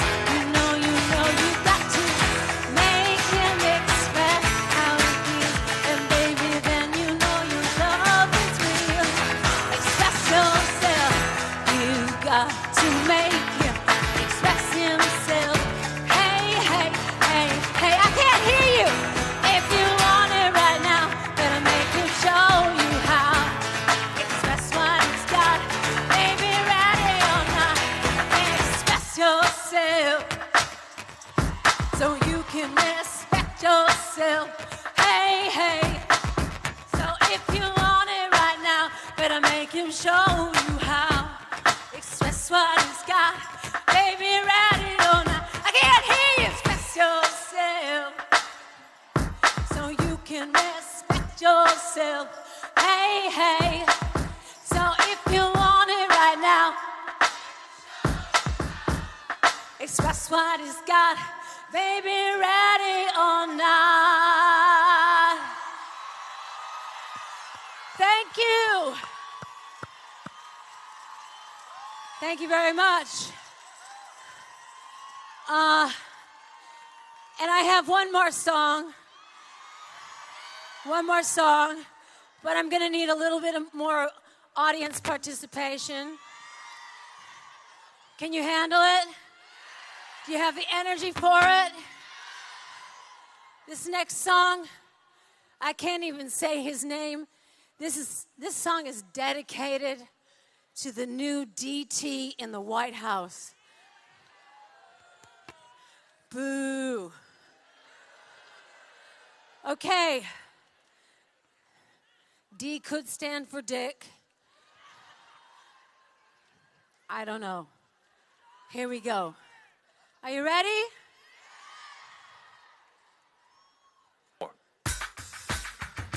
Put your hands together.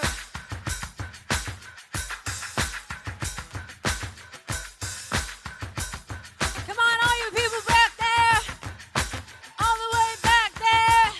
100 miles back there. I'm not sorry. It's human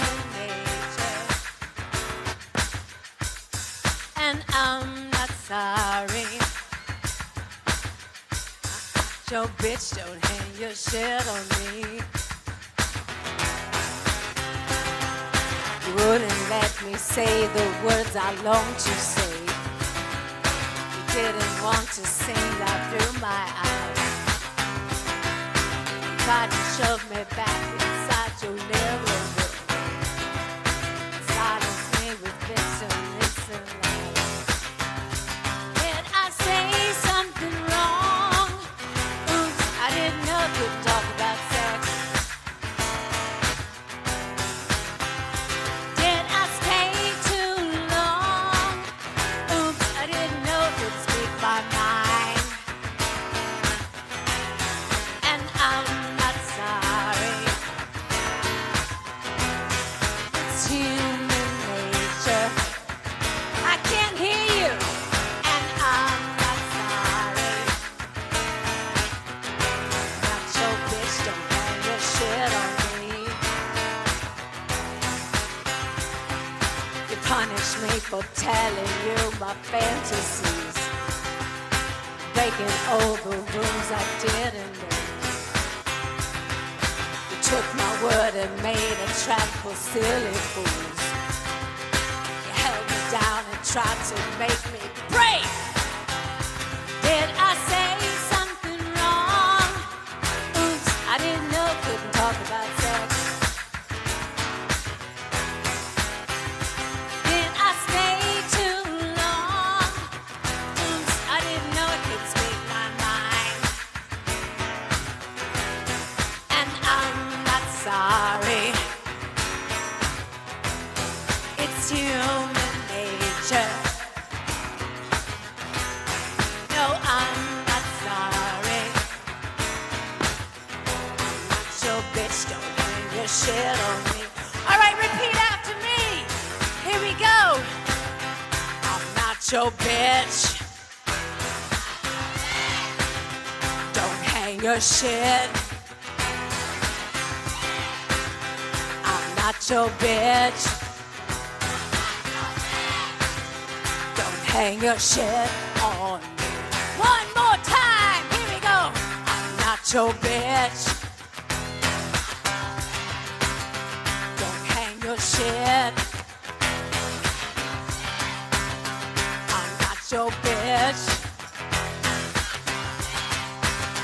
Don't hang your shit on me. I said one more time. Here we go. I'm not your bitch. Donald Trump, suck a dick. I'm not your bitch.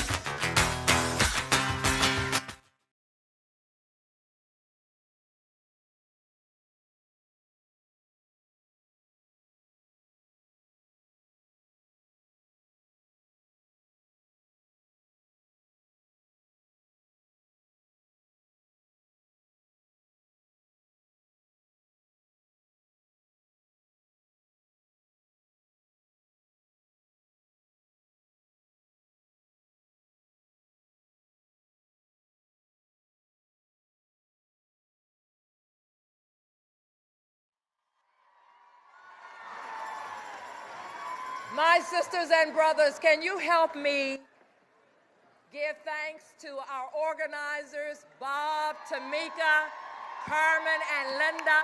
You can do better than that. They got us here. Thank you.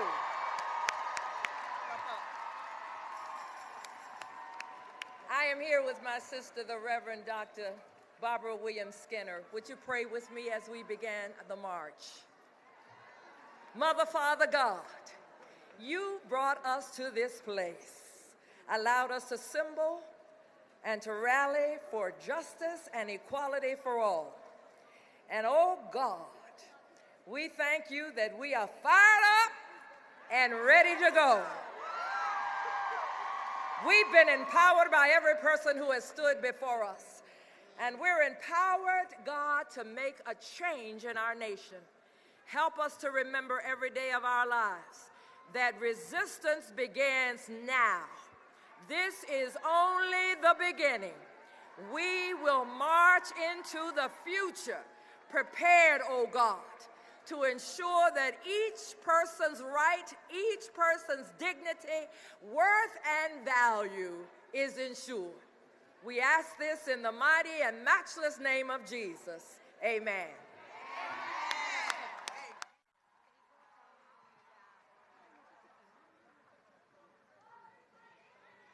Yes. Soy Aida Hurtado. I am professor of Chicana and Chicano Studies at the University of California, Santa Barbara. I want to dedicate my couple minutes to honoring one of my former students, Carmen Perez. It is rare that a professor, a teacher, gets to stand next to a student and say, "You've done better than I have." And I want to say that one of the saddest things that happened during this incredible period is one of our leaders saying that he does not read, that he does not believe in books. And so I am here to say that as professors, as teachers, this is the product of that knowledge. This is the product of what we produce in the universities. This is what we cannot envision when we are doing the day-to-day teaching. This is what the future, where the future lies. So I'm here to represent the Academy, the best of what we have in writing. And so I want to say, believe in education. Believe in the vision that education gives you. Carmen, and today is her birthday, is the best of our public education. It is the best of what your tax dollars pay for. So support your professors, support university, and most of all, support education in K through 12. May God bless.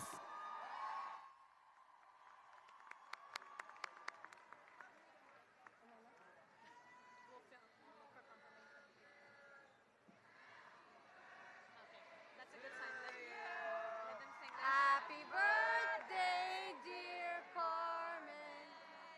Happy birthday to you. Woo!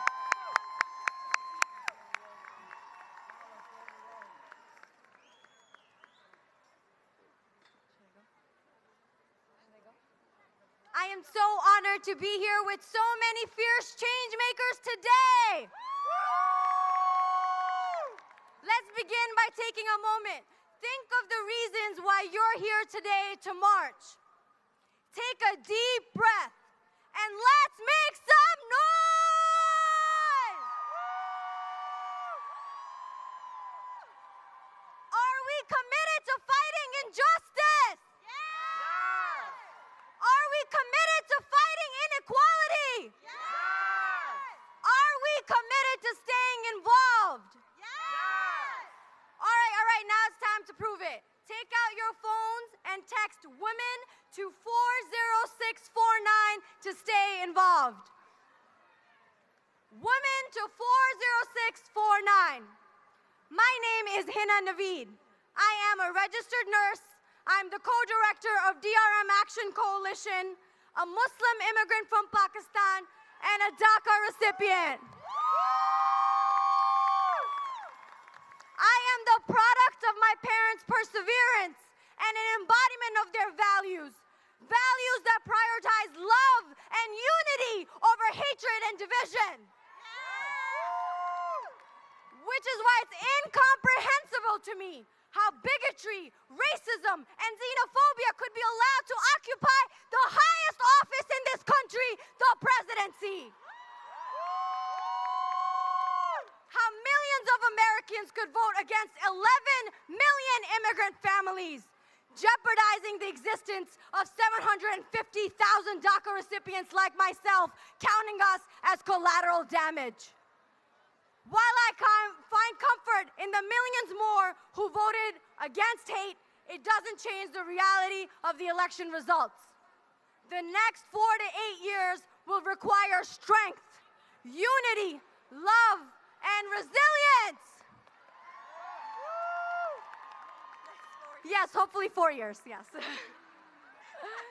Today is the beginning of our journey as activists in the Trump era. We must commit to fighting policies and politicians at every level that threaten the existence of our families. We must resist calls to divide us on the basis of background, color, or perceived merit. Remember, together, we are a force to be reckoned with. Through the activism that we engage in, we must be mindful and respectful of the spaces we will be entering. There are values that have existed long before us and will continue after us. We must be mindful not to trample on the very people we want to fight alongside. Above all, remember, our journey does not end at this march. We have a long road ahead of us, and we must commit to taking care of our physical and mental well-being if we want to persevere. I'm going to conclude with a quote by Leela Watson. If you have come here to help me, you're wasting your time. But if you are here because your liberation is bound with mine, then let us work together!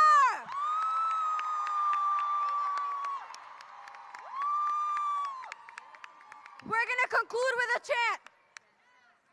The people united will never be defeated. The people united will never be defeated. The people united will never be defeated. Thank you.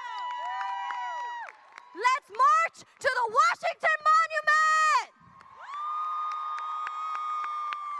Thank you.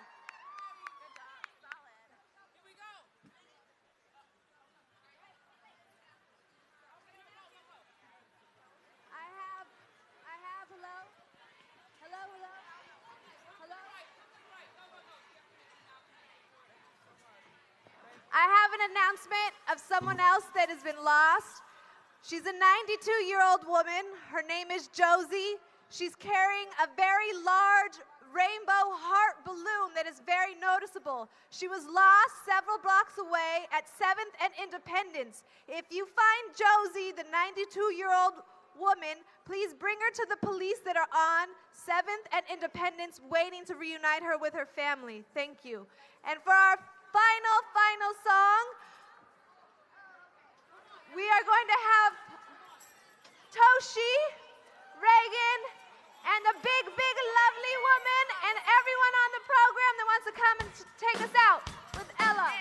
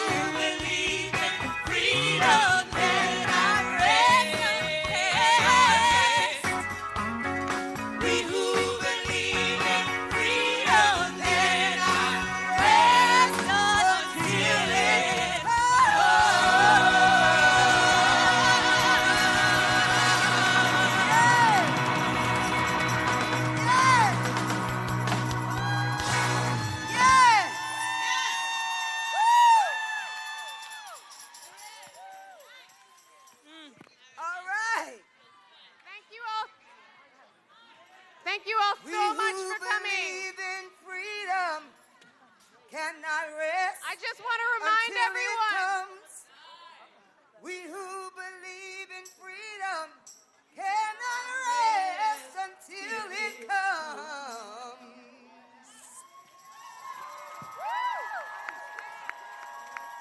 Amen. A woman. A woman. D. Thank you, everyone, for being here today Let's hear and it for for the coming band. out. Let's hear it for Toshi and Big Lovely. Congratulations, Toshi. Let's hear it for the band.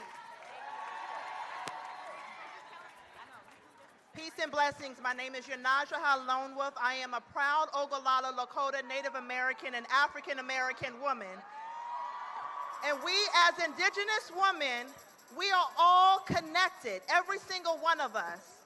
So we would like to close you all out, all of us, with a prayer, because we are the original inhabitants of this land. And so we want to thank you.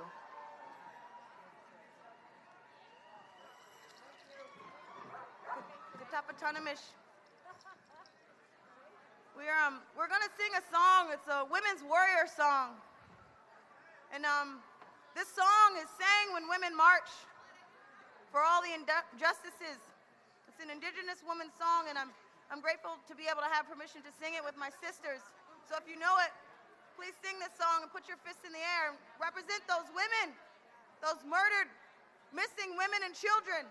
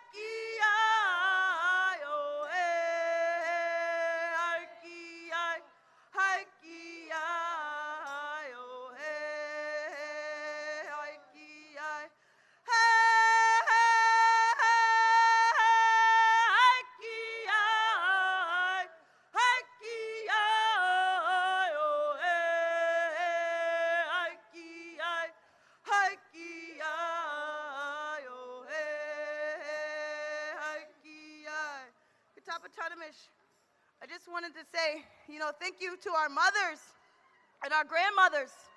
And I also want to acknowledge our ancestors in this museum right here. I want to say that, we fight for the injustices of the original women of this country. And I want to thank the women here that have organized this to give us the opportunity to say that out loud, because our ancestors, they don't have a voice that's heard in that courtroom. They speak to us. And it's our job to stand up and sing and dance and love one another, because that's what we're here to do. We are the seeds and the blessings of our ancestors, and I wanted to give acknowledgement to that place that holds our ancestors. That's what we're fighting for. It's unfair that we're not able to be in that museum at times to pray with them, but we're right here, right now, praying for them and praying for our future, and I thank you. And I want my sister to sing this last song.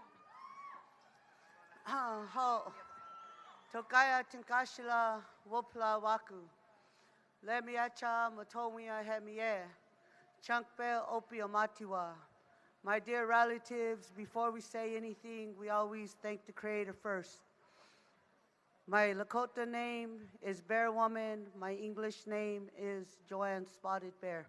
And I do come from Wounded Knee. I want to thank all of you, each and every one of you, for coming out today to celebrate life and woman, water, and Unchimaka, Mother Earth. None of you may have never met Mother Earth, but she cleans you, she feeds you, she gives you life daily. She presents the next 7 generations, and you are the next 7 generations without even knowing who you are, what you are, where you come from. want to welcome you into this land, into this world. But furthermore, I want to sing a song. It's a prayer song. It's a song that says, Creator, have pity on me. Have pity on me and help me to live. Help my people to live. That's what this whole day has been about, is helping our people to live. But before I say that, I want to take a few minutes to express what is really important. I've been waiting for this moment all day, so here it goes. The United States went bankrupt in 1933. Treaties started in 407 before Christ. There is 2 constitutions, 1787, which belongs to the people, and 1871, which belongs to the corporation. It has never been ratified or dialogued or notified to 564 federal recognized tribes, North or South America, let alone the world. So with that being said, I am calling for a judicial review on the bankruptcy of 1933 and asking for a class action lawsuit, and I would like everybody to be a part of it.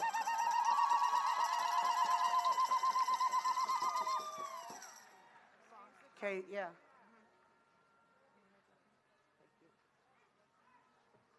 So with that being said, we're going to sing this song. It says, people, Atewa Kantanka Tikashla, please help our people to live.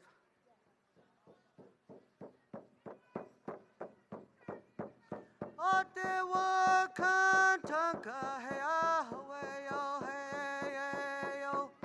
Atewa Kantanka Heawayo Heyo.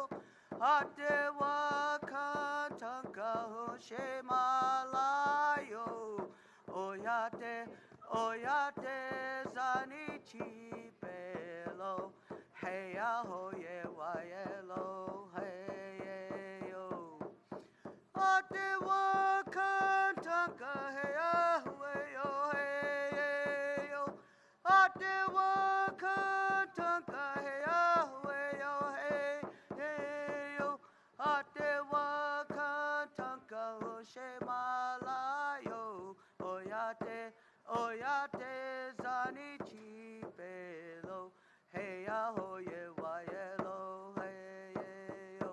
Atewa kantanka heya weyo heyo.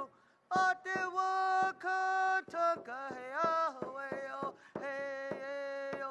Atewa kantanka hoshemalayo. Oyate, oyate zanichi pelo. Heya hoye wayelo heyo. Before I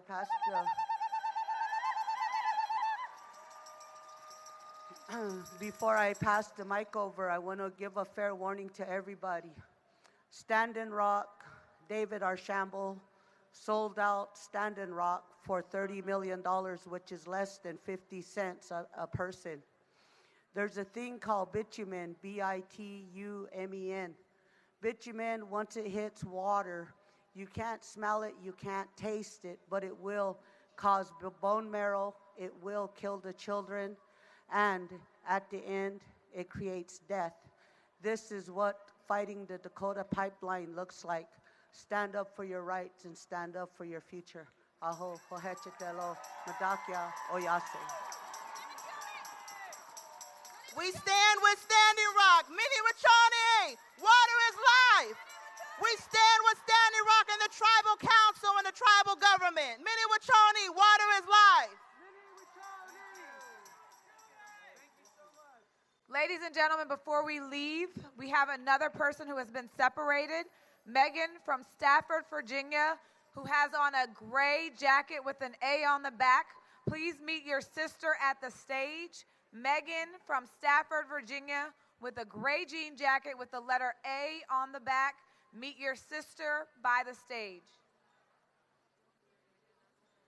We want people to leave safely.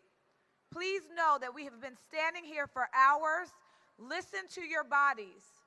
Do not march if you do not feel up to it. There are metro stations along the way. If you want to march a little bit, Smithsonian Metro Station is approximately 3 to 4 blocks down the road. So march part of the way, and then you can take that metro station. If you are marching, go to the north, which is this way. The north is this way. You're going to turn left on Constitution and march to the Washington Monument. And on the right, you will see the ellipse. That is where you can pick up signs like these and depart to go home. Yes, thank you. Please pick up the trash. Please make sure you clean up. This is our country. These are our streets, and we want to take care of them. We hope you enjoyed this day. And more importantly than anything else, make sure you act when you get home. This is just the beginning. Remember to act when you get home. Thank you. We just want to thank you all for coming. We are going to march now. Remember, don't stop marching here. March at home. March in your states. March globally. And let's just get home safe, and let's get going.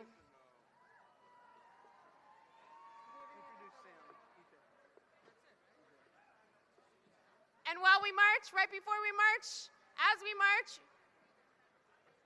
we're going to be listening to DJ Samantha Ronson and DJ Reka.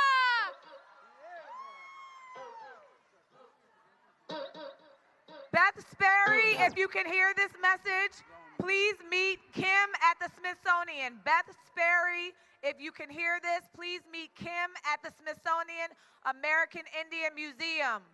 Thank you. And DJ Remarkable.